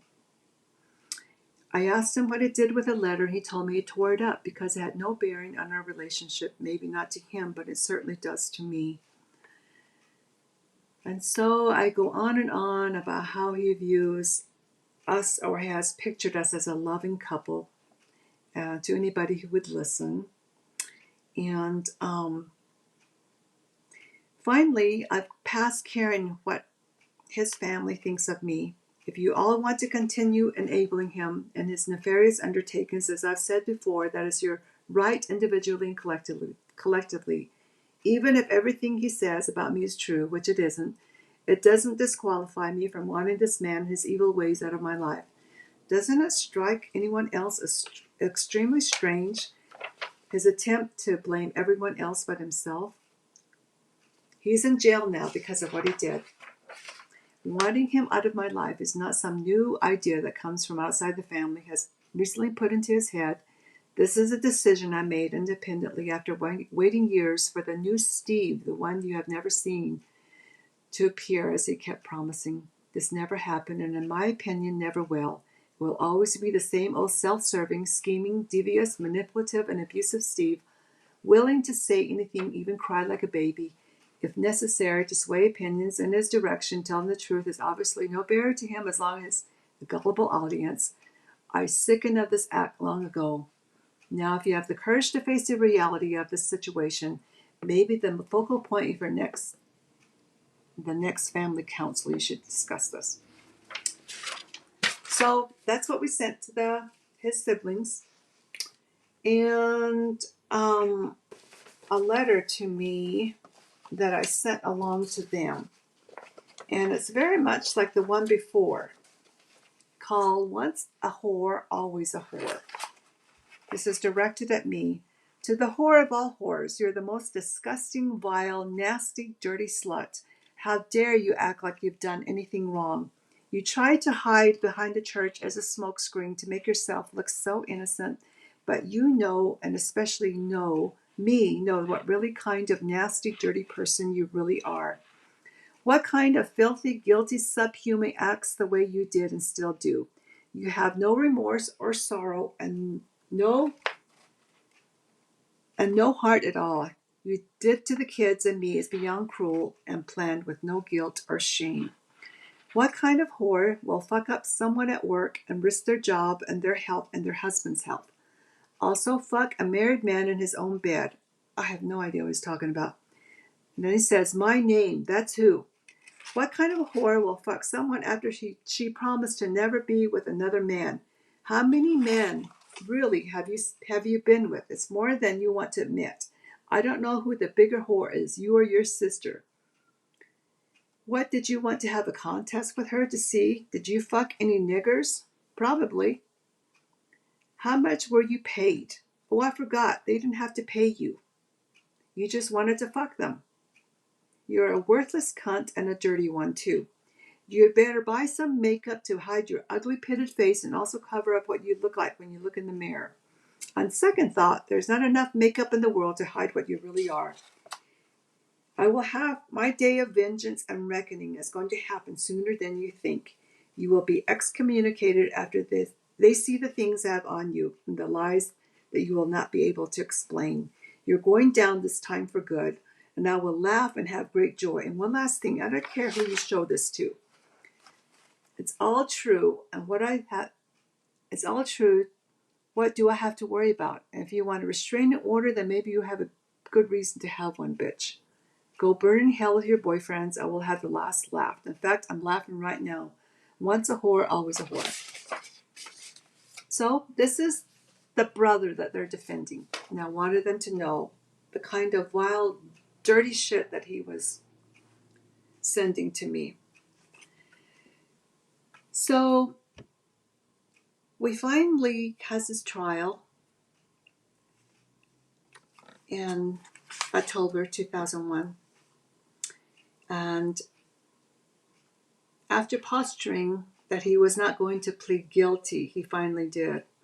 And his attorney wanted only time served. By that time, he would have been in purgatory for about 7.5 months, okay?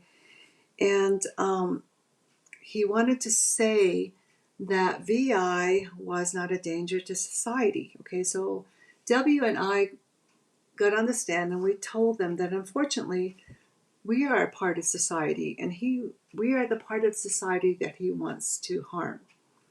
So the judge had to leave and take it under advisement because I think being, the Mormon judge that he was going to release him because he thought 7.5 months in jail, that's enough time. But we pressed really hard. And so he came back and he said, I thought about it. It didn't feel good that he should only, be in jail for 7.5 months after all that he did to the man. And again, I want to emphasize that the laws are so screwed that if he would have did that to me, he would have got a slap on the hand because I was still his wife at the time. And they don't have laws to protect domestic violence victims. But since he did it to W, who was not related to him, he was actually charged. And so he had never had any other charges before, so they were trying to go easy on him. And he was sentenced for 0 to 5 years. Okay, so again, we made the paper, and in it says, passion and emotion don't justify crime. That was the message 5th District Court Judge JLS delivered when he sentenced VI 44 to 0 to 5 years in prison and more than $28,000 in restitution for the victim's medical costs and assault. But he did give him credit for 7.5 months he's already served in jail. He pleaded guilty to aggravated assault, a 3rd-degree felony. And it goes on, that stuff I'd already read before about the assault and W being taken to Dixie Regional and life flighted to LDS Hospital. The victim knew W's then estranged wife, who is now his ex-wife. The victim and W's ex-wife are now married. I would have done anything for her, meaning me. I guess that wasn't enough, VI said. My love for my wife is greater than hers. He also apologized for his actions and said he wished he could take it back. He said he moved on and wants to be out of jail for his children.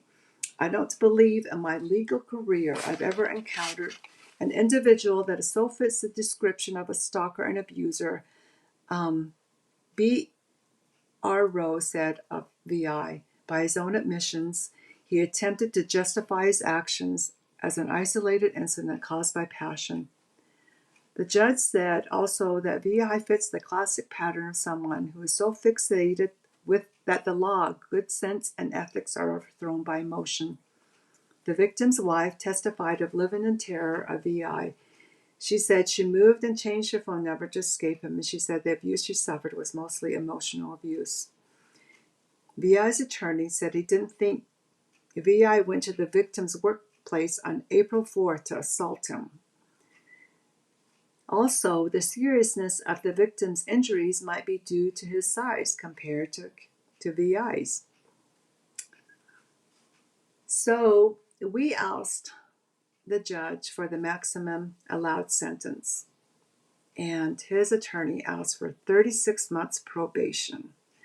The judge said the law can't justify VI's actions and allow only probation, but he didn't feel good about sentencing VI to every day of the maximum sentence.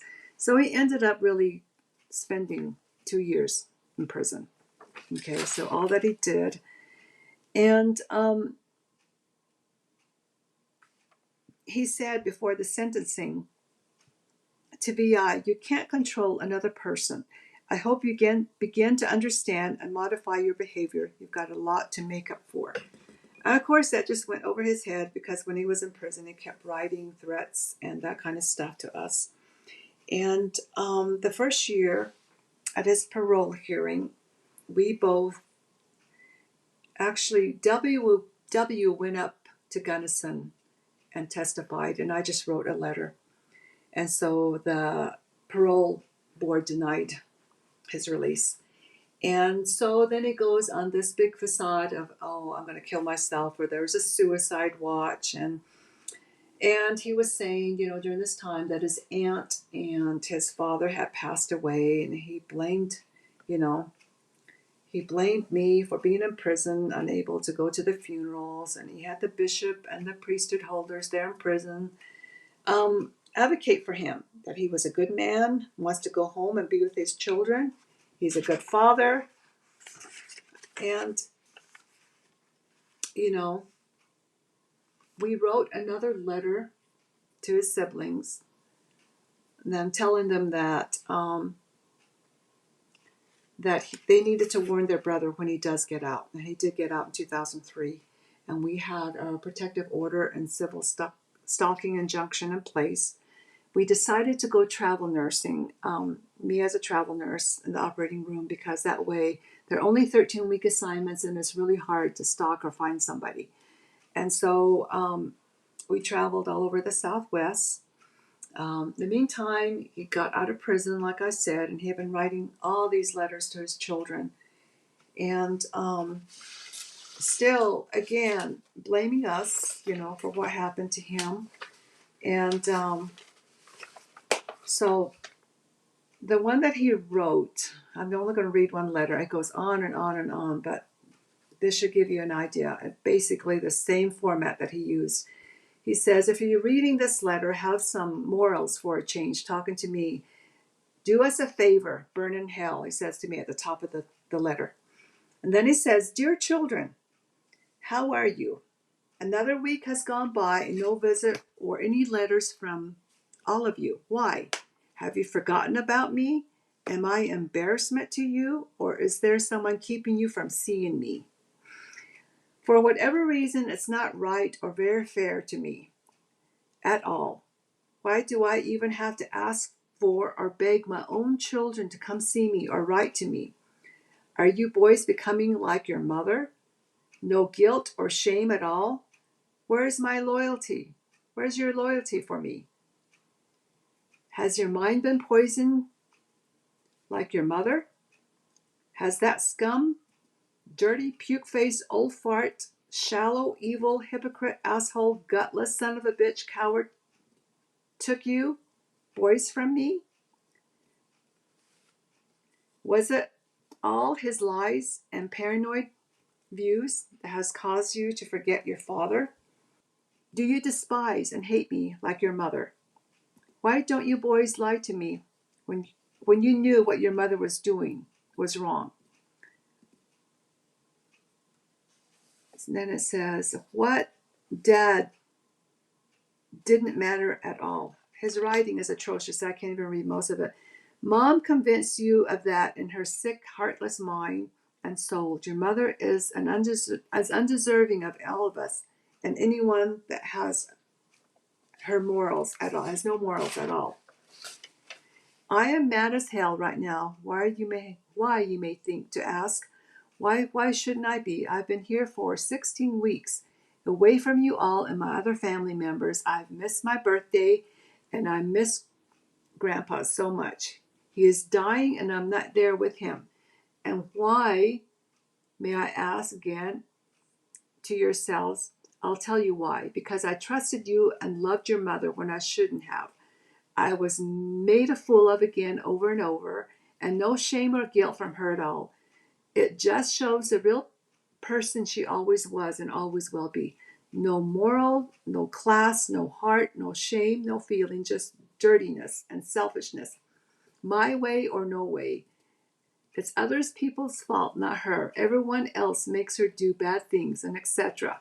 Well, that's all total bullshit. She doesn't deserve any forgiveness, not from me or the other wives and the church.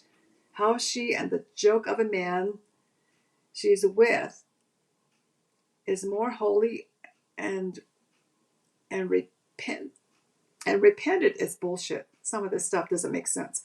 His family is a bunch of fools if they think your mother will be trustworthy of him and her proven past sins. What a joke she is. What makes anyone think that she has changed at all? We can give her a chance again, and she shit on us all again. And now she's shitting on us again and stabs us in the back. Judas was Jesus' traitor, and your mother flushed down the toilets 5 more times. I believe it's more. There is a name for a worthless woman like her, but those names would be too good for her. But for the old bastard that I hate and despise with all my heart and breath, there are no words to call the coward who he is and what he has done. It's talking about W right now. There is a God, and he will not let those hypocrites have peace of mind, nor should they.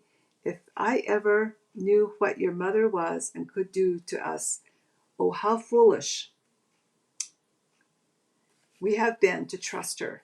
If the world needed a pair of assholes and lovers, they would start with them. Now, I'm sorry if you don't like what I have said to this letter so far, but I have a right to express my true feelings.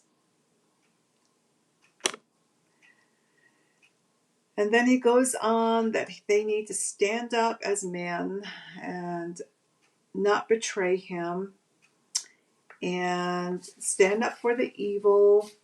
Don't stand up for W because he is evil. And he goes on and on. This is like 6 pages of just total shit. He ends by saying, I'm your father, no one else at all. I deserve respect and loyalty. I am a proud man that love all of his children and put them first.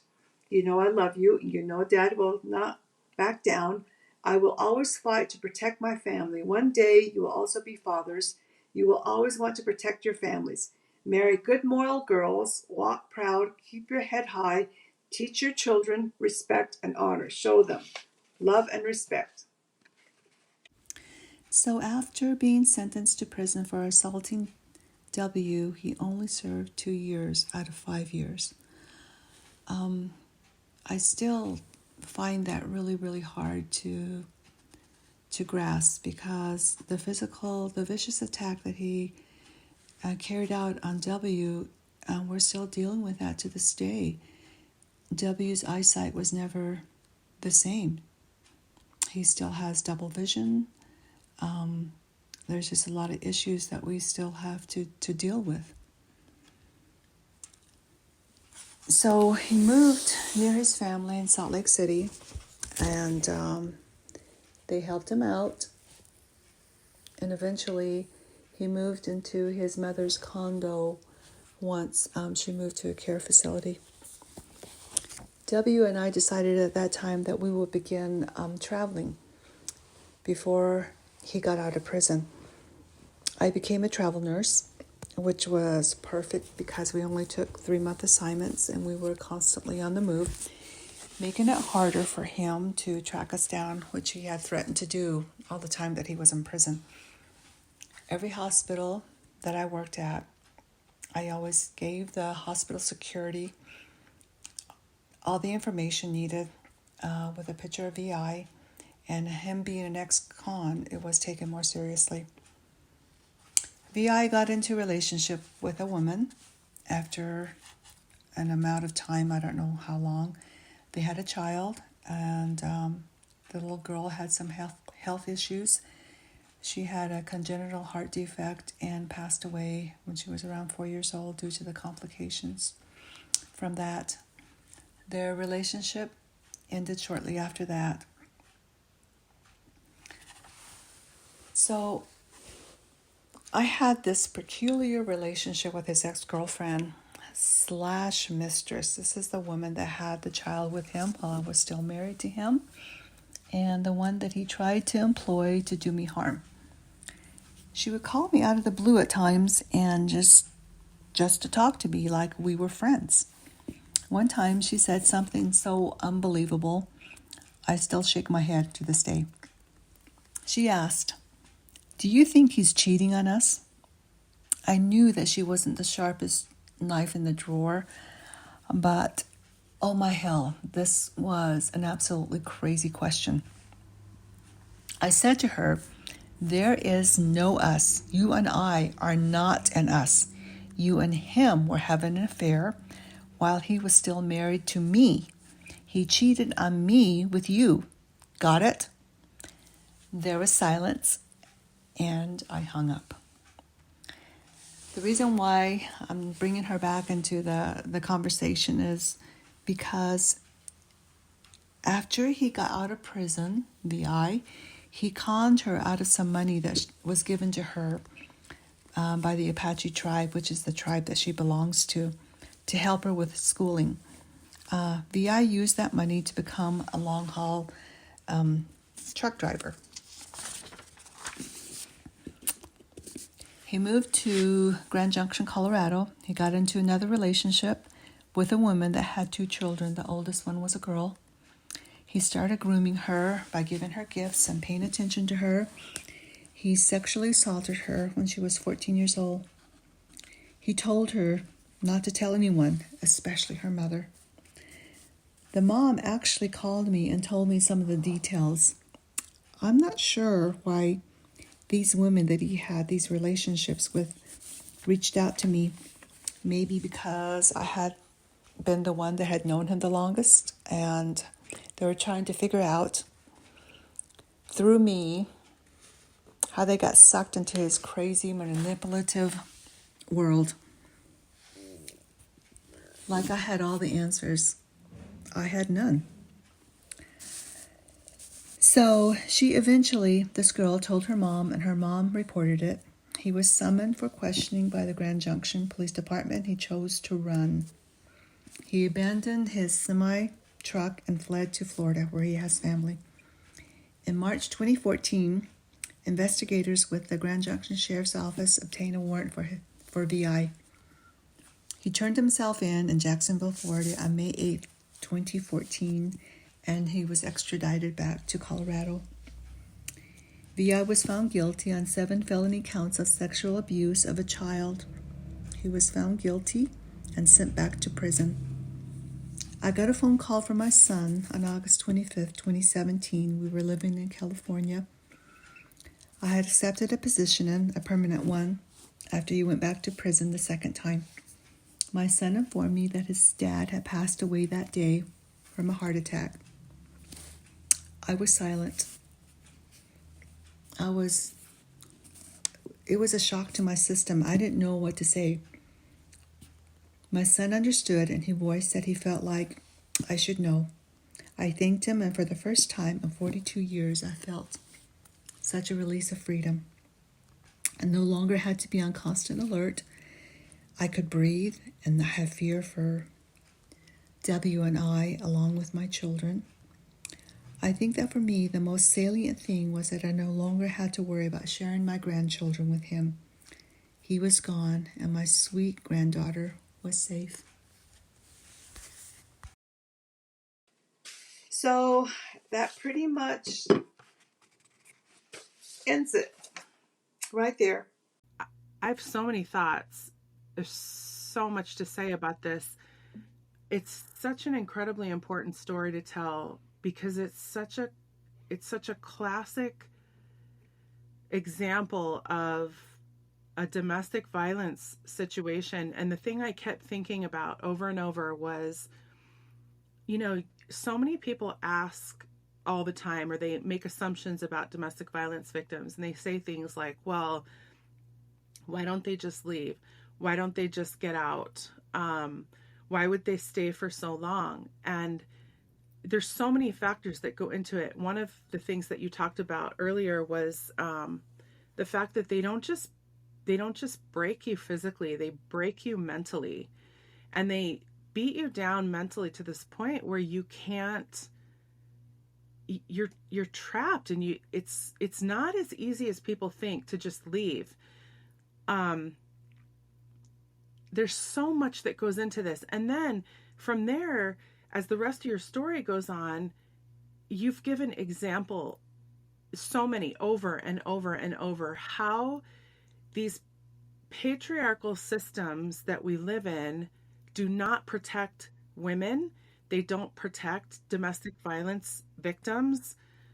So many times you reached out to law enforcement, to church ecclesiastical leaders, and every single time you're shot down. And then people wonder why this continues. Why you're not protected. He gets protected. He gets a slap on the wrist. It's just awful. It's awful. And I'm sorry that happened to you. I'm so glad that you're speaking up about it, though, because I think this goes on more than people understand or realize. It's more common than people think. And I think that when victims of abuse are stuck in it, a lot of times they can't even ask for help because there's so much shame involved, and it's not shame that belongs to them or that they should own, but this is self-inflicted that people go through.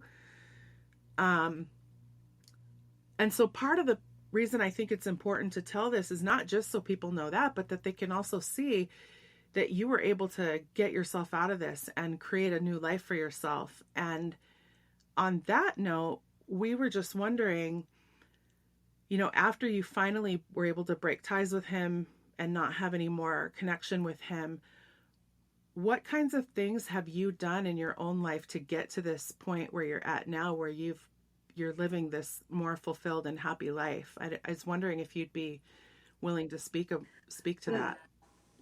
That is so, yeah, I agree. I was on the board of directors for the Domestic Violence Center here for a couple of years. And I was able to help because I knew firsthand what one goes through and trying to get away from a partner that is just totally intent on destroying. Yeah, I think that's incredible work that you've done, and exactly what you just said. They can trust you because you've been through it. Because it's one thing to be somebody that, it's very noble and good to volunteer for organizations, but when you've actually been through it, it gives you a credibility and a voice and a sense of trust that you can't get any other way. I mean, it's so helpful. And like I said, it's helpful for people to see that not only were you a victim of this, but that you were able to come out the other side of it, that there's hope for getting out of it, that there is a way to get out of it. And it's probably a very ugly climb and an ugly journey and hard, but it can be done. Absolutely. Yeah. Yep. It can be. So, my other question I would ask, if it's okay to ask you, is I know that at one point you said part of your healing was kind of getting back in touch with your heritage. And I wondered if you might want to speak about that a little bit too. well, I think what saved me was the fact that I was raised in a matriarchy, which the Navajo people are raised like that.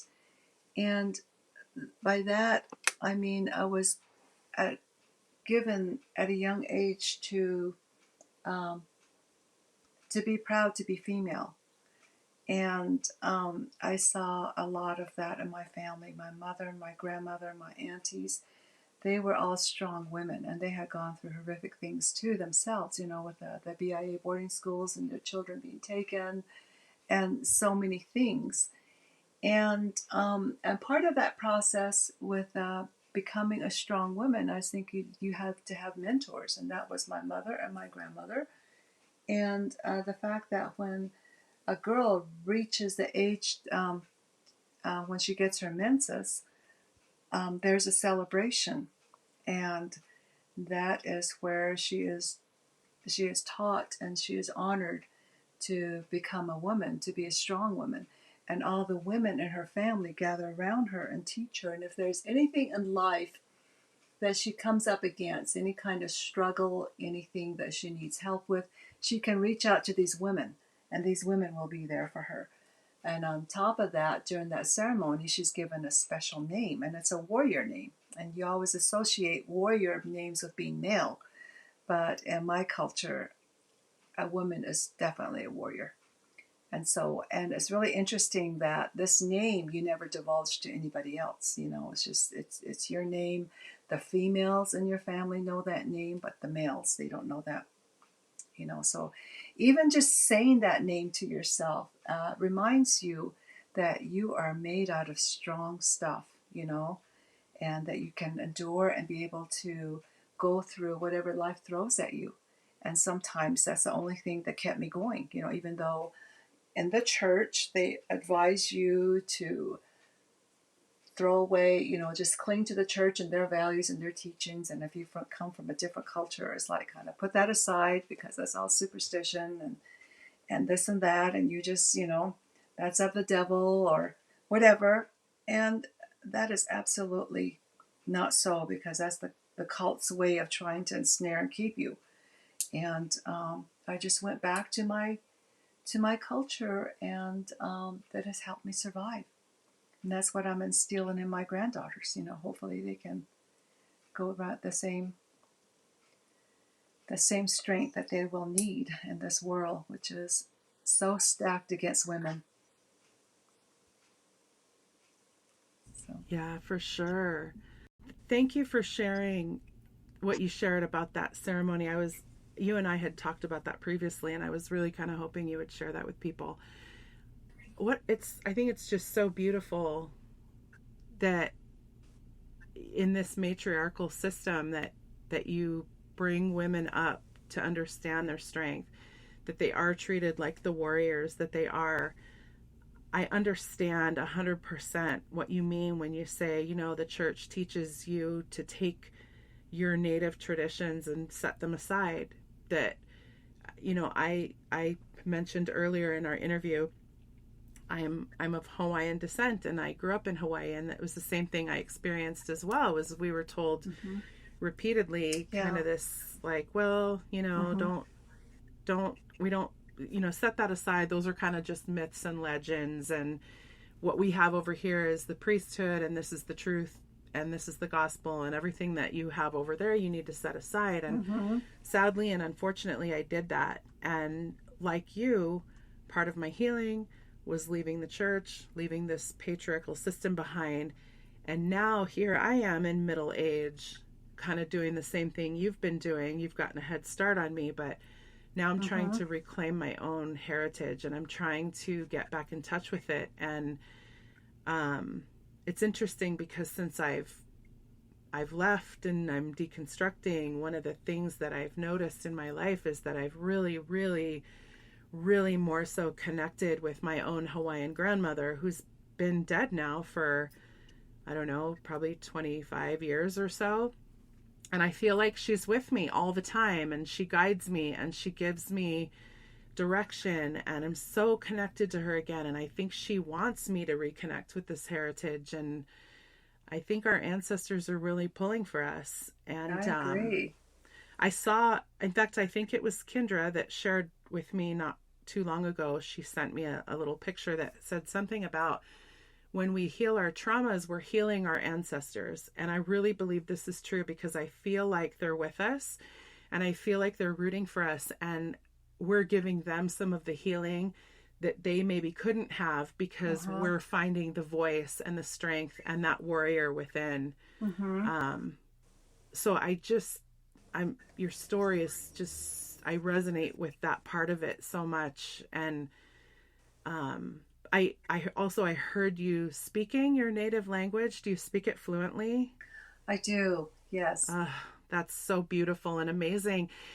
And I wonder, because I don't know, is that language, is it in danger of becoming extinct? Is it making a resurgence? Do you know much about that?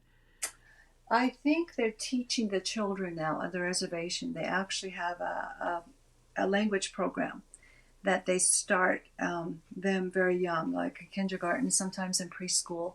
So it is making a resurgence there. For a couple of years. It was kind of like touch and go, because it was because those of us that went through boarding school, one of the things they did was they placed so much shame on us, for our culture and our language, that for me, this is just talking for me. I know when my children were born, I didn't want to teach Navajo to them because I wanted them to have a head start in the Anglo culture. And I figured that if I, showed them the native way and language and culture, that was setting them back. And part of it was just because of my experience of what I went through, how we go through. We don't want to, we want to have things better with our children, for our children. Sure. And so I didn't want them to have to go through all that pain, and not realizing until years later how much I had stripped them of what they should have known. And so I made a vow that I would be different with my grandchildren. And unfortunately, I have two grandchildren in Phoenix and one here. So I do my very best. And it was really good during COVID because we could FaceTime, and I would instruct them in different words and stuff, and it's a joy when your grandchild answers you back in your native language, and their parent doesn't really know what you're talking about. So right. it's really fun. Can be like a little secret language between exactly. the two of you. Yeah. Little bond that you have. That's so beautiful. I just love that so much. I think, and I had already said this earlier in the interview, but like my own grandmother would tell stories of being punished for speaking her native Hawaiian language, even on the playground at school, even when they weren't in formal instruction. And so Hawaiian language for a while, it was in danger of going away as well. I know back when I was in school, they started a preschool program for kids where they would immerse them. And that preschool program has since grown to go from preschool all the way through high school. And now there is such a resurgence. There's so many people now that speak native Hawaiian. I used to speak a lot of it, and over the years I forgot it, but I could have whole conversations in Hawaiian when I was younger, and I can't do that anymore. And that's another thing I'm trying to just embrace again is language, because Mm-hmm. as you and I have talked about earlier, language is such a the oral histories are different than Mm-hmm. written histories, It and they is. come with a completely different spirit to them. I think it's really interesting that in the Native American culture, the women, the young girls, get a new name, a warrior name, and that Mm-hmm. no one else is supposed to know it. And in the Mormon culture, that men and women both get new names in the temple, but the men are allowed to know the women's name, but the women are not allowed to know the men's name. Uh-huh. But we can't know their name. Yeah. I I just think it's because so much has to go through them, you know. They bring children into the world, and everything, the lineage goes through them. So we're talking about clan system. So the clan that belongs to the mother goes to the children. And so there has to be some kind of a, um, I don't know if the word is incentive, but for them to realize as women how important that is. And then if they have that, um, given that instruction when they're young and they have special things that they learn, that just elevates how important women are in that culture and that tribe. And and I love that because it just it just grows. I mean, it's just something that I think the world is lacking now is the for women to be respected. I mean, we're talking about Iran now, where they're fighting for their lives just because they're not allowed to have certain freedoms. And even in our country now, with all the right wing politics going on and all the things that they're trying to shut down to make women more harder for them to get their rights. And so any little thing that we can do to elevate a woman, starting with a young girl, I think to me is extremely important. Yeah, I couldn't agree more. And just empowering them from such a young age to know exactly who they are, what their strengths are. Because one of the things I had noticed about just myself is that I am so grateful, even though I was raised in the church, that from the time I was really little, I had still um, heard all of the Uh-huh. stories and spoke the language and heard the language, because even though I set a lot of that aside later for the rest of my life, when it came time for me to leave the church and really just kind of examine, who are you, what do you believe, where do you come from, I was so grateful Uh-huh. that that stuff was still there in the back of my mind, that I had received that when I was so small, because it gave me a direction to go back to. And so, It does. like you were saying, it's just teaching these girls from the time they're little, because that stuff stays in there, and it stays in their souls. Yes. Yeah. Thank you so much. Ginny, you're you're a beautiful human. You really are. um I am so honored to know you and to hear your story, and to be associated with your strength and your your just vitality for life. And I just am so grateful that you are speaking and telling your own story and finding your voice. I think it's just another integral part of self-healing too.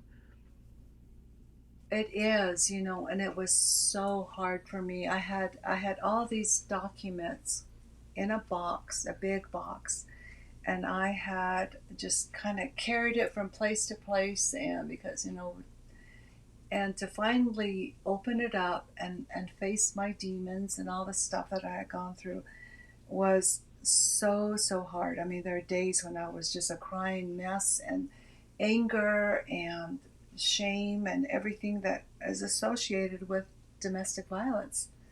I had to face. And I'm glad that I did now, because now there's a sense of freedom where I don't have to look at that box and go, okay, one of these days I'll go through it and I'll know what to do with it, But I've done that. I've been able to have the strength and the courage to face it. I mean, all the ugliness. I mean, when I go back and read some of the stuff that he wrote to me and my children, it's just devastating. And then he flip right around and make it sound like I was the bad person, that he was the good person. And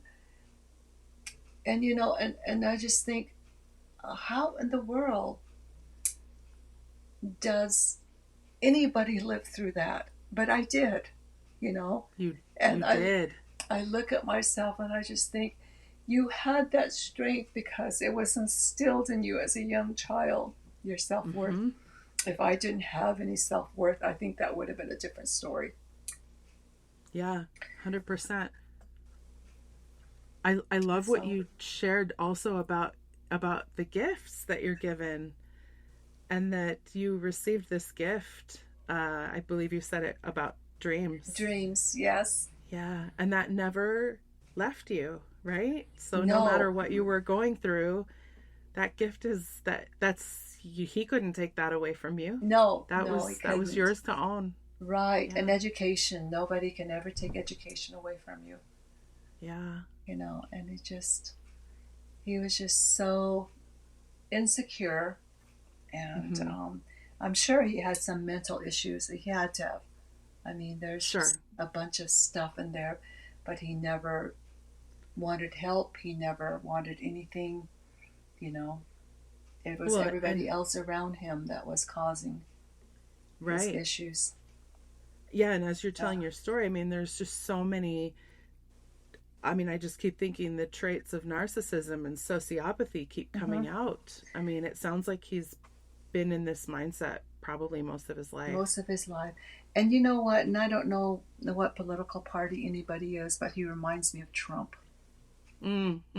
Just the way everything is all about him, and everybody else better, get in line because he's the most important, and very self-aggrandizing. Yeah, exactly. Yeah. And so some of the words, some of the things that he says, loyalty and that kind of stuff. And I was thinking, he was saying that before we even had this crazy ex-president, Right. Loyalty was everything. Yeah, it's interesting how you were telling your story, just the classic cycles that you kept describing, the blatant abuse. And then the classic honeymoon phase, where he comes in and he says all the things that he thinks you want to hear to get you back in his good graces, and then back to the cycle of abuse, and even still doing this from behind prison bars in the form of letter writing, with writing you these flowery letters, and I miss you and you're beautiful, and I made all these mistakes and I'm so sorry, and then turning around and calling you all these horrific names and wanting you to die. And it's just these classic cycles of abuse. Yeah. But I wake up and I go, he's dead, and I'm not. Exactly. I get to enjoy my grandchildren, and I love them, and I kept them away from harm. And to me, my children are my children. He had nothing to do with it other than be a sperm donor. Absolutely. You raised those kids. And I sacrificed and loved and raised those kids, and I tried to protect them. And, so to me, I've won, Yes. That's what I was saying earlier. You did win. You are the clear winner here. I am the winner. You said he's dead and I'm not. Well, beyond that, you're not just alive, but you're thriving. Right? Yes. It's not just living, it's thriving. It's so beautiful. Thank you so much. And it has been an honor to talk to both of you. I felt like I could be myself, without feeling like I was being stripped of everything.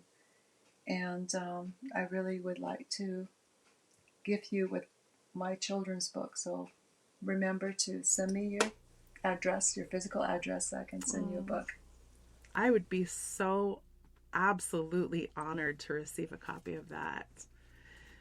And thank you for the compliment. I tell people all the time that the highest compliment anyone can ever pay me is that they feel safe in my presence. There's nothing else that beats that. Yeah. Oh, it is absolutely true. So thank you again. Thank you for joining us on Latter-day Survivors.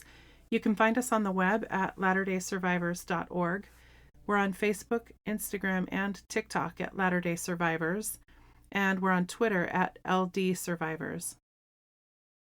As survivors of trauma and abuse, we wanted to provide a platform for survivors to share their stories. Many survivors of all types of abuse may be able to recognize and relate to the patterns of behavior in the victims, abusers, families, and friends of the stories shared by other survivors on this podcast. Often, as we escape oppressive family, religious, and social constructs to a safer place where we come to see our abuse and all related issues, we are better able to process and begin to heal. We believe that when we share our stories with others, we can also help them to heal. It can take decades for survivors to find the courage to speak about these things. If it is so hard for adults, imagine how difficult it is for a child to speak up.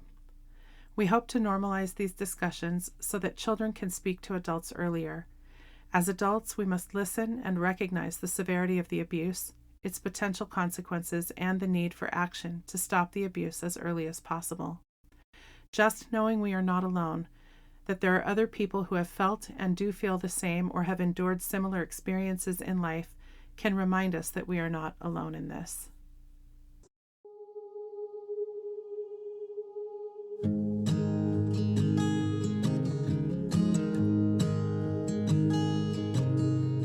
Oh my child, I know you're hurt and you can't let go. It's not your fault and you don't deserve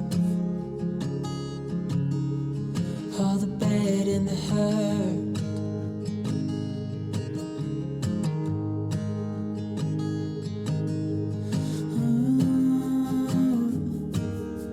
I know you tried so hard. I know you've done your part. It's not fair. You did your time. How much longer will you suffer in this life? But don't give up. Just hold on tight. It'll be alright.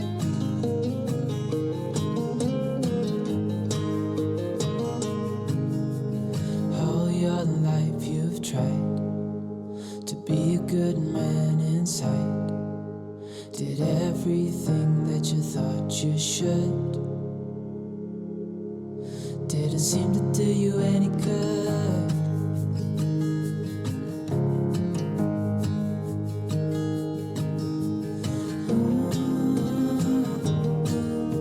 I know you've tried so hard. I know you've done your part. It's not fair.